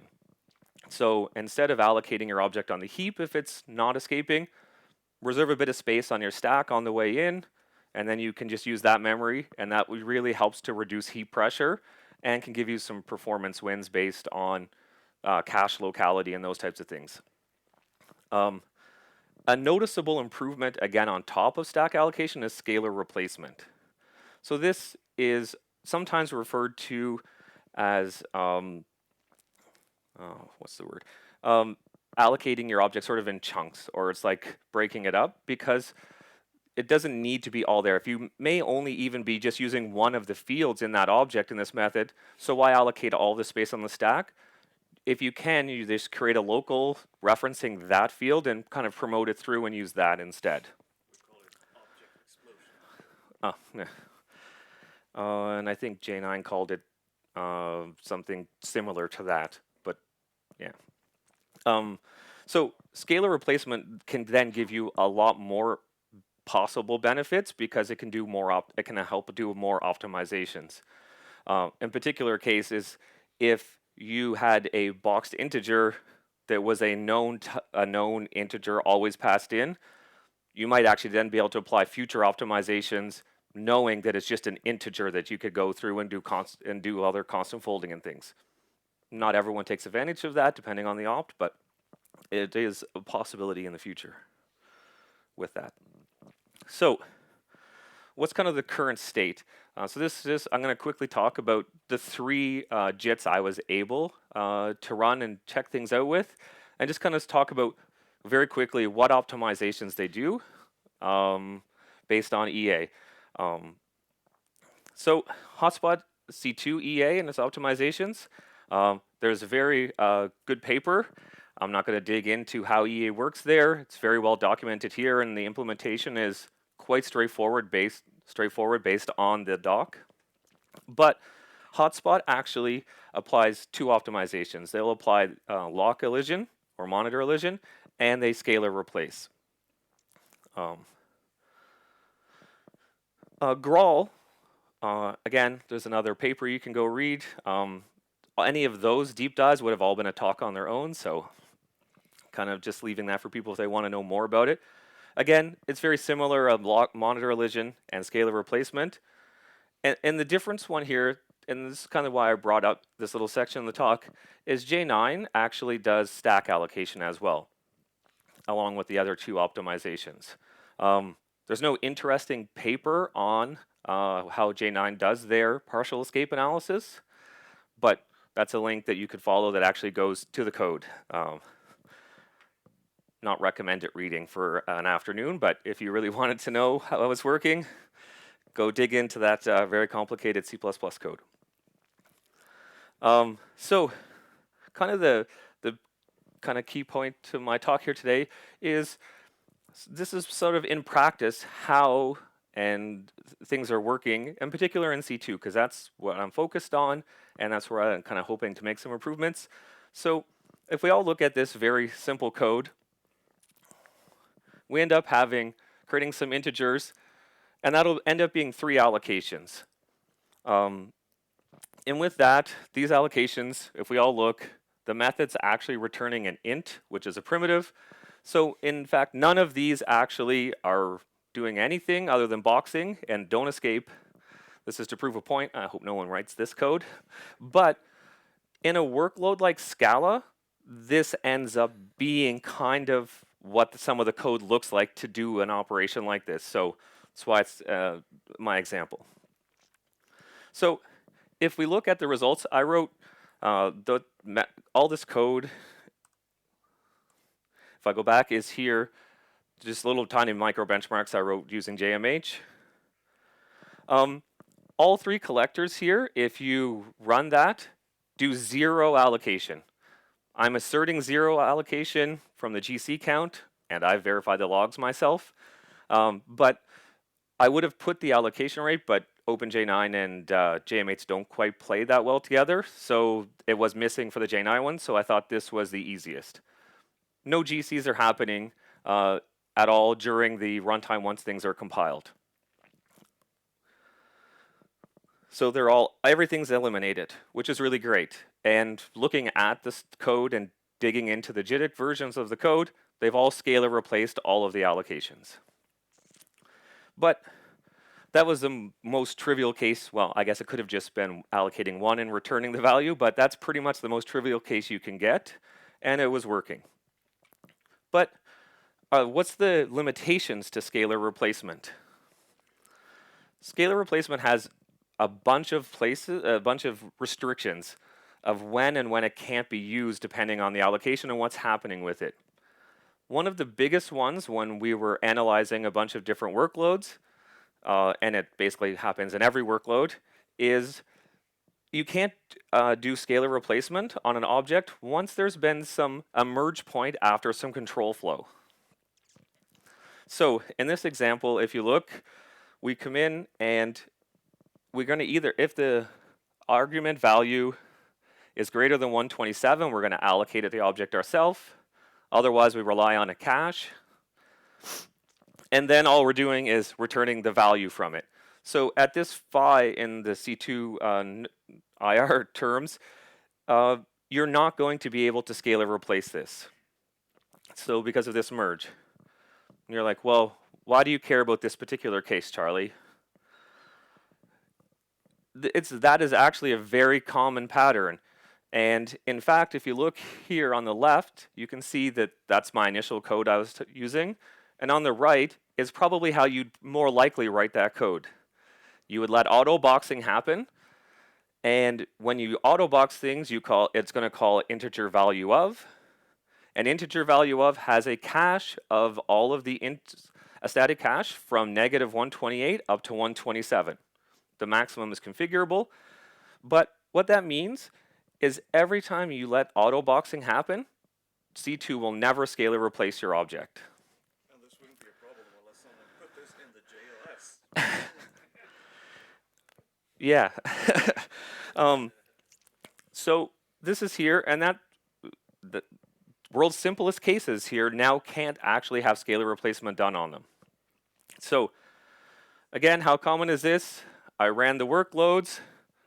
That's basically the same code. We now have 2,000 GCs when you're running with C2. You'll have 0 with J9 and 0 with Graal. The first note beside the Graal number, let's start, I guess, with OpenJ9. OpenJ9 stack allocating the objects. Stack allocation has a lot less restrictions, which I'll cover later. And so they can still stack allocate. You'll notice that they took a bit of a perf hit from their previous one, which is in like 60 million. But they're still able to do it. Graal has no allocations because when I dug into it, when they go to inline or do something with integer dot value of, they recognize that at parse time and keep a special IR node that knows that it's that. Doesn't include the conditionals to begin with. If it's Scala replaceable, they Scala replace it. Otherwise, when they come to gen the code, then they generate the conditional code they would reference from the static array. So,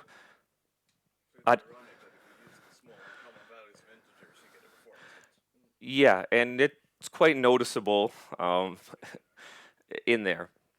So I'm not sure that was quite fair for my analysis, so let me quickly change my code.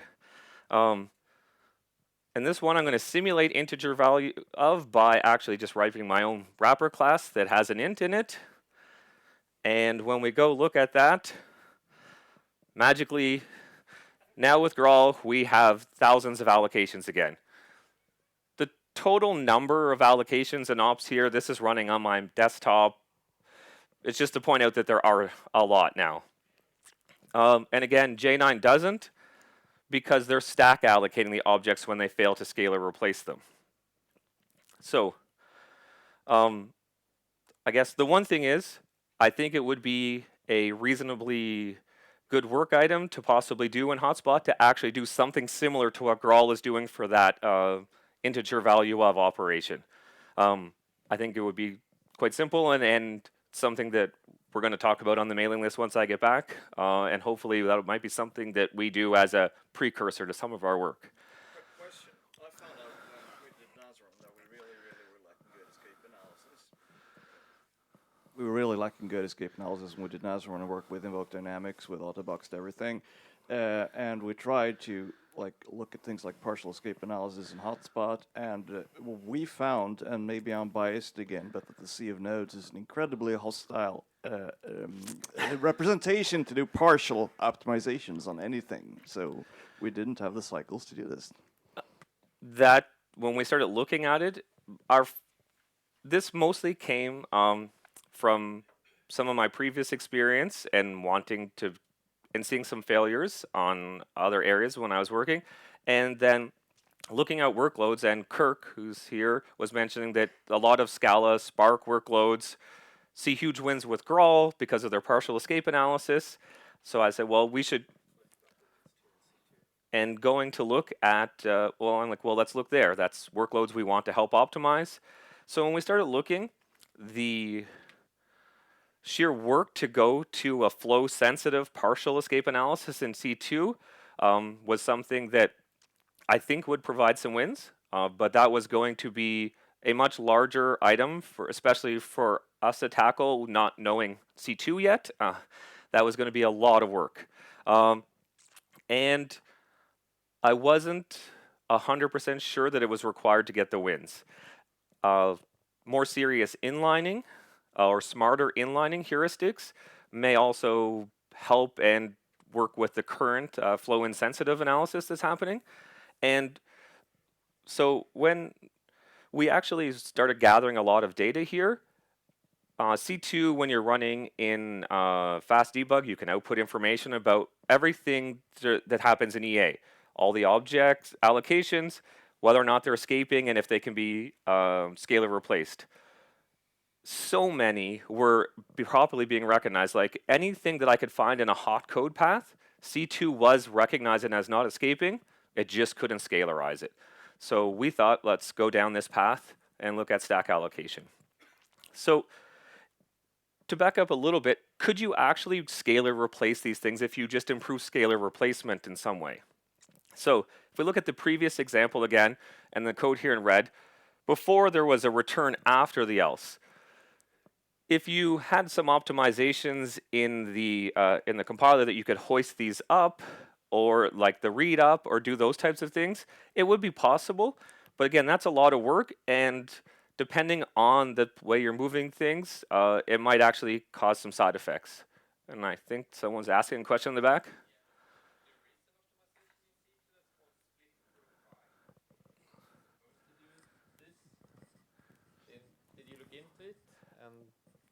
Yeah, so the question was about a recent optimization in C2 for splitting the files. We looked at stuff and with TIP as well, as we've been tracking what's going on.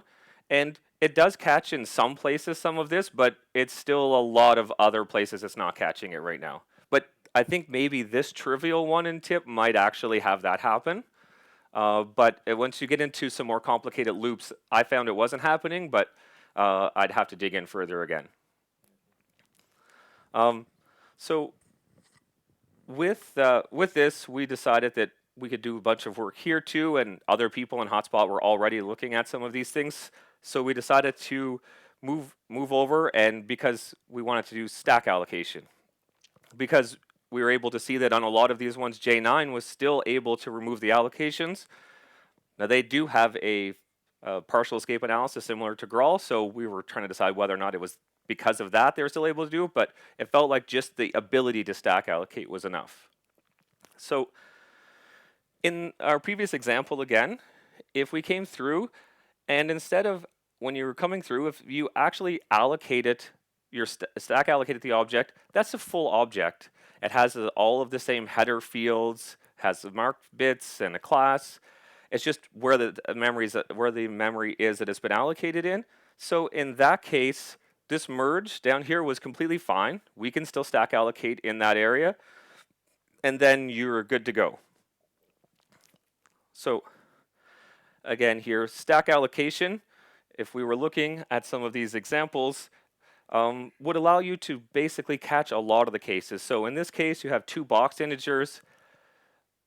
Coming into the method, those are okay.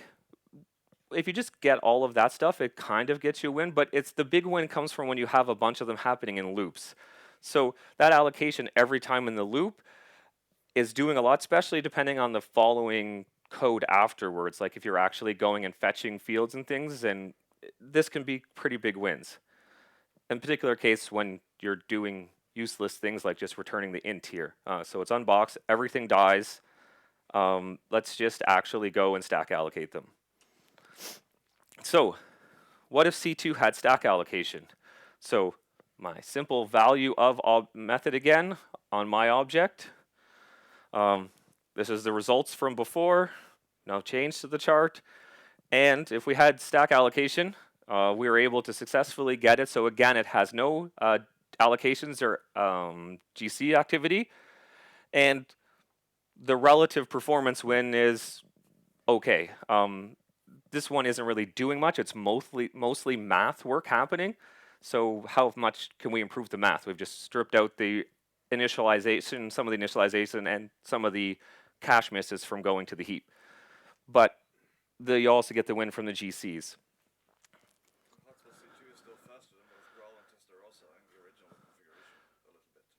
Yep. Better inlining, better math. Dan has a question in the comment, or I cast it in the back.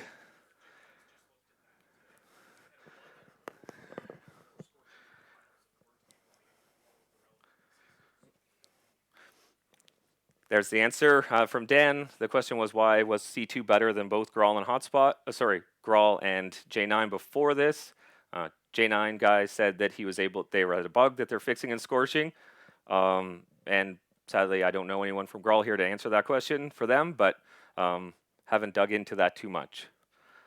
I was kind of hoping this little chart, that column people might not pay too much attention to. But I thought I wanted to show the win for the hotspot one with the stack allocation. So how do we implement this in C2? So the first step was to actually go into the escape analysis phase, and whenever an allocation was being rejected from scalar replacement, we then continued on to see if we could stack allocate it. We would never want stack allocation to happen if scalar replacement could happen, because it's just a win. So we only look at allocations that aren't escaping and that aren't eligible for scalar replacement. That's still not every object that's not escaping, but it can be quite a few more. So we had to modify there, and then when it came to the point when they're basically going to generate the code, or not generate code, change the IR for inlining the allocation steps in, we just recognized the allocation that we marked as stack allocatable and basically cut the slow path and a bunch of the TLab workout and just use the location on the stack, and it was actually quite easy in that area to put it in. But how did we reserve this memory on the stack? We tried a few different things in the beginning, and there's a lot of very complicated code that relies on knowing everything in there. So the easiest path for us to do the prototype, and again, this is prototype code. We were going to work with a bunch of the C2 guys to try and make it real. They have the idea of a box lock. So this is where there's slots on the stack that they use for doing monitor operations in C2 already. So you could tell it where you want it to be, and then you can just work with this node in their IR everywhere, and when it gets to code gen, it knows how to go fill in the proper offsets into the stack and stuff for you for your instructions. So to go forward, we would probably have to refactor this because it comes with some weight that we wouldn't want if this was the final solution, to have sort of like a superclass of these nodes that was just stack location node or something. But we use this to be able to go through and do it. The other big one is now we had to change the GC to handle the fact that there are objects, oops, that aren't actually in the heap. The C2 collector is very full of assertion, the hotspot GCs are very full of assertions and checks to make sure, especially when running in debug, that if you think something is an oop, it's on the heap. So we had to make sure that it didn't get down into anywhere lower into the GC. So we put a simple layer on top to be able to, and then some of the OOP iterators to be able to specifically handle a stack object so that it was out of there. This is one of the areas that where we want to talk to the C2, the hotspot developers about to see what would probably be the better way of doing this, and to be able to handle more collectors. Right now, I believe we only work with Parallel and G1. I haven't tried Shenandoah or ZGC, but I have a very sneaky suspicion we would run into lots of subtle bugs where things weren't working right. Part of the expansion to escape analysis is we actually had to figure out if there were any overlapping live ranges of objects in loops. And I'll talk about that more on a future slide, I believe. And we removed write barriers for all of these objects because they're fully tracked from the stack. Similar to the scalar replace ones, they didn't need any write barriers right now with the current solution. That might change in the future. And we completely just reuse the heapification. That's probably my term. I'm not sure you see that word in the hotspot code base. That's where there's DOP points or places where you would need to go back to the interpreter places. You actually do need a real object, but we just completely relied on the solution that was there for scalar replacement. It was already tracking, we just had to create the right object. It was all just tracked everything for us. So again, quite simple and straightforward to get that going. So quickly cover the root scanning. On your stack normally, you would just have pointers or regular primitive data. Now at this point you can see this is just a pointer to another object, and then here we're going to have our object just allocated directly inline in the stack. You can see if you've ever dug around in a core file, the flags field for most of objects on allocate in some collectors is that value. This is its class pointer, and again, just a pointer to another object. All of these are following through at the bottom of the stack after the spill location.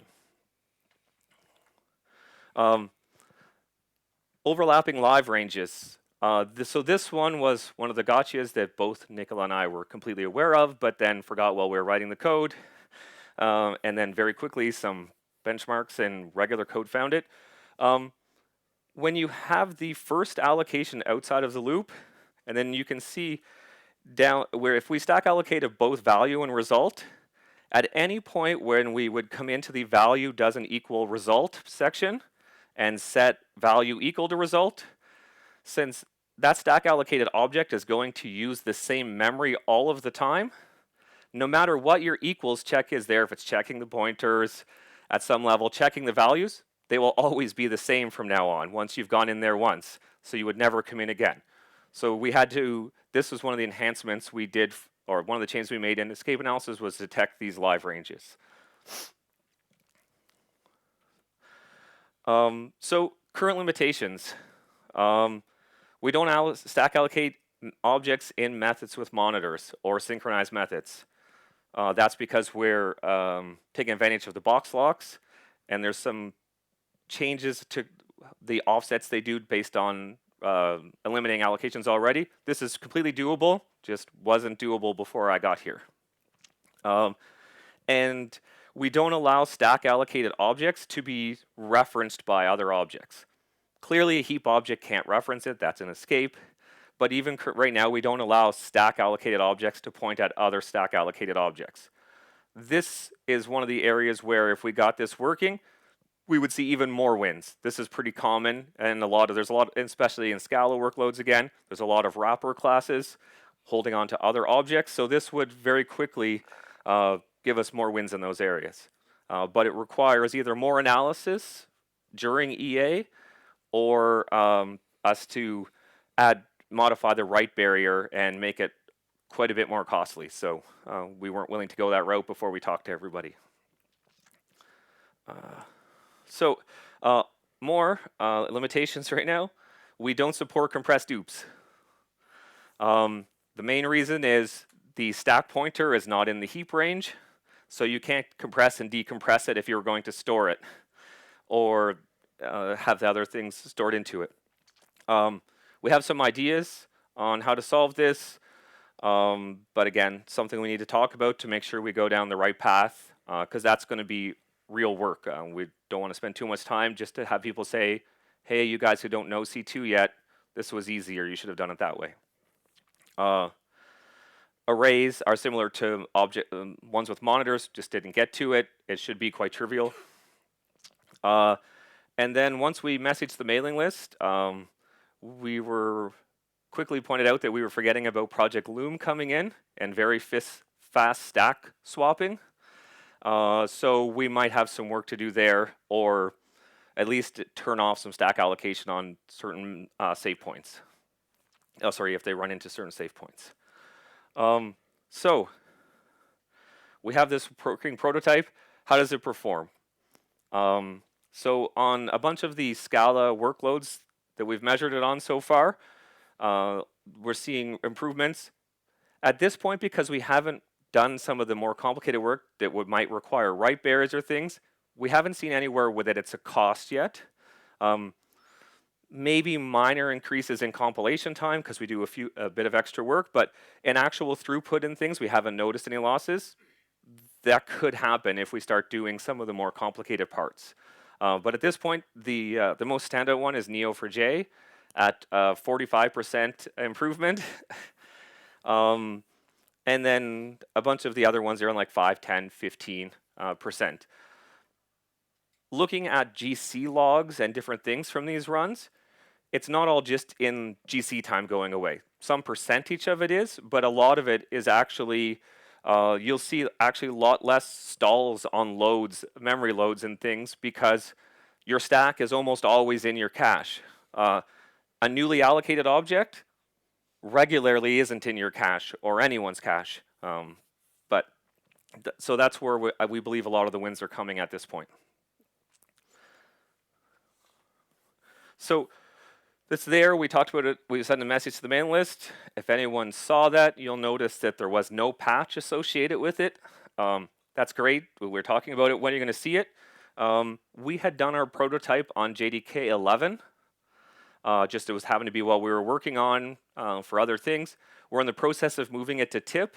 As soon as we get it moved up to TIP and verify that things are still working, it'll show up. I hope it's not very long from now, but we're hoping that it'll be there soon.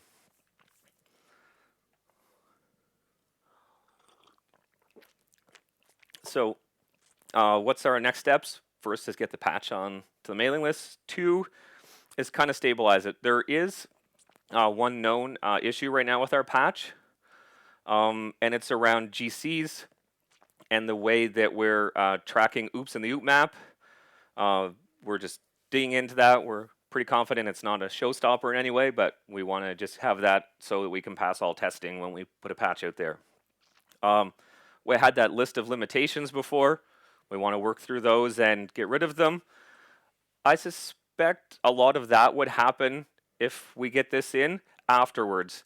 I know a lot of folks are probably like me and the smallest possible working thing go in and then further improve it. So I'm kind of hoping maybe that's how things would go, but we'll see as we start talking about it more.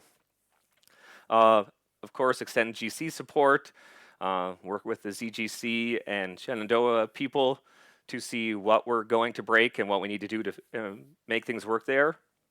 And then go back and revisit, look for more workloads, and then measure all of the total costs and things so that we have a very clear picture of where things are truly at. This is our contact information. If you want to reach out, hopefully we start being a lot more active on the Hotspot compiler dev mailing list, maybe some of the GC dev mailing lists. So check us out, check out the threads there. Contact either myself or Nicola, the other person working on the prototype with me. Anytime, we're happy to answer questions or talk about it. And that's it. Any questions?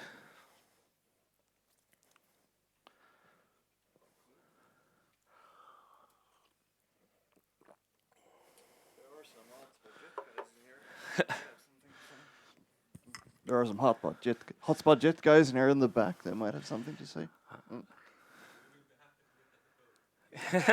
They'll be happy to look at the code. So tell us about this initiative that Microsoft is doing now with like JDK and why and how. How many? Are you hiring? Total numbers, I don't follow what we have on things. There's a bunch of engineers like Kirk, here's myself, Nicola, and other people. I believe we have open hiring tickets, but they might be too junior for you. But the initiative is to, what my role is on the team is to work with the community to help improve Java for workloads everywhere. I would be not truthful if I said Azure wasn't something that if we helped Azure, that would be a good thing. So that's of course there, but I think this will be my personal opinions, that Microsoft has been taking a lot more active role in open source. So, and communities that are being used by their customers, I think they want to be able to take part and help out and make sure those communities are thriving because it will just help their customers and user base.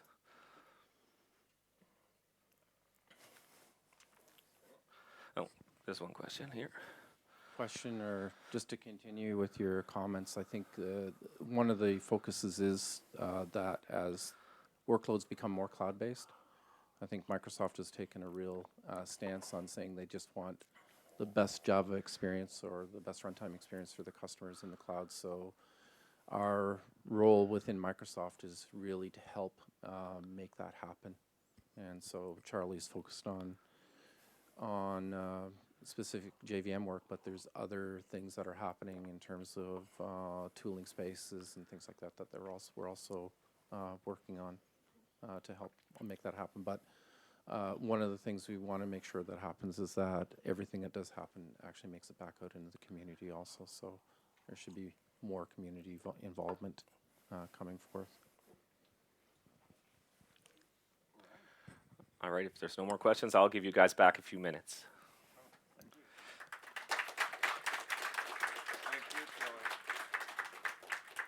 Thank you, Charlie. It was interesting. And this ends the VM Tech Summit for 2020. It's always wonderful to have you here, all the great speakers. Perhaps we could do like a picture thing. Every speaker goes to the stage so we can properly say thank you. If they're all here, but please come forward and we can have Jim take some pictures. Look your best, put your makeup on. And I'm really happy that everyone made it this year, and in general it flowed very well. I hope that you'll enjoy the rest of the conference. You'll be strutting around wearing Star Wars costumes tomorrow, or whatever else they are working on. There's one missing, right? Okay, that's perfectly fine. So he's the only one who sent me the presentation yet, by the way. So you others people, just email it to marcus@lawyerin.net. It's the last thing I ask. I'll make sure it's uploaded, and Jim will edit the video, and the live stream is still on YouTube. and I think we covered our losses pretty well after 2 hours of panicky AV, as we do every morning on this conference. Lovely having you here. Enjoy your speaker gift hoodies, and please show up to the speaker dinner tonight at 7 at the like whatever fancy steakhouse it is around the corner up there. You should all have gotten personal invitations this Saturday, and if anyone doesn't, please come to me immediately after this. I'll personally, since I've had much too little sleep, won't be joining you at the speaker dinner. I'll go home, but I'll be around tomorrow. So probably wearing a Boba Fett costume if Matthias gets his way. Yes, okay. But I had a much lesser role in this. I didn't have time to prepare a presentation or anything. Yeah, so pull it down. Maybe we should even like raise the thingy up forward.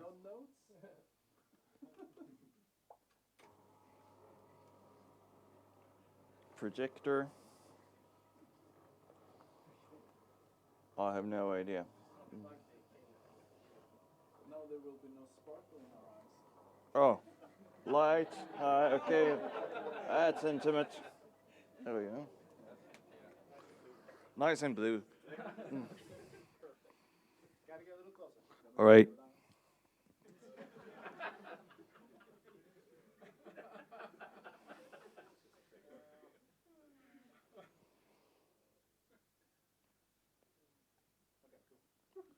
I don't want to get my serial killer beard too much exposure. I was trying to get mine to match, but it didn't quite promote it.